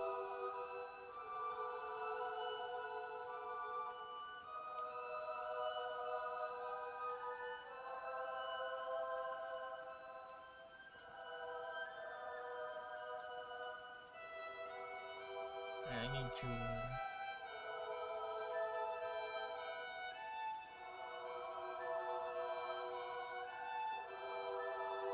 redo this thing. Okay.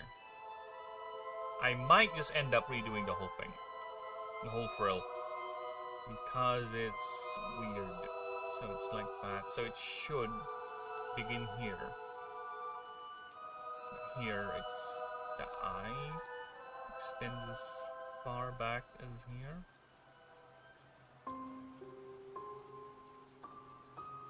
That can be done.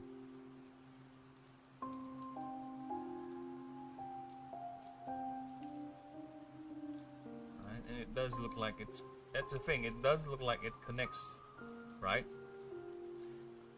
So how big is the frill, right? That's...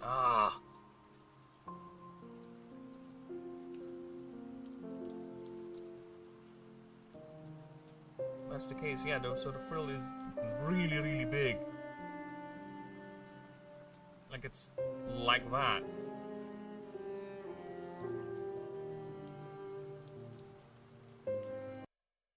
Yeah, if it connects like that.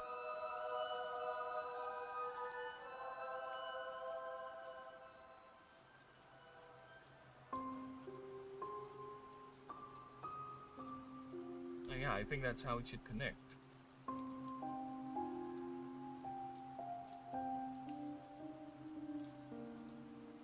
Yeah, let's try this then.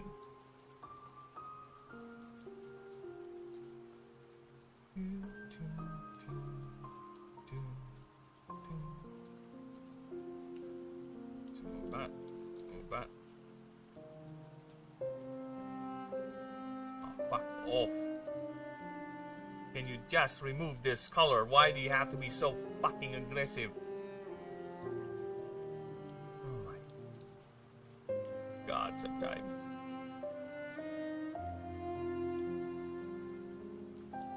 So fucking aggressive. Everything has to go. See? Chill out. Just remove this. And if I do that, it's not going to remove it completely, which is the most annoying thing. If I go a bit higher, it's just going to take out everything. There's still be a little bit of residue of the black there, which is annoying. I don't know how to get rid of that.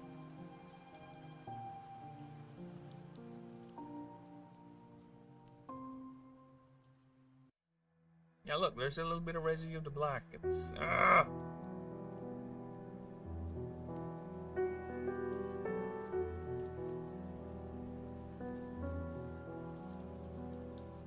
Now the frill is just too big. It's just too big. It's not even that big. It's not even that big. It's like...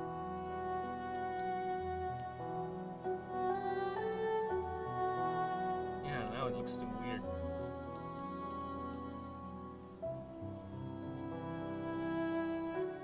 This frill is causing more problems than it's worth. Remove that.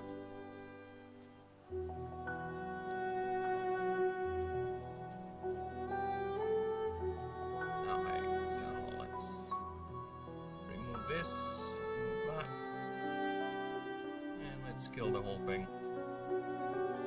Aye, redo the frill. Redoing the frill. So the frill somehow is here, right? It's connected to the head like that. So I'm thinking, should it begin here? Oh, fuck off. Should it like begin here? Then we go this. Then we go like that.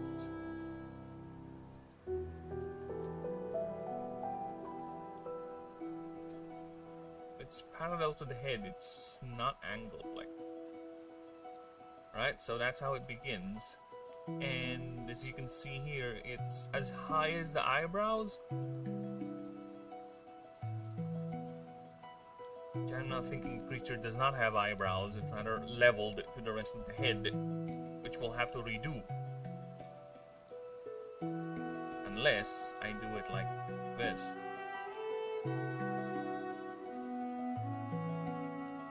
Frill actually starts here, and it does that.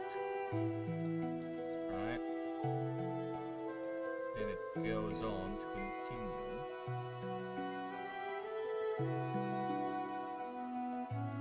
And this is where it bends up. Like that.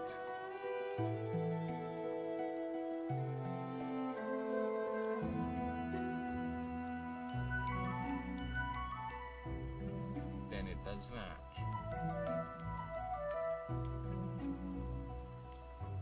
And now it's too high, right? Looks fucking odd. This frill. That was annoying. Why?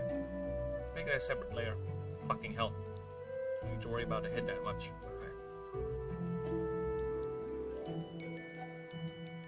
Okay. So what if I do it like that? Then the frill is here. This is where we start. No, I think this is better actually. Okay.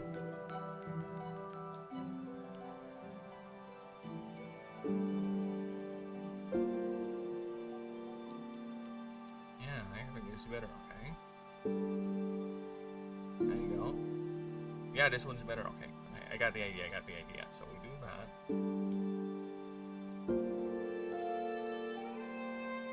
Then we do this. Like a spoiler for an F1 car or something.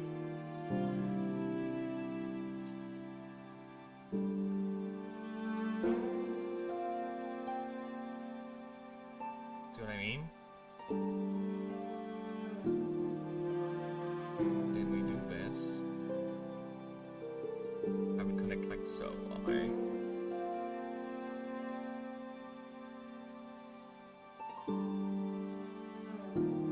Now it looks like it has a massive afro.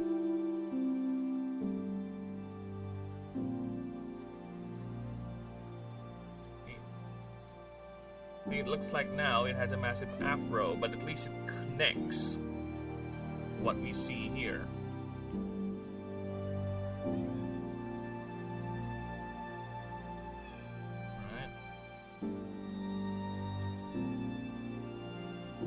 Could lower it a bit since it is a tad lower. Fuck off. Like this.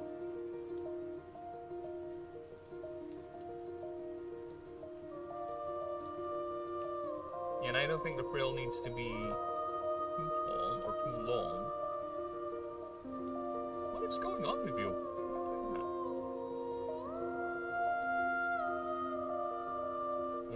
That's fine. There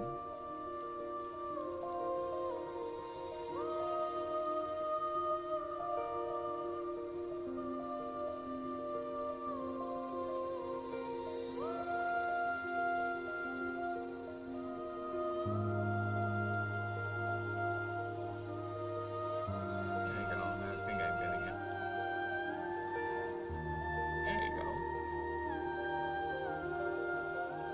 Now, this question is, does it look this blocky, or should I make it like it really gets fit? Because if that is the case, this thing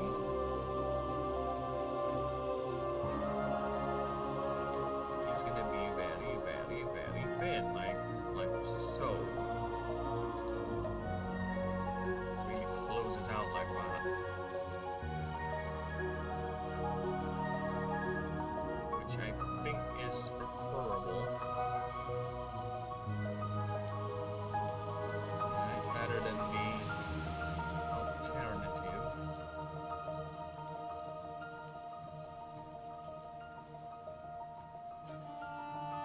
Let's see if I can make it like uber thin.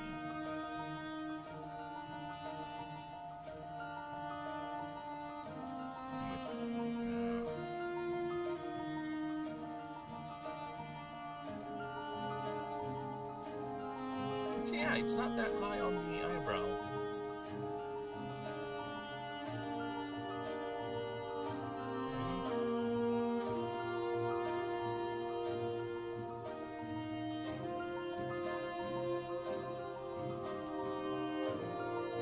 Oh, why is there a pating?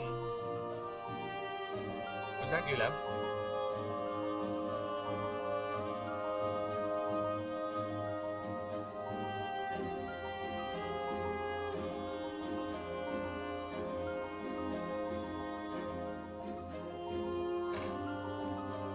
Oh.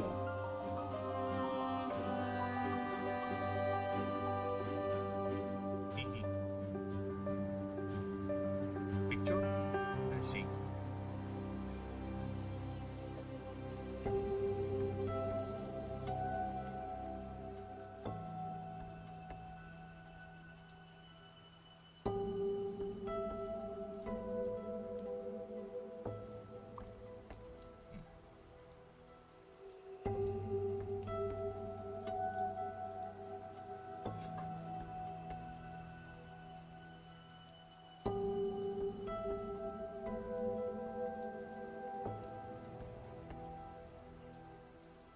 Aye, with that, does it look weird? Let's see.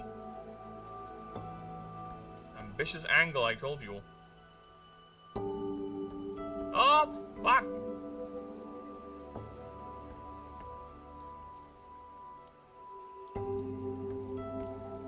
Told you it was an ambitious angle.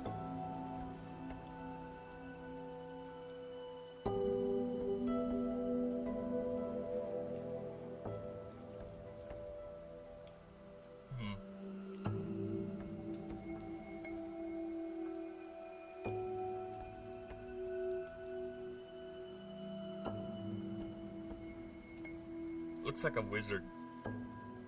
I don't know, there's something wrong with the frill. I think it's fine here. Problem is with the eyebrow, right? I think the eyebrow is probably too high. Because again, the way it's attached, it's the eyebrow is here. So meaning, somewhere along the line, there's like either this. Right? It does that. Alright. The thing just does that.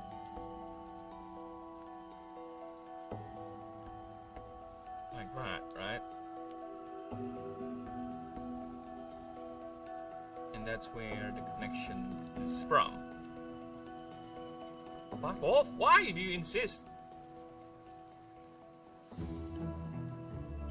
Alright, I think that could be it.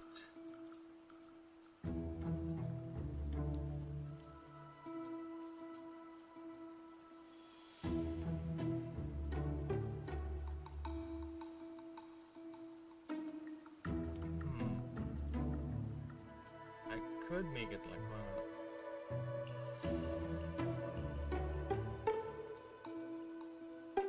It's no longer a solid block.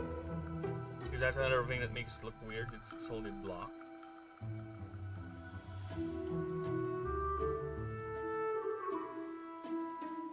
Yeah, I can make it fit like so. There you go. Now it looks like it's wearing hair or something.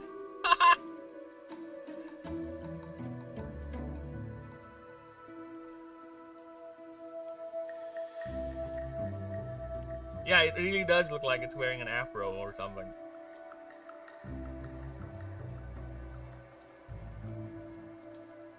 Oh, fuck me. Oh my god, here we go again! Oh, I hate the layer sometimes. It jumps from one layer to another.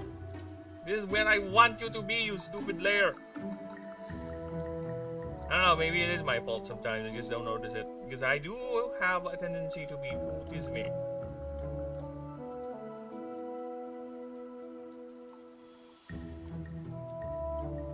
So maybe I don't.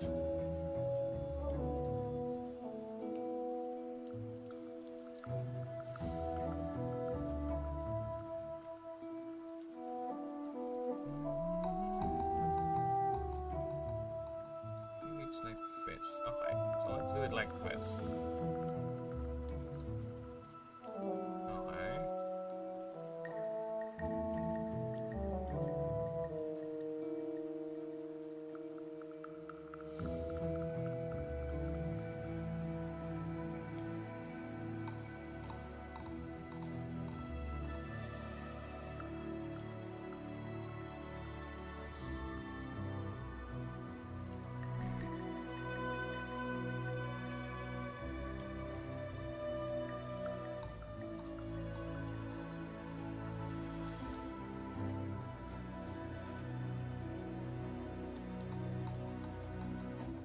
Yeah, because if you're gonna look at it in the front, it looks like a diamond.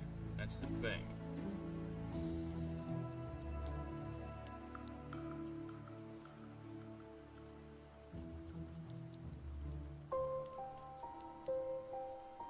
Dude, it really looks like it's... There's something wrong with the frill. I can't make it work.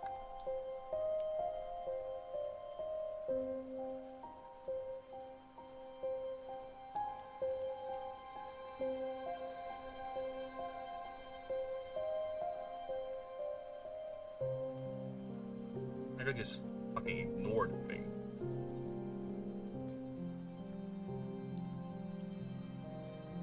Unless I really make it into a head crest. You know what I'm saying? Oh shit. Alright, here's another thing I can do. Alright. We're gonna do the whole thing. We're gonna redo the whole head. Starting here. So it's no longer like that, where the eyebrows are like that. It continues to get till here, where the actual head is. And we continue till we get here.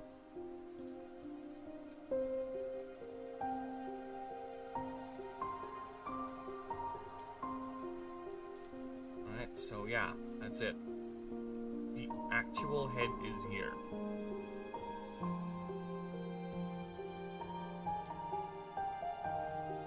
Oh, nice, thank you.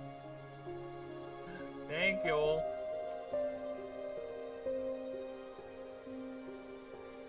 Alright, so let's do that.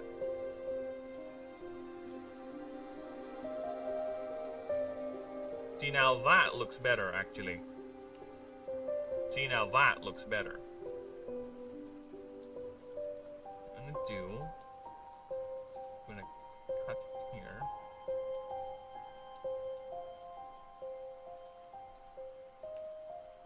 Alright, now that looks fucking better. Alright, so let's...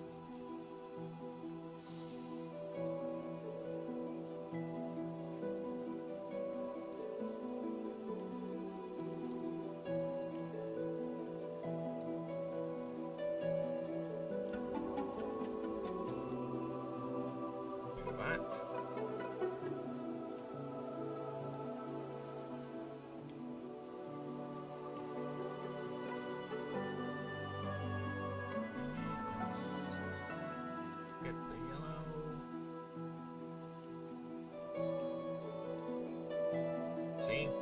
that looks fucking better. Looks fucking better already. Alright, so grab the glass corner.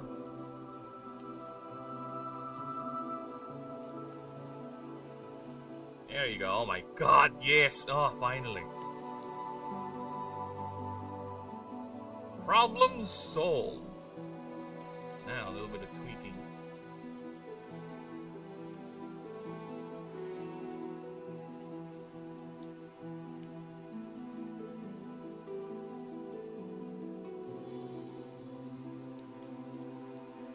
There you go. Oh my god, yes. Now that looks better.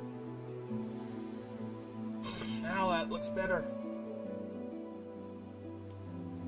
Shit on a stick, that took forever. Ah! At least we're good now. Now let's make the glass. Oh, fuck. What? Oh, is it the same color?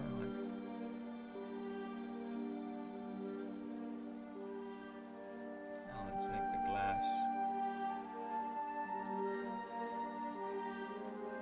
shine.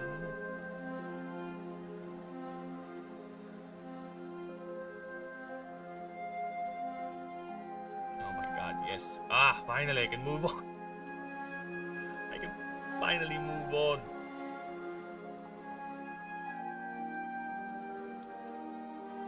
Alright. I'm done with the head. Oh my god. Thank heavens I'm done with the fucking head.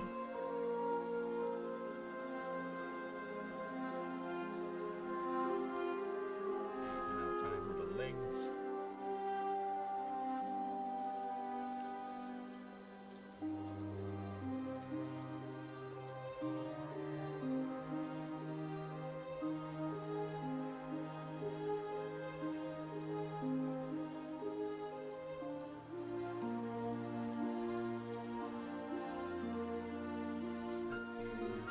Not how it looks like.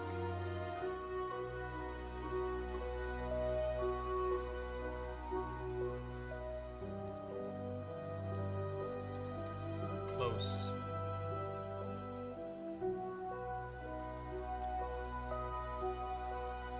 A little less chunky. It's too chunky.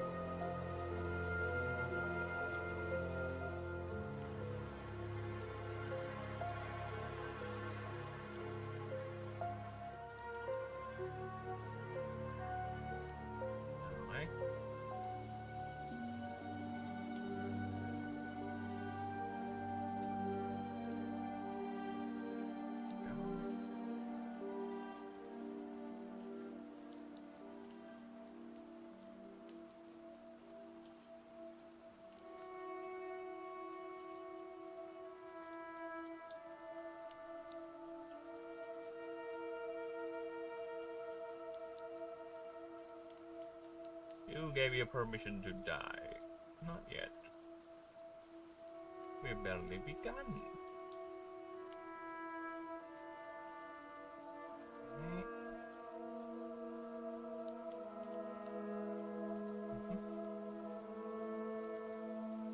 Copy. Ah, fuck off. Copy.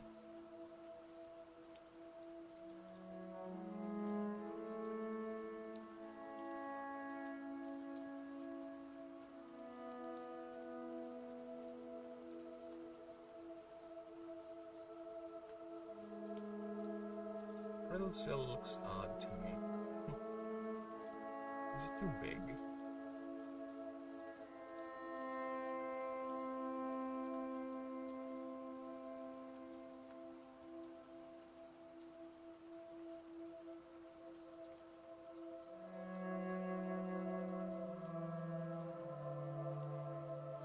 Maybe I should reduce it.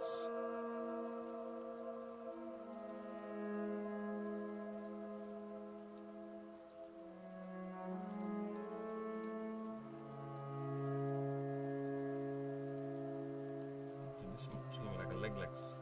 What's that?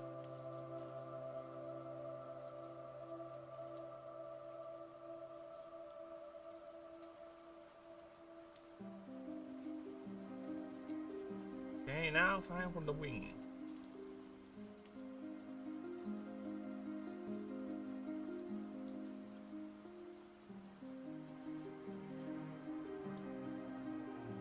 Let's grab the wing.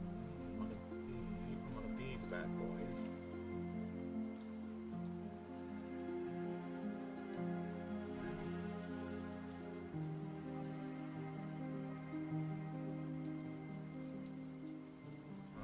No. Not gonna work.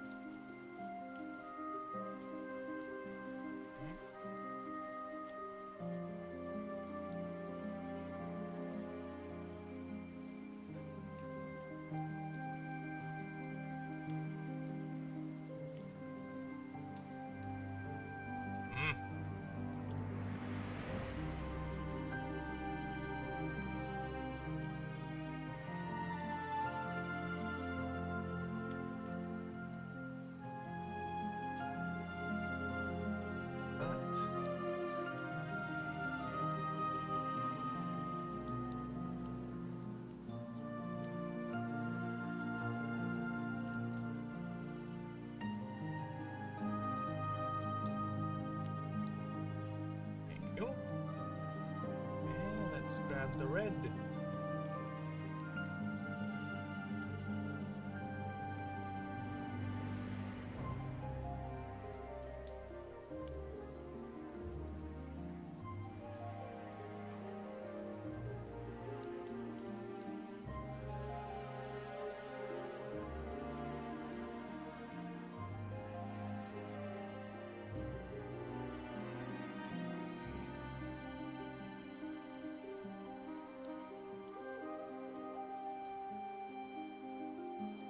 Yeah, why did I do the legs first?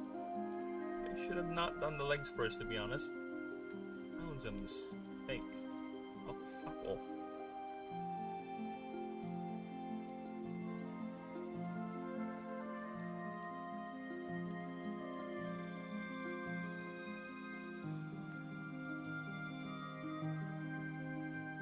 Yeah, I should have not done the legs first. Should have done the body first. Damn it.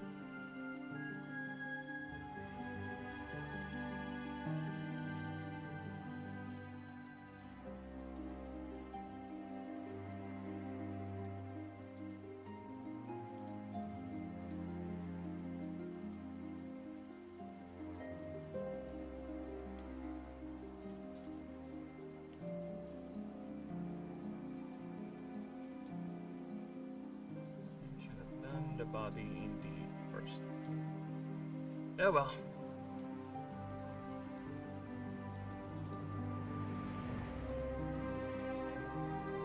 My wing, you need to disappear.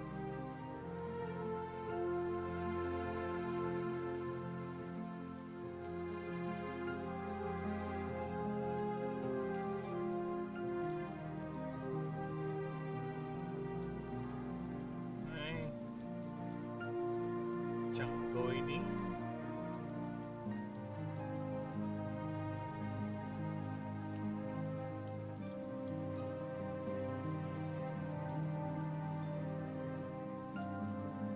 Oh my god, sometimes my fingers are annoying.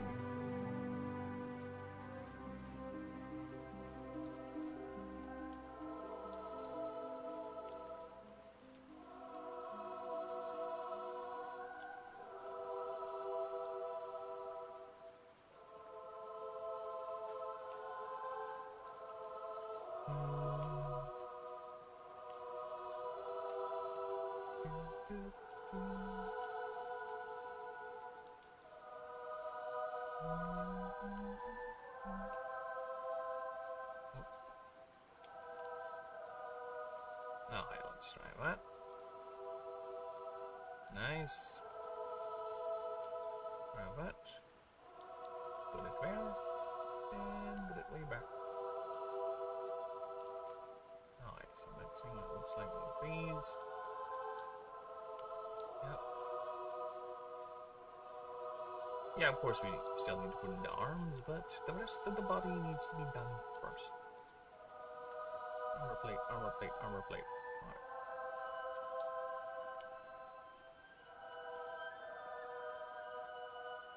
Armor plate. Ah, fuck off. Armor plate. Armor plate. Armor plate. Armor plate.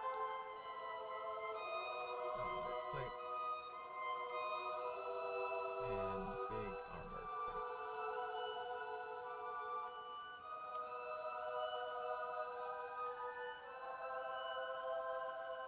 Okay.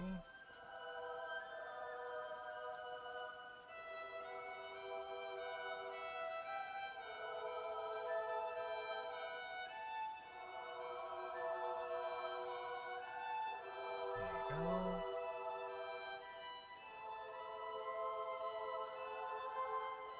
Oh, yeah, no. That is not how the armor plates look like. Wrong.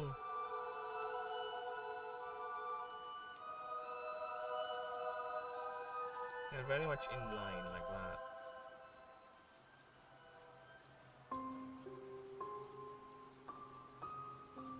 Yeah, like that. And you put in that little knob there.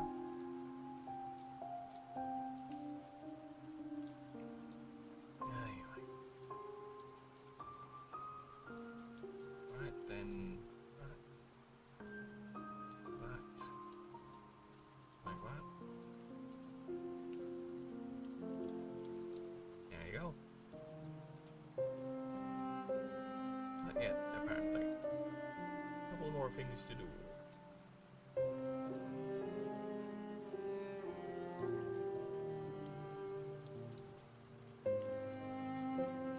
you go.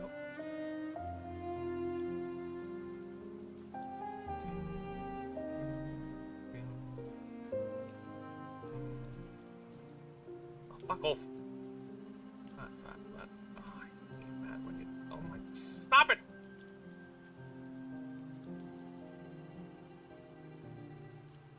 Stop it! Stop! Alright, now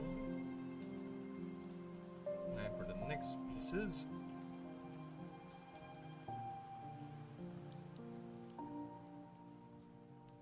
Then big chungoid, alright. So these pieces are like this. I already forgot what they look like. Damn it. So 1, 2,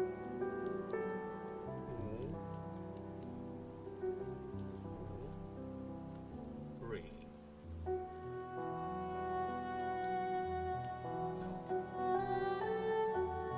Oh, fuck off. It's like, fuck off! Like that. And the big jumbo piece. Like that.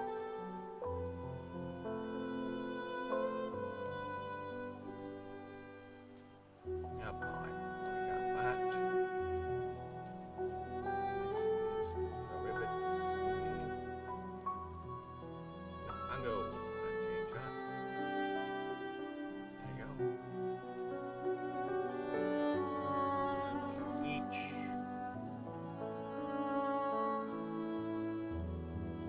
Okay, now let's draw some lines.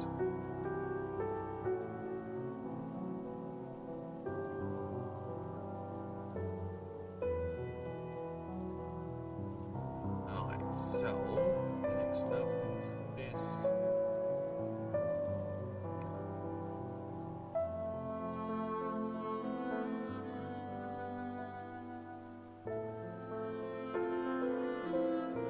I think it continues on. Yeah, it continues. Hey!